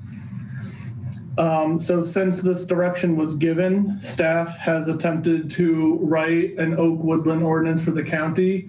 It should be known that by staff, it's solely been me attempting to write this ordinance. And so I've worked with a number of groups representing quite a variety of different interests in the county to try to formulate this ordinance. But through our process, there is some very blaring issues that I think need to be addressed before we can actually proceed with, part of this is to get direction from the board to actually determine what kind of ordinance, if any, the board would like to see move forward. So my memo just outlines 3 of those key items that constantly have come up within our own discussions as well as discussions with these stakeholders. So I think one of the major items that is constantly brought up is the need for additional studies on our oak resources and an inventory. And you can see this has been brought up by a number of the correspondence that has been submitted for this item already. At this time, we only have 1 or 2 age studies from prior to 2010 that really haven't provided a full picture of the county resources. They were very broad and general and really did not focus on much other than the fact that oak woodlands are an important part of the county's ecosystems and services. So one direction that we're seeking for, one item that we're seeking direction for is the potential to go out and assess for additional oak resources and additional studies. Additionally, through our meetings with the stakeholder groups, it has become very clear that there are certain items of, I guess, not want to say contention, but items that groups are very passionate about and kind of have conflicting ideas of how those regulations should be written. So the language that we have brought forward has really attempted, the ordinances that are attached to this memo have really attempted to try to marry the different interests of the different groups. But the key items that get brought up during these discussions include the definitions and their applicability to implementation and enforcement, mitigation radios for replanting or recruitment, the establishment of an oak mitigation program that could include either in lieu fees or offsite mitigations, and then the exemption chapter, which outlines various uses and zoning districts in which the ordinance would not apply. And then lastly, the adoption of this oak woodland ordinance has been tied to phase 3 in the sense that the ordinance should be adopted prior to or at the same time as the phase 3 of the cultivation ordinance. So we're just seeking either an extension to the deadline or further direction as to whether or not you want the ordinance adopted with the phase 3 of the cannabis cultivation program. And if I may just add on to that, Chair Jurdy, this is Julia Krog, Assistant Director. I just want to also add on to the adoption deadline that Vandy was speaking to, is that for phase 3, there is previously when the direction was provided to pursue an oak woodlands ordinance was when phase 3 was under a ministerial program. And with the direction received from this board, as well as have the drafts that will be going to our planning commission later this month as well, that's moving the permitting of phase 3 to a discretionary permit model. So I believe the need for having an Oak Woodlands ordinance in place at the time that phase 3 opens is maybe not as concerning as it was previously under the older regulations that would have triggered a ministerial program. With the current proposal, this would allow for site-specific review under a discretionary permit model. And with that, staff is available for any questions. And again, we are seeking direction today from the board on next steps with the Oak Woodlands ordinance. Thank you, Julia. Supervisor Williams. This may seem brazen, but I'm going to suggest that we decouple this ordinance from the cannabis phase 3. Like we just heard, phase 3 is discretionary. It'll be case by case. I can't imagine the Planning Commission approving removal of oaks, especially while we're developing an ordinance. That would allow the two to work, move forward asynchronously rather than coupling. And then form an ad hoc, and I would ask Supervisor McGordy and Supervisor Haschek to serve, because I think this largely affects their districts. And I have confidence that they could strike the right balance of, looking out for the environment, but also looking out for the needs of farms. I just don't see us being able to solve all of these problems in real time here. Second. Excellent suggestion. Supervisor McGordy. So we have online Dr. Michael Jones, who is he is my colleague emeritus wise, but I wanted him to answer a question about options besides ordinances, especially since we're moving into more of a discretionary model with planning. There's no question we need to manage and protect oak trees. And a couple things that concern me a little bit about the ordinance is very single tree oriented in some respects, and we have to understand that oak woodlands are first of all, they're extensive in our county. There's 374,000 acres probably. We don't know for sure. So I'm glad to see that there's, some mention of maybe getting a little bit more accurate inventory. The other thing is that they're very vibrant, important biological communities that serve a lot of ecological services for us. Everything from fixing carbon to habitat to watershed, and also is very heavily part of our identity, particularly in the 1st and 3rd district.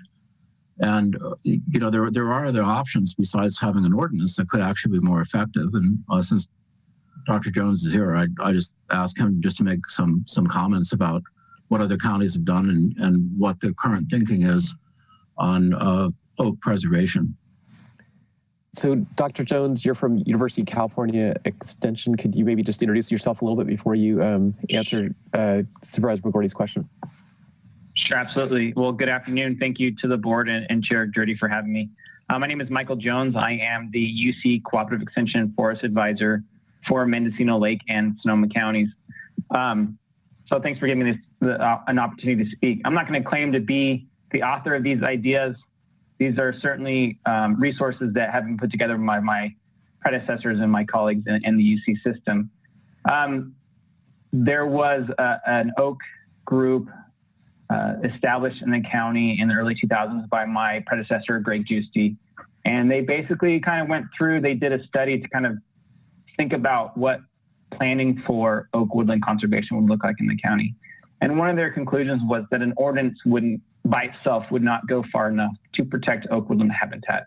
Ordinances commonly fail because they tend to protect heritage trees and individual trees, and the mitigation measures of replanting don't necessarily equivalent to protecting entire habitat or systems. So they recommended, and these are resources that I can certainly share with everyone who's interested, but basically the recommendation was first to try a voluntary program to create routes of protecting habitat, so through conservation easements or other types of incentive programs. And if there was need for a more regulatory approach, to think about general plan amendments to develop different methods that I won't get into today because there's a lot of them and a lot of different ways that you can go about approaching this issue, but to create general plan amendments to kind of address the need to conserve oak woodlands. There's another great resource called A Planner's Guide to Oak Woodlands, and basically, there's just a kind of simple 4-step process that we think about in forestry, natural resource planning, and management. But specifically for oak woodlands, really the idea is first you have to assess what you have, then you have to determine what you want, then how do you get it, and then how do you determine that you're getting the results that you were looking for. So I think that has been mentioned by not only Vandy and the planning department and Glenn, but really getting into the details of what the current status of oak woodlands and the resources in the county is will go a long way to helping the county and y'all decide what it is that you really want to achieve through some kind of oak woodland conservation program. And I think that's about all I have to say. If you have the questions, I'd be more than happy to answer them to the best of my ability. Thank you. Supervisor McGorty. So, Michael, in your kind of assessment as a forester, what do you see as the biggest threat to our oak woodlands right now? Oh, it's a very complicated question that is not easy to answer. It's very hard to generalize. I think we can certainly say things like historically poor land management practices, and this just doesn't apply to oak woodlands. This is across forested systems, natural resources systems in general. But historically poor land management practices, changes in land use, expansion of the wildland-urban interface and development, things like fire suppression and climate change are all issues that are affecting a lot of our forests and our trees. If we look at oak woodlands, it's very dependent upon the species and the habitat. For example, valley oak can often be impacted through development because it occurs in lowland areas where there's a lot of agriculture and urban development and commercial development. But that's not always true because there's some areas where valley oaks are regenerating and the habitat is relatively healthy. And then other issues like black oaks can be of concern, California black oak or blue oak woodlands because of climate change and drought, or encroachment of conifers or other species into the oak woodlands through the absence of natural disturbances like fire, have created, situations in which those woodlands or those habitats are at risk. Again, it's not consistent across the entire habitat, right? And Supervisor McGorty mentioned a number of 300,000 acres. I was looking at the data. The most recent estimates for oak woodland and mixed hardwood canopy or forest structure in Mendocino County puts it at close to about 650,000 acres. So we have one of the highest percent coverage of oak woodlands as any county in the state. And so we have a lot of resources, a lot of variability in the threats of those resources, and a lot of differences in how they're responding to pressures from society and from the environment. So it's a very complex issue that an assessment of our resources would really go a long way to helping understand those concerns better. Okay, Supervisor McGorty. And I just have a question for planning and building, I guess, Vandy. So kind of going back to what spurred an interest in this again, was it because there was conversion going on by cannabis industry illegally cutting down oak trees, or how did the interest in this come up again after almost 2 decades? Hi, so I'm Vandy, interim senior planner. From my understanding, that during the whole back and forth between stakeholders and the Planning Commission, the Board of Supervisors, the discussion of protecting oaks did arise partially due to the fact that cannabis activities had been impacting oak woodlands. But again, as I had mentioned, the general plan, which was last amended in 2009, I believe, does make mention of adopting an oak woodland ordinance.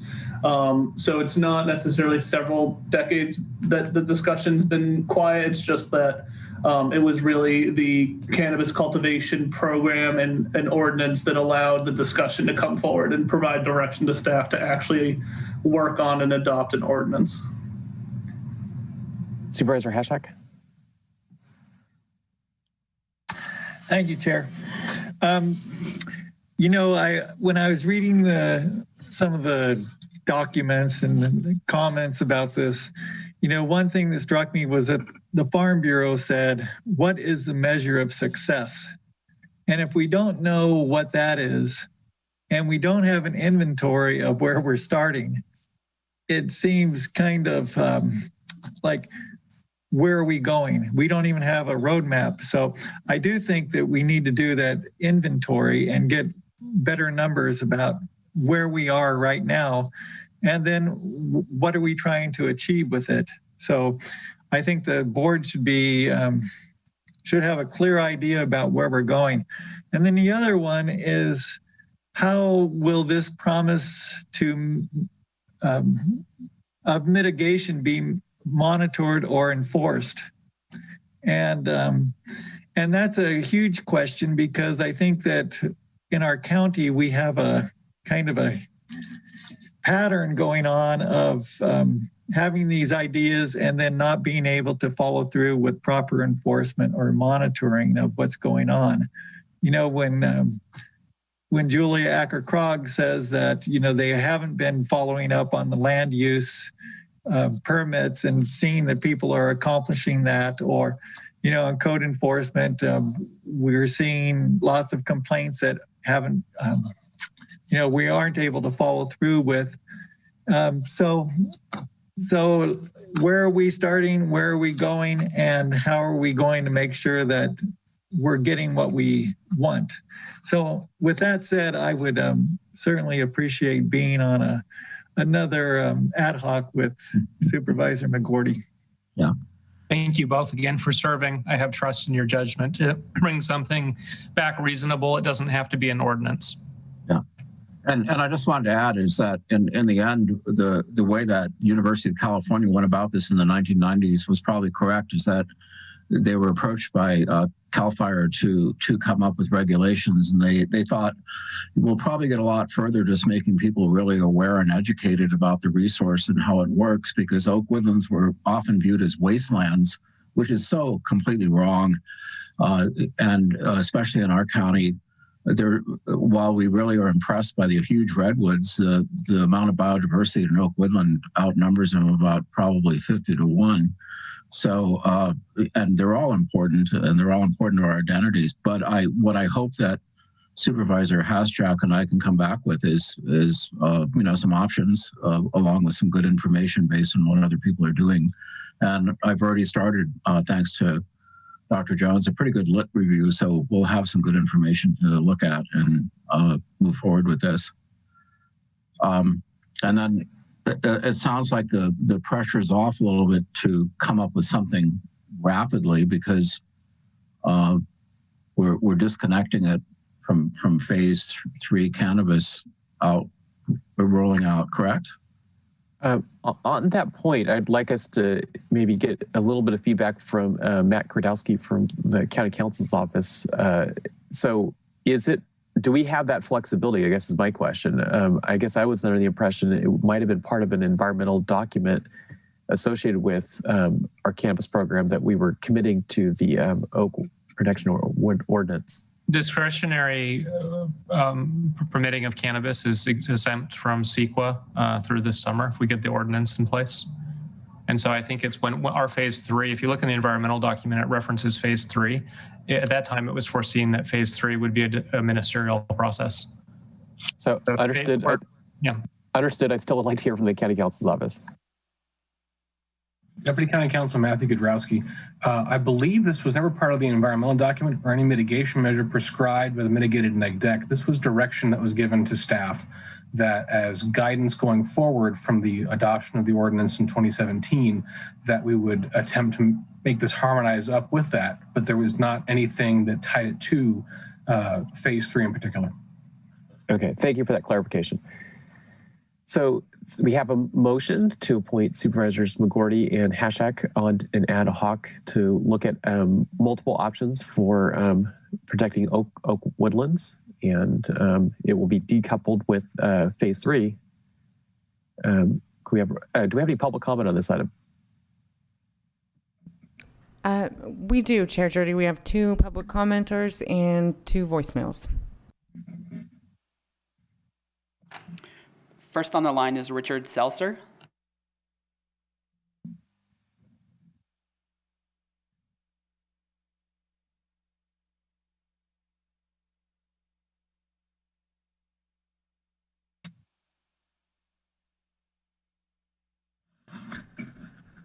Mr. Seltzer, you can unmute yourself whenever you're ready and begin speaking.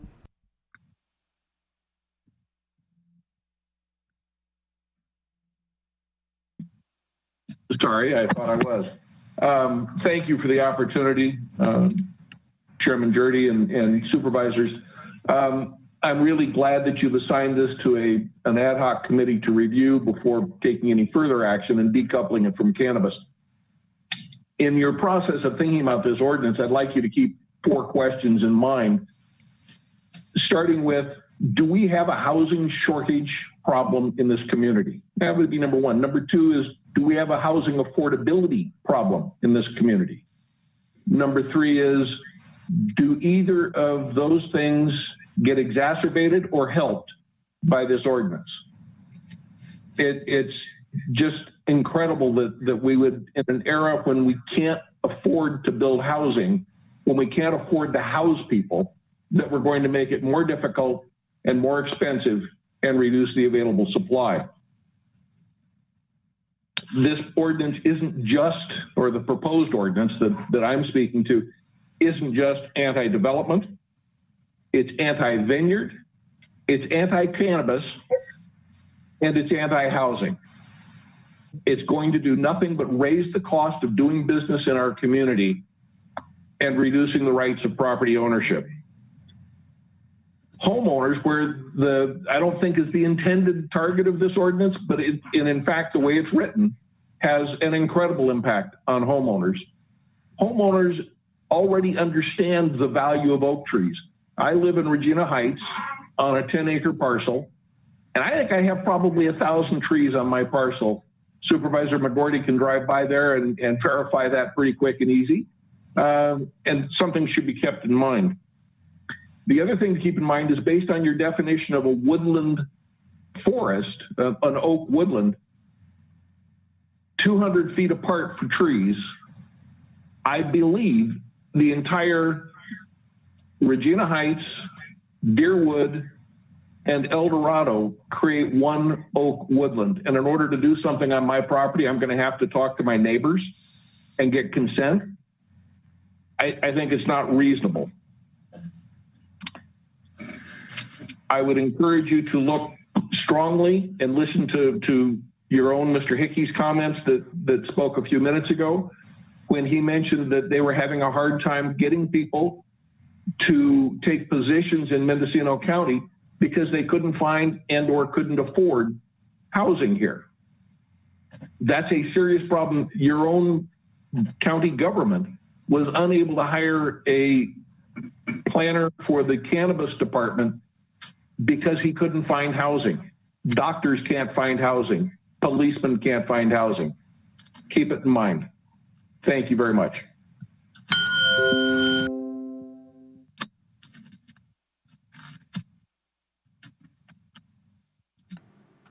Next on the line is Sarah Bodner.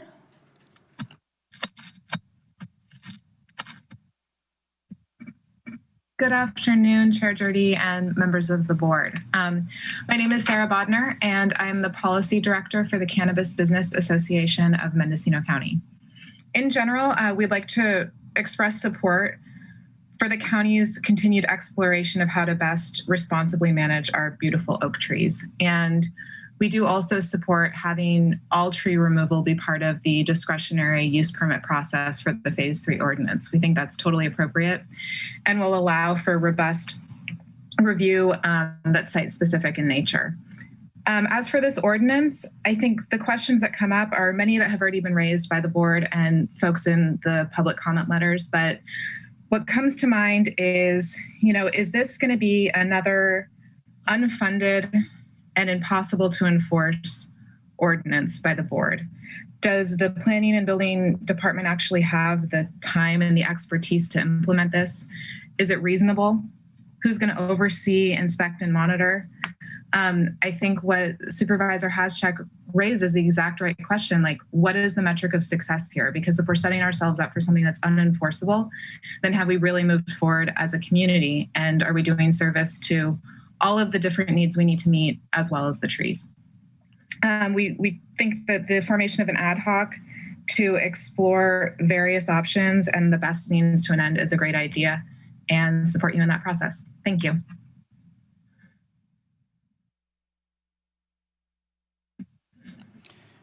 Next is a voicemail from Lisa Badenport.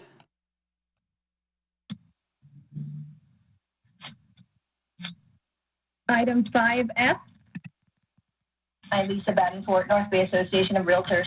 Thank you for allowing us to comment on the draft ordinance today. We remain deeply concerned about the proposal and urge you to complete some sort of level of data analysis, resources inventory, produce a baseline by which we can see the problem, the scope, the source, decide what is needed, and then create targeted projections. We face a pervasive housing supply and affordability crisis in Mendocino County. Complex policy can so easily create substantial unintended consequences for housing and other industries, such as our local agricultural economy. And it really, truly is critical that land use regulation of this scale and magnitude be data-driven, scientifically informed, widely engaged with by the regulated community, and demonstrate a nexus to the solutions and the fees and penalties associated. We have submitted our comment letter with several areas of concern. Thank you for receiving that letter. A few of which include please focus limits on areas of concern on a landscape scale where data indicates, rather than a model that simply looks at individual parcels, individual trees on all parcels of 1 acre in size above. Please align the replacement ratio with comparable jurisdictions and other local ordinances in California, a 3-to-1 with a public project option such as Napa, a 2 or a 1-to-1 such as Monterey, etc. The blanket cap at 5% per decade is arbitrary, and a limit across all parcels would actually reduce this to 2%. There's actually a few different cross property and title and deed related implications for some of the language that I think aren't quite workable yet. The county should really retain authority over the approvals and the alternatives. Right now, applicants are exposed to 2 layers of government approval, which isn't actually required at the state level, nor reasonable. Please help us understand how fees and penalties were arrived at. Is there a rationale or a nexus-like study that was completed that the public could see? We urge the board to ensure that eagerness to advance the cannabis program or to address political tension doesn't impede the due diligence that is needed here. We understand that a lack of capacity is challenging, but without due diligence on this, we risk significant consequences to a range of industries, homeowners, all those that live here, with little indication of success. Thank you for considering our comments. I'm Lisa Badenport, North.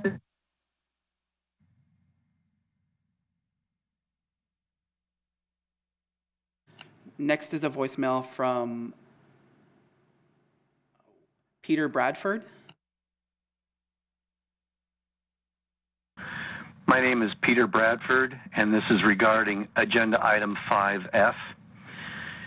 Why is the county willing to spend scarce revenue to produce an ordinance to protect oak trees and oak woodlands when there are much more important items that should be dealt with, such as the homeless, our county roads and bridges, and not enough law enforcement personnel for the task they're asked to oversee? If there is a definite need for this ordinance, please show or produce the baseline Mendocino County study that shows oak trees and oak woodlands are in jeopardy. If the county moves ahead with this ordinance, when can we expect to see an ordinance to protect madrone trees and groves or bay laurel trees? And what about buckeye trees? Shouldn't they be equally protected? With the limited revenue Mendocino County has, you supervisors should concentrate on solving real problems facing the county, not go tilting at windmills. Thank you.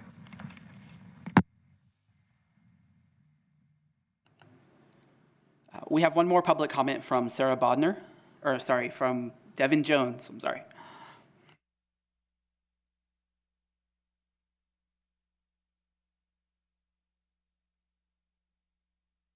And Devin, we have you in the room. You can just unmute yourself and begin speaking whenever you're ready.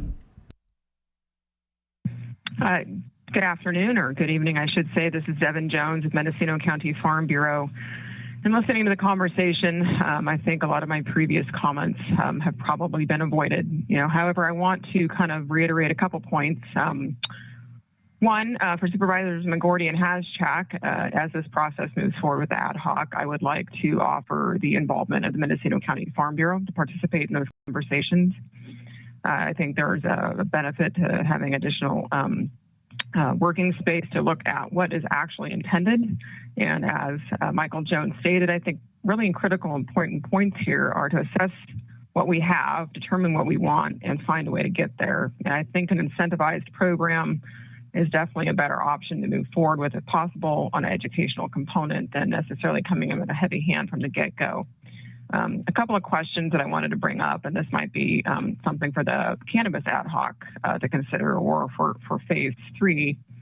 And I'm not the expert on this, but I do see that in my comment, or in the comment letter that was submitted, the state board and other sort of governing documents do exist in precedent to oak tree removal connected to cannabis. So I'm just interested to see, what sort of cohesion is going to take place in moving through this discretionary review process.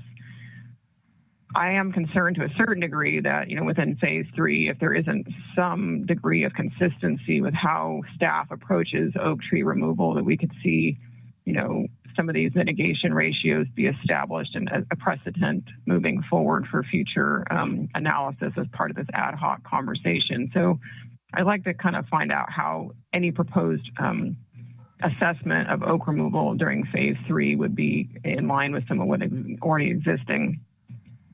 So with that, I'm going to leave it. I do encourage you, if you have not done so, to read our comments. We have been involved in this process from the get-go. And I think really it was stated best in terms of, what we are trying to achieve, and will this proposed ordinance accomplish those goals? Thank you. That concludes public comment for this item. Okay, so we do have a motion on the table. Can we conduct the roll?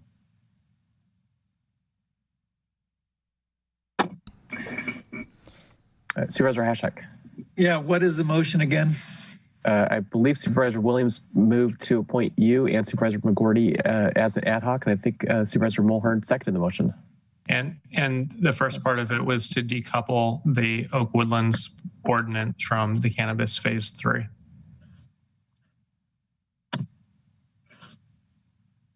Okay. Okay, can we conduct the roll? Yes, just a moment.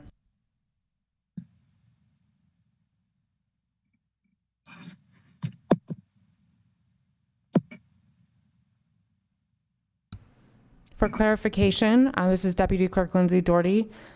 There's an ad hoc of Supervisors Haschak and Williams being appointed to work on the Oak Woodlands ordinance? No, this will be Supervisors Haschak and McGorty. Thank you. And I'll call roll. Supervisor Mulhern? Yes. Supervisor Haschak? Yes. Supervisor Williams? Yes. Supervisor McGorty? Yes. And Chair Jurdy? Yes. The motion carries unanimously. Thank you, Chair and Supervisors. Okay, I think that takes us now to the crop report from the Department of Agriculture.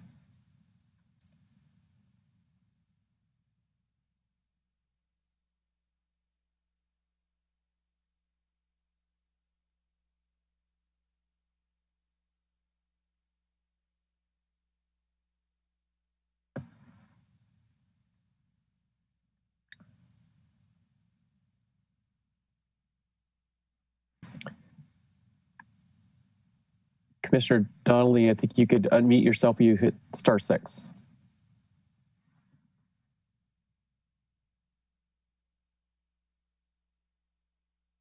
Hello, this is Jim Donnelly with the Agricultural Commissioner's Office.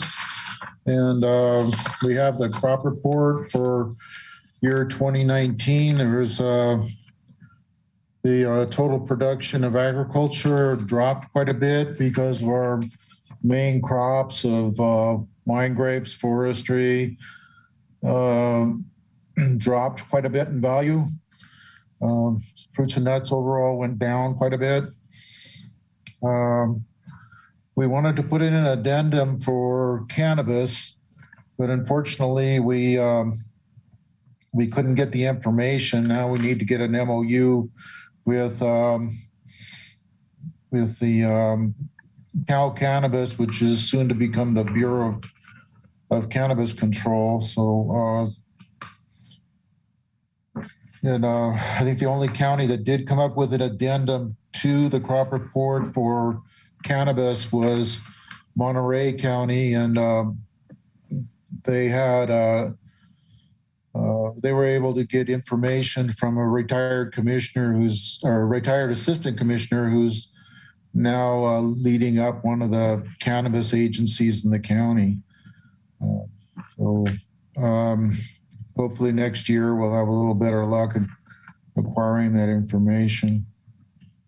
Are there any questions regarding the crop report? Supervisor McGordy. Hi, Jim. So why do you think it is that you saw such a drop in value in 2019 or across the board? Pears went down. I'm sorry, Aaron was going to give this information. He's the one that did all the statistics, and his wife had an issue. He had to take off early.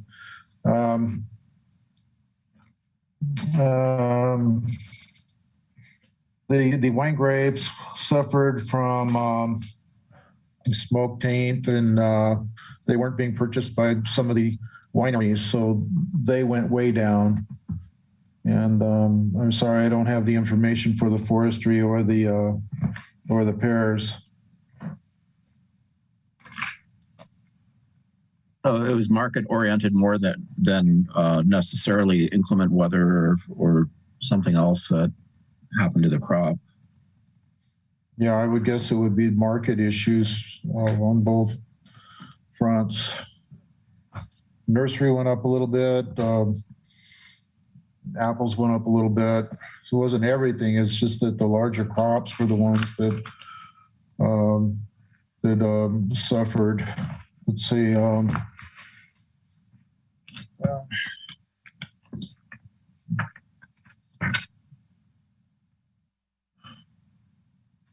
You looking at the report, I think it's interesting looking at the forestry area. The value, I guess, according to this, went down in 2019, but we know that lumber prices shot way up in 2020. So I guess this report is a year or two out of date information. So I would assume that we're going to see, unless there was a drop in harvesting of lumber, that the stump value would have gone up substantially in 2020. Yeah, we haven't started the crop report for 2020, but if that's the case, certainly it will go back up. Okay. Any other questions? Supervisor Hashak. Thank you, Chair. Yeah, my question is, like, this goes back to 2019. So is that the way? Is there always a 15-month lag time for these reports?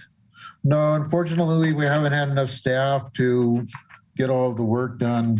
We really need another biologist to assist. We got somebody that's just doing too much work. So is that position open? What's the status of that biologist position then? Well, actually, it was the assistant commissioner position that we need, but we moved one of the biologists to work at a class to kind of fill that position in for the time being. So we haven't been able to open that position. It's not open, it's not being flown, nothing? No. Okay. So we haven't received permission to go forward on that. Supervisor McGordy? So I think this brings up a little bit of the discussion from earlier today about some of the impacts of fire in the county, and about how departments are limping along a little bit, and many cases are understaffed, and the ag department certainly I believe to be one of them. And also a little bit of a victim of the cannabis program, because that really caused a lot of disruption and has taken a while for them to recover and function well. But, you know, my own personal observations from working with them closely before I retired is that it's a pretty dynamic department. They have a really good crew of younger people, and Jim's holding the ship together pretty good over there. And you know, this tends to be one of the things that's really important to the outside world, but it takes time to put together and a lot of kind of detective work. And it's a good project, and we encourage Jim to stick with it, because a lot of people look at that and it guides a lot of decisions in terms of financing from banks and things who are looking at the growers and other you know, commodities that we produce here in the county. So it's important to us. Okay, do we have any public comment on this, on the crop report? We do, Chair Jordy. First on the line is Ron Edwards. Yes, good afternoon, Board. I would like to see, and it was interesting that Supervisor Williams had asked earlier about getting more detailed information about the cannabis program, that the crop report should include that, because that would give really an idea of where the county's going. And I don't see, if we're not including that crop report, how we can look at expanding a program when we don't really have a way to getting back the information. I also find it very interesting that we are talking about cannabis affecting a department when, if I'm correct, cannabis left the ag department in 2017. So that was almost 3 years ago. If it's still having that effect on the department, I think that there are other areas that the board might look at rather than a 3-year-old departure to affect the program. And, you know, the state has made it easier for the county to get the information. There's legislation that the cannabis crop report can be reported. And I think if the ag department, you know, even a short conversation with the tax department would be able to come up with a general idea of, yes, people reported minimum, or this amount was reported over the minimum. Again, I think that would be helpful to the board. And I do have one last closing comment that I'm wanted to comment on the last issue. I thought I could have added something into it about how the Oak Woodlands came up, and that was a compromise between the cannabis community stakeholders and the environmental community. And I tried raising my hands, and listening earlier, I noticed that when the district attorney wanted to chime in, he only had to raise his hand. And I just hope that the public going forward can be afforded those same courtesies. Thank you very much.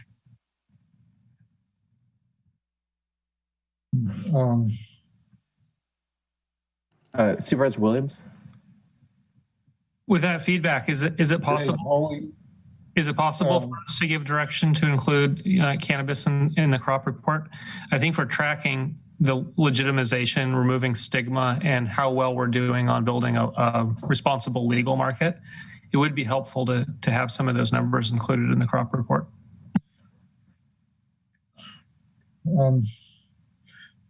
This is Jim Donnelly. All we were able to get was something like 79 million is from the cannabis growers for production sales.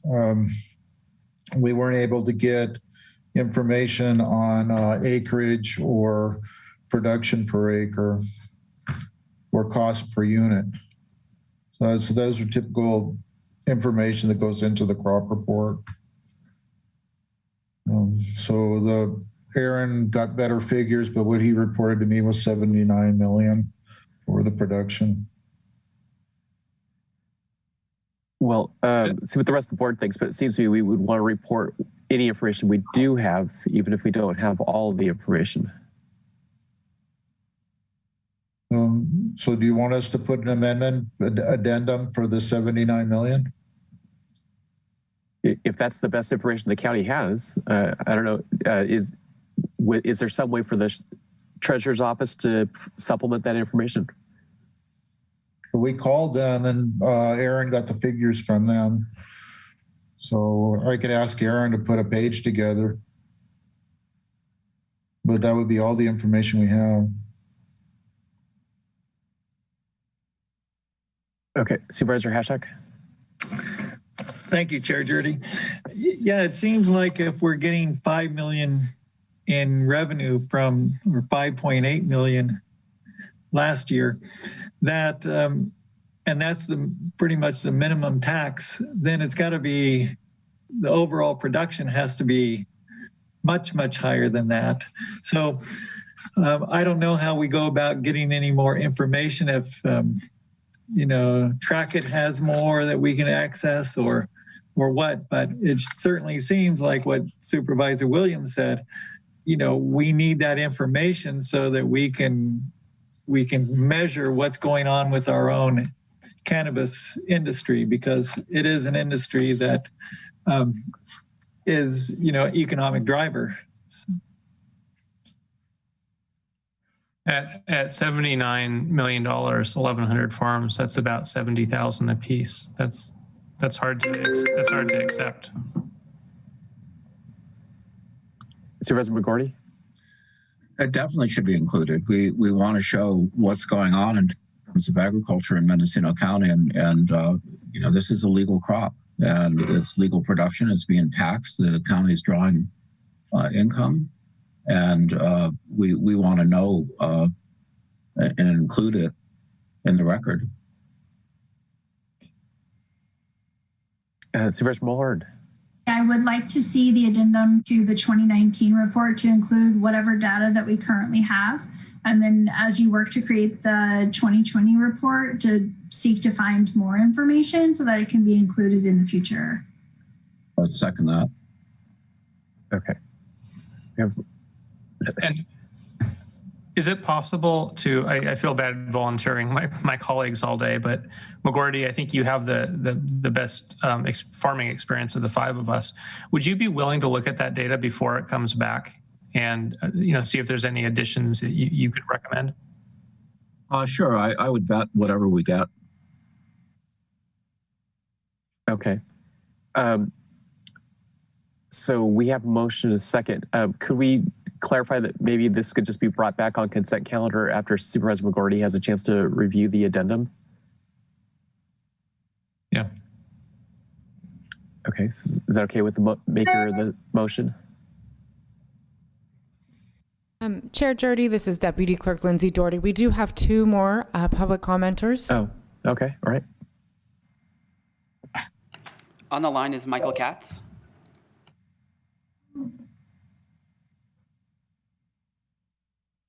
Hello, this is Michael Katz, the Executive Director for the Mendocino Cannabis Alliance. I'm very encouraged by the conversation that we're hearing today. As you may have seen, the memo that we submitted was in favor of including cannabis in the crop report, which MCA has advocated for some time.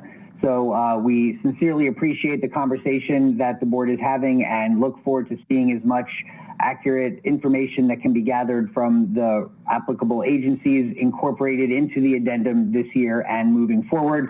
Additionally, we would like to get a report on the status of the hemp pilot program for the public. I know that isn't related to this item directly, but as part of reporting out, I'm sure that the public would be interested in that information as we are heading into the pilot program.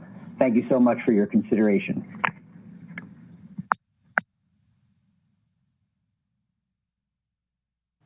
Next is Devin Jones.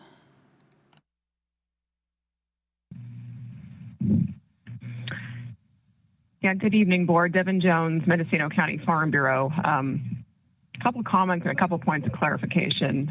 One, you know, typically the crop report is sort of a 12-month lag. You know, normally we expect it towards the end of the following year. So there's been a little bit of a deterrent. So we appreciate the consideration of moving forward. There were some comments about some of the main commodities, and one thing for pears that you should be most likely aware of is the acreage change. We have seen a shift in acreage as more pears have gone out in the last several years. So we lost, you know, not quite 100 acres of pears last year. So that's part of the conversation as well. And I also want to talk about what we're going to see for the 2020 report. So everybody knows that 2020 was not a good fiscal year. You know, there were significant challenges dealing with COVID, market conditions, fires, and other resources. So I wouldn't be surprised if we see some continued downturn in some of the top dollar values coming in from our commodities. And another thing, in terms of the addendum to the crop report, it is a state requirement that cannabis is an addendum to the crop report, and that's fine. I think I would encourage you all to look at the Monterey County's proposal, what they've been doing for their addendum down there. It's a really well done report, and it's dependent on various sources of information. It's not just arbitrary numbers that are thrown out there. And I would really not encourage the use of numbers that aren't able to be solidified. So if the direction is for Supervisor McGordy to review some of those statistics that are brought forward from this 2019 data, I really want to see it be as thorough as possible. You know, what is the total number of farms? You know, what is the production in tons? Is this what's being reported to the state? You know, what is the overall value? And another thing you need to think about too, if we want to come up with a quality product for this cannabis addendum, is that Monterey County spent around $25,000 for that report. They work with an outside agency to collect the data, to assess that data, to assemble that data. And, you know, contrary to popular belief, we did see a downturn in our ag department, and we have continued to see sort of, you know, those staff picking up additional responsibilities to continue for all the responsibilities that are there for pest suppression, for weights and measures, for all the biological requirements, for coming into compliance with all the reporting for the state programs that have to be submitted.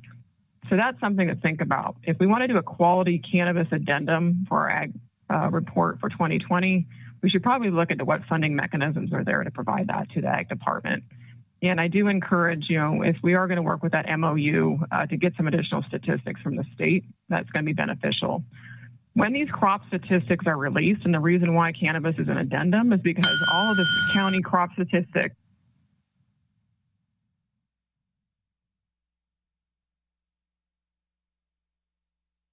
I would certainly appreciate to hear the tail end of that if possible. Yeah, is Devin still on the line?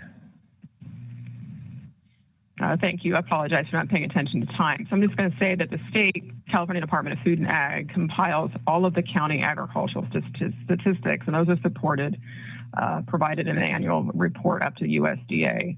So because of the nuances of cannabis on the federal level, that's why, you know, the cannabis statistics were provided as an optional addendum for counties to include those economic analyses if possible. So once we see a federal level change for cannabis, I think it'll open up the ability to look at a more inclusive process. But that is sort of the rationale behind where the addendum came from and why there's sort of a degree of separation to this date. So all these numbers are used and referenced. I use these numbers all the time to reference production and value.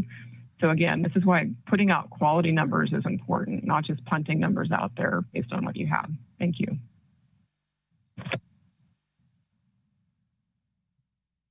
That concludes public comment for this item. Supervisor Hashak. Thank you, Chair Judy.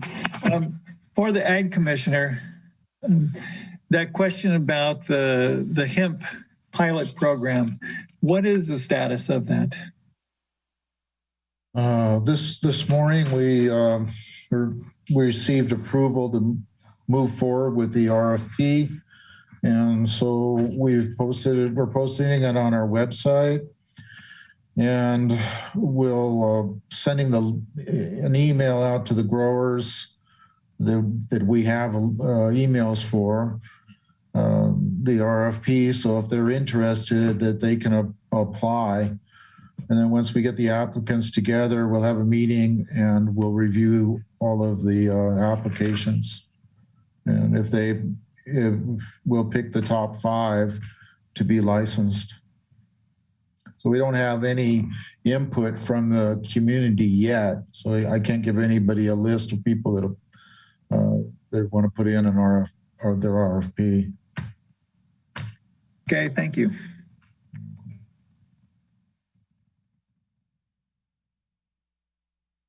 Supervisor McGordy.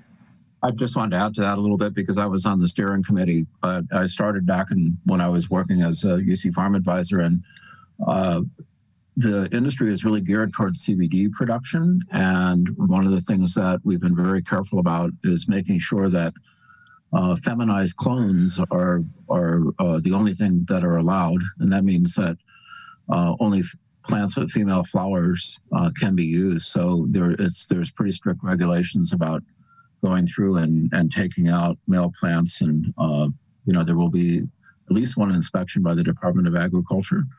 And, we're excited about having another crop that's actually legal for the county, and it could be used in rotation with some of our vineyards, which I like, so that you can take a vineyard out for a couple of years, and it's very good as part of a soil health program for breaking down diseases and pests, and at the same time give a grower option for money. But there's a lot of moving parts to this. What I'm kind of hoping is that some of the cannabis processors might also be interested locally in growing or having contracts with growers to bring in very clean Mendocino County hemp for use for CBD production, and that we can create a value-added product line out of it that's produced here in the county.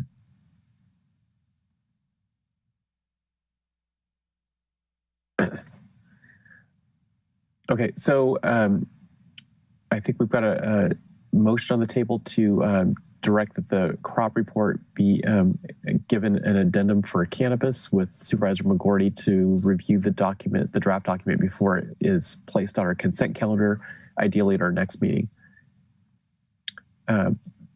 That motion, I think, was by Supervisor Williams and seconded by Supervisor Mulhern. Is that correct? Chair Judy, I actually recorded that as a directive, general consensus of the board. Yeah. Okay, well, thank you. Okay, well, then I believe that concludes this agenda item. That would take us to CO reports, I believe, or board members' reports. Chair Jurdy, there is no CEO report today and no legislative report. Thank you. Okay. All right. Thank you. So item 6B would be supervisor reports. I'll start one off. At the beginning of the year when we were making committee assignments, one of the committees we were looking at was Economic Development Finance Corporation, West Company. In 2020, the two board members assigned to that were Supervisor Williams and myself. And with COVID, we effectively acted as the board's ad hoc on COVID issues.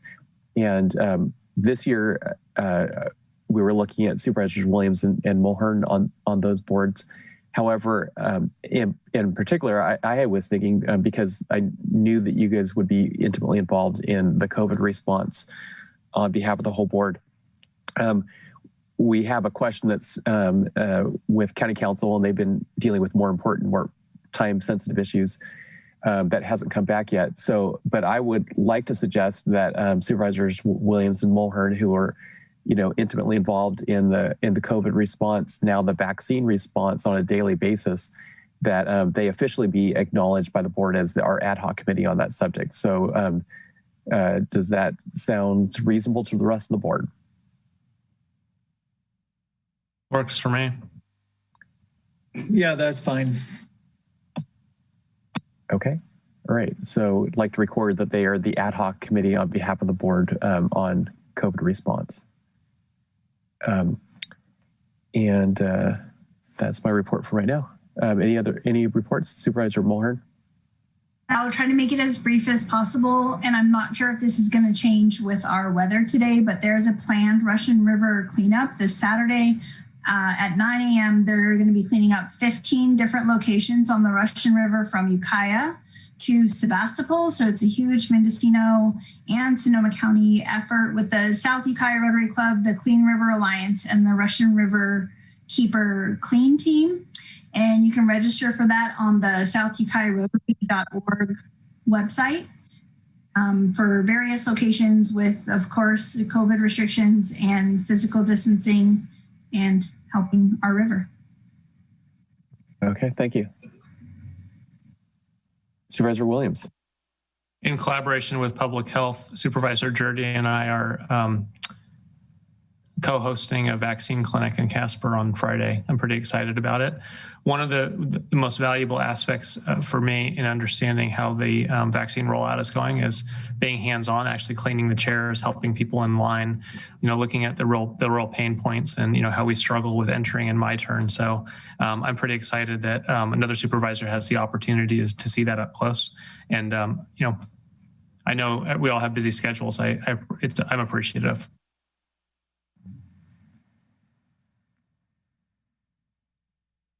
Okay, Supervisor McGordy. So I want to thank Sheriff Matt Kendall for meeting with me and important constituent Steve Satara at the City of 10,000 Buddhas, along with Janine Miller and my wife Jan and Donna Muschetti from NAMI to talk about mentally ill people who tend to come to the City of 10,000 Buddhas basically seeking refuge or solace or who knows what, but a lot of them are not well. And, we're talking about a response of both county mental health and the Sheriff's Department for safety in a humane way of helping people that doesn't necessarily result in them being 5150 or arrested. And it's, I think, a model for how we can respond to mental health emergencies. And I really appreciate Sheriff Kendall and Janine working on this with our community. Thank you. Supervisor Hashak, do you have anything you want to add? Yeah, I just wanted to say that as part of the Measure B ad hoc, we were pursuing the Old Howard Hospital and that MOU and just the feasibility of that. And then at the 11th hour, as CEO Angela said, that they got an offer to purchase it outright. So anyway, hopefully that will be a great thing for the city of Willits. And, I was on a bunch of meetings, and I'd like to thank Senator McGuire for his continued work on the U.S. cellular issue and cell phone service issue up in Covelo, Round Valley area. So that's greatly appreciated. That's about it. Would like to just bring up one more. CEO Angelo brought up the census, and my understanding is that the county has an ordinance that would normally work because we would normally have census information from the state Department of Finance, federal government by about now, and but we're now not expected to receive that till September. Maybe we could require as a directive for the county council's office to review the county's ordinance. I think it's possible that ordinance will need to be amended due to the fact that we don't have the information. We won't have the information to adopt census maps under the schedule that's in the county ordinance, or at least that's certainly possible. So does that make sense for everybody? Could we give that direction to county council's office? Okay. Thank you, Mr. Chair. I'm happy to report back on that issue. Okay, thank you. Let's just give you one more thing to do. Okay, so it's, let's see what time it is. It's 5:36. I guess we might be ready for anything else? We need to go back to item 4J. Closed session. Yes, Chair Jurdy, this is Deputy Clerk Lindsay Doherty. We do have a couple of closed session matters to return to. Okay. Supervisor Hashak. Before we leave, just with the ad hoc that we just formed about the COVID response, if we could get updates on what's happening with that at every meeting, I think that would be appreciated. So I don't know what that would look like, what the ad hoc would actually be working on, but I think that the whole board should be informed of that. Yeah, I don't think it's your work. Yeah, and I don't think it needs to be a standalone. I mean, you could just add in your work during the COVID report that we have on the agenda.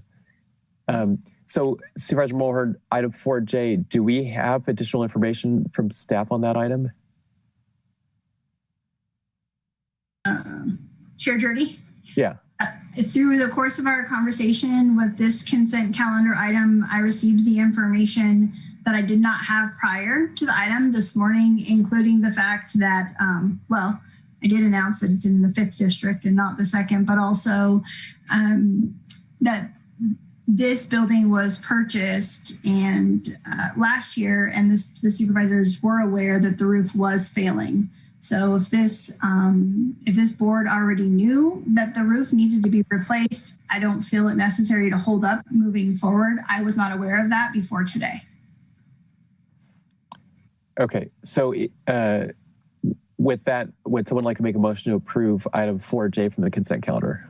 And this is Deputy Clerk Lindsay Doherty. There is no public comment on this item. Okay, thank you. So moved. Second. Okay, that was a close call. I'm going to give that one to McGordy. Okay. Roll call vote. Supervisor Hashchak? Yes. Supervisor Williams? Yes. Supervisor McGordy? Yes. Supervisor Mulhern? Yes. And Chair Jurdy? Yes. The motion carries unanimously. Okay, so does that just leaves the 2 closed session items? Yes, it does. Okay. Would County Council like to just announce what our 2 closed session items are at this point? Thank you, Mr. Chair. And I believe the board also continued item 8B, but the 2 items that I had remaining were 9A and 9D. Okay. So 9A, 9B, and 8B. We'll discuss all 3 of those in closed session. Okay, we'll go into closed session now.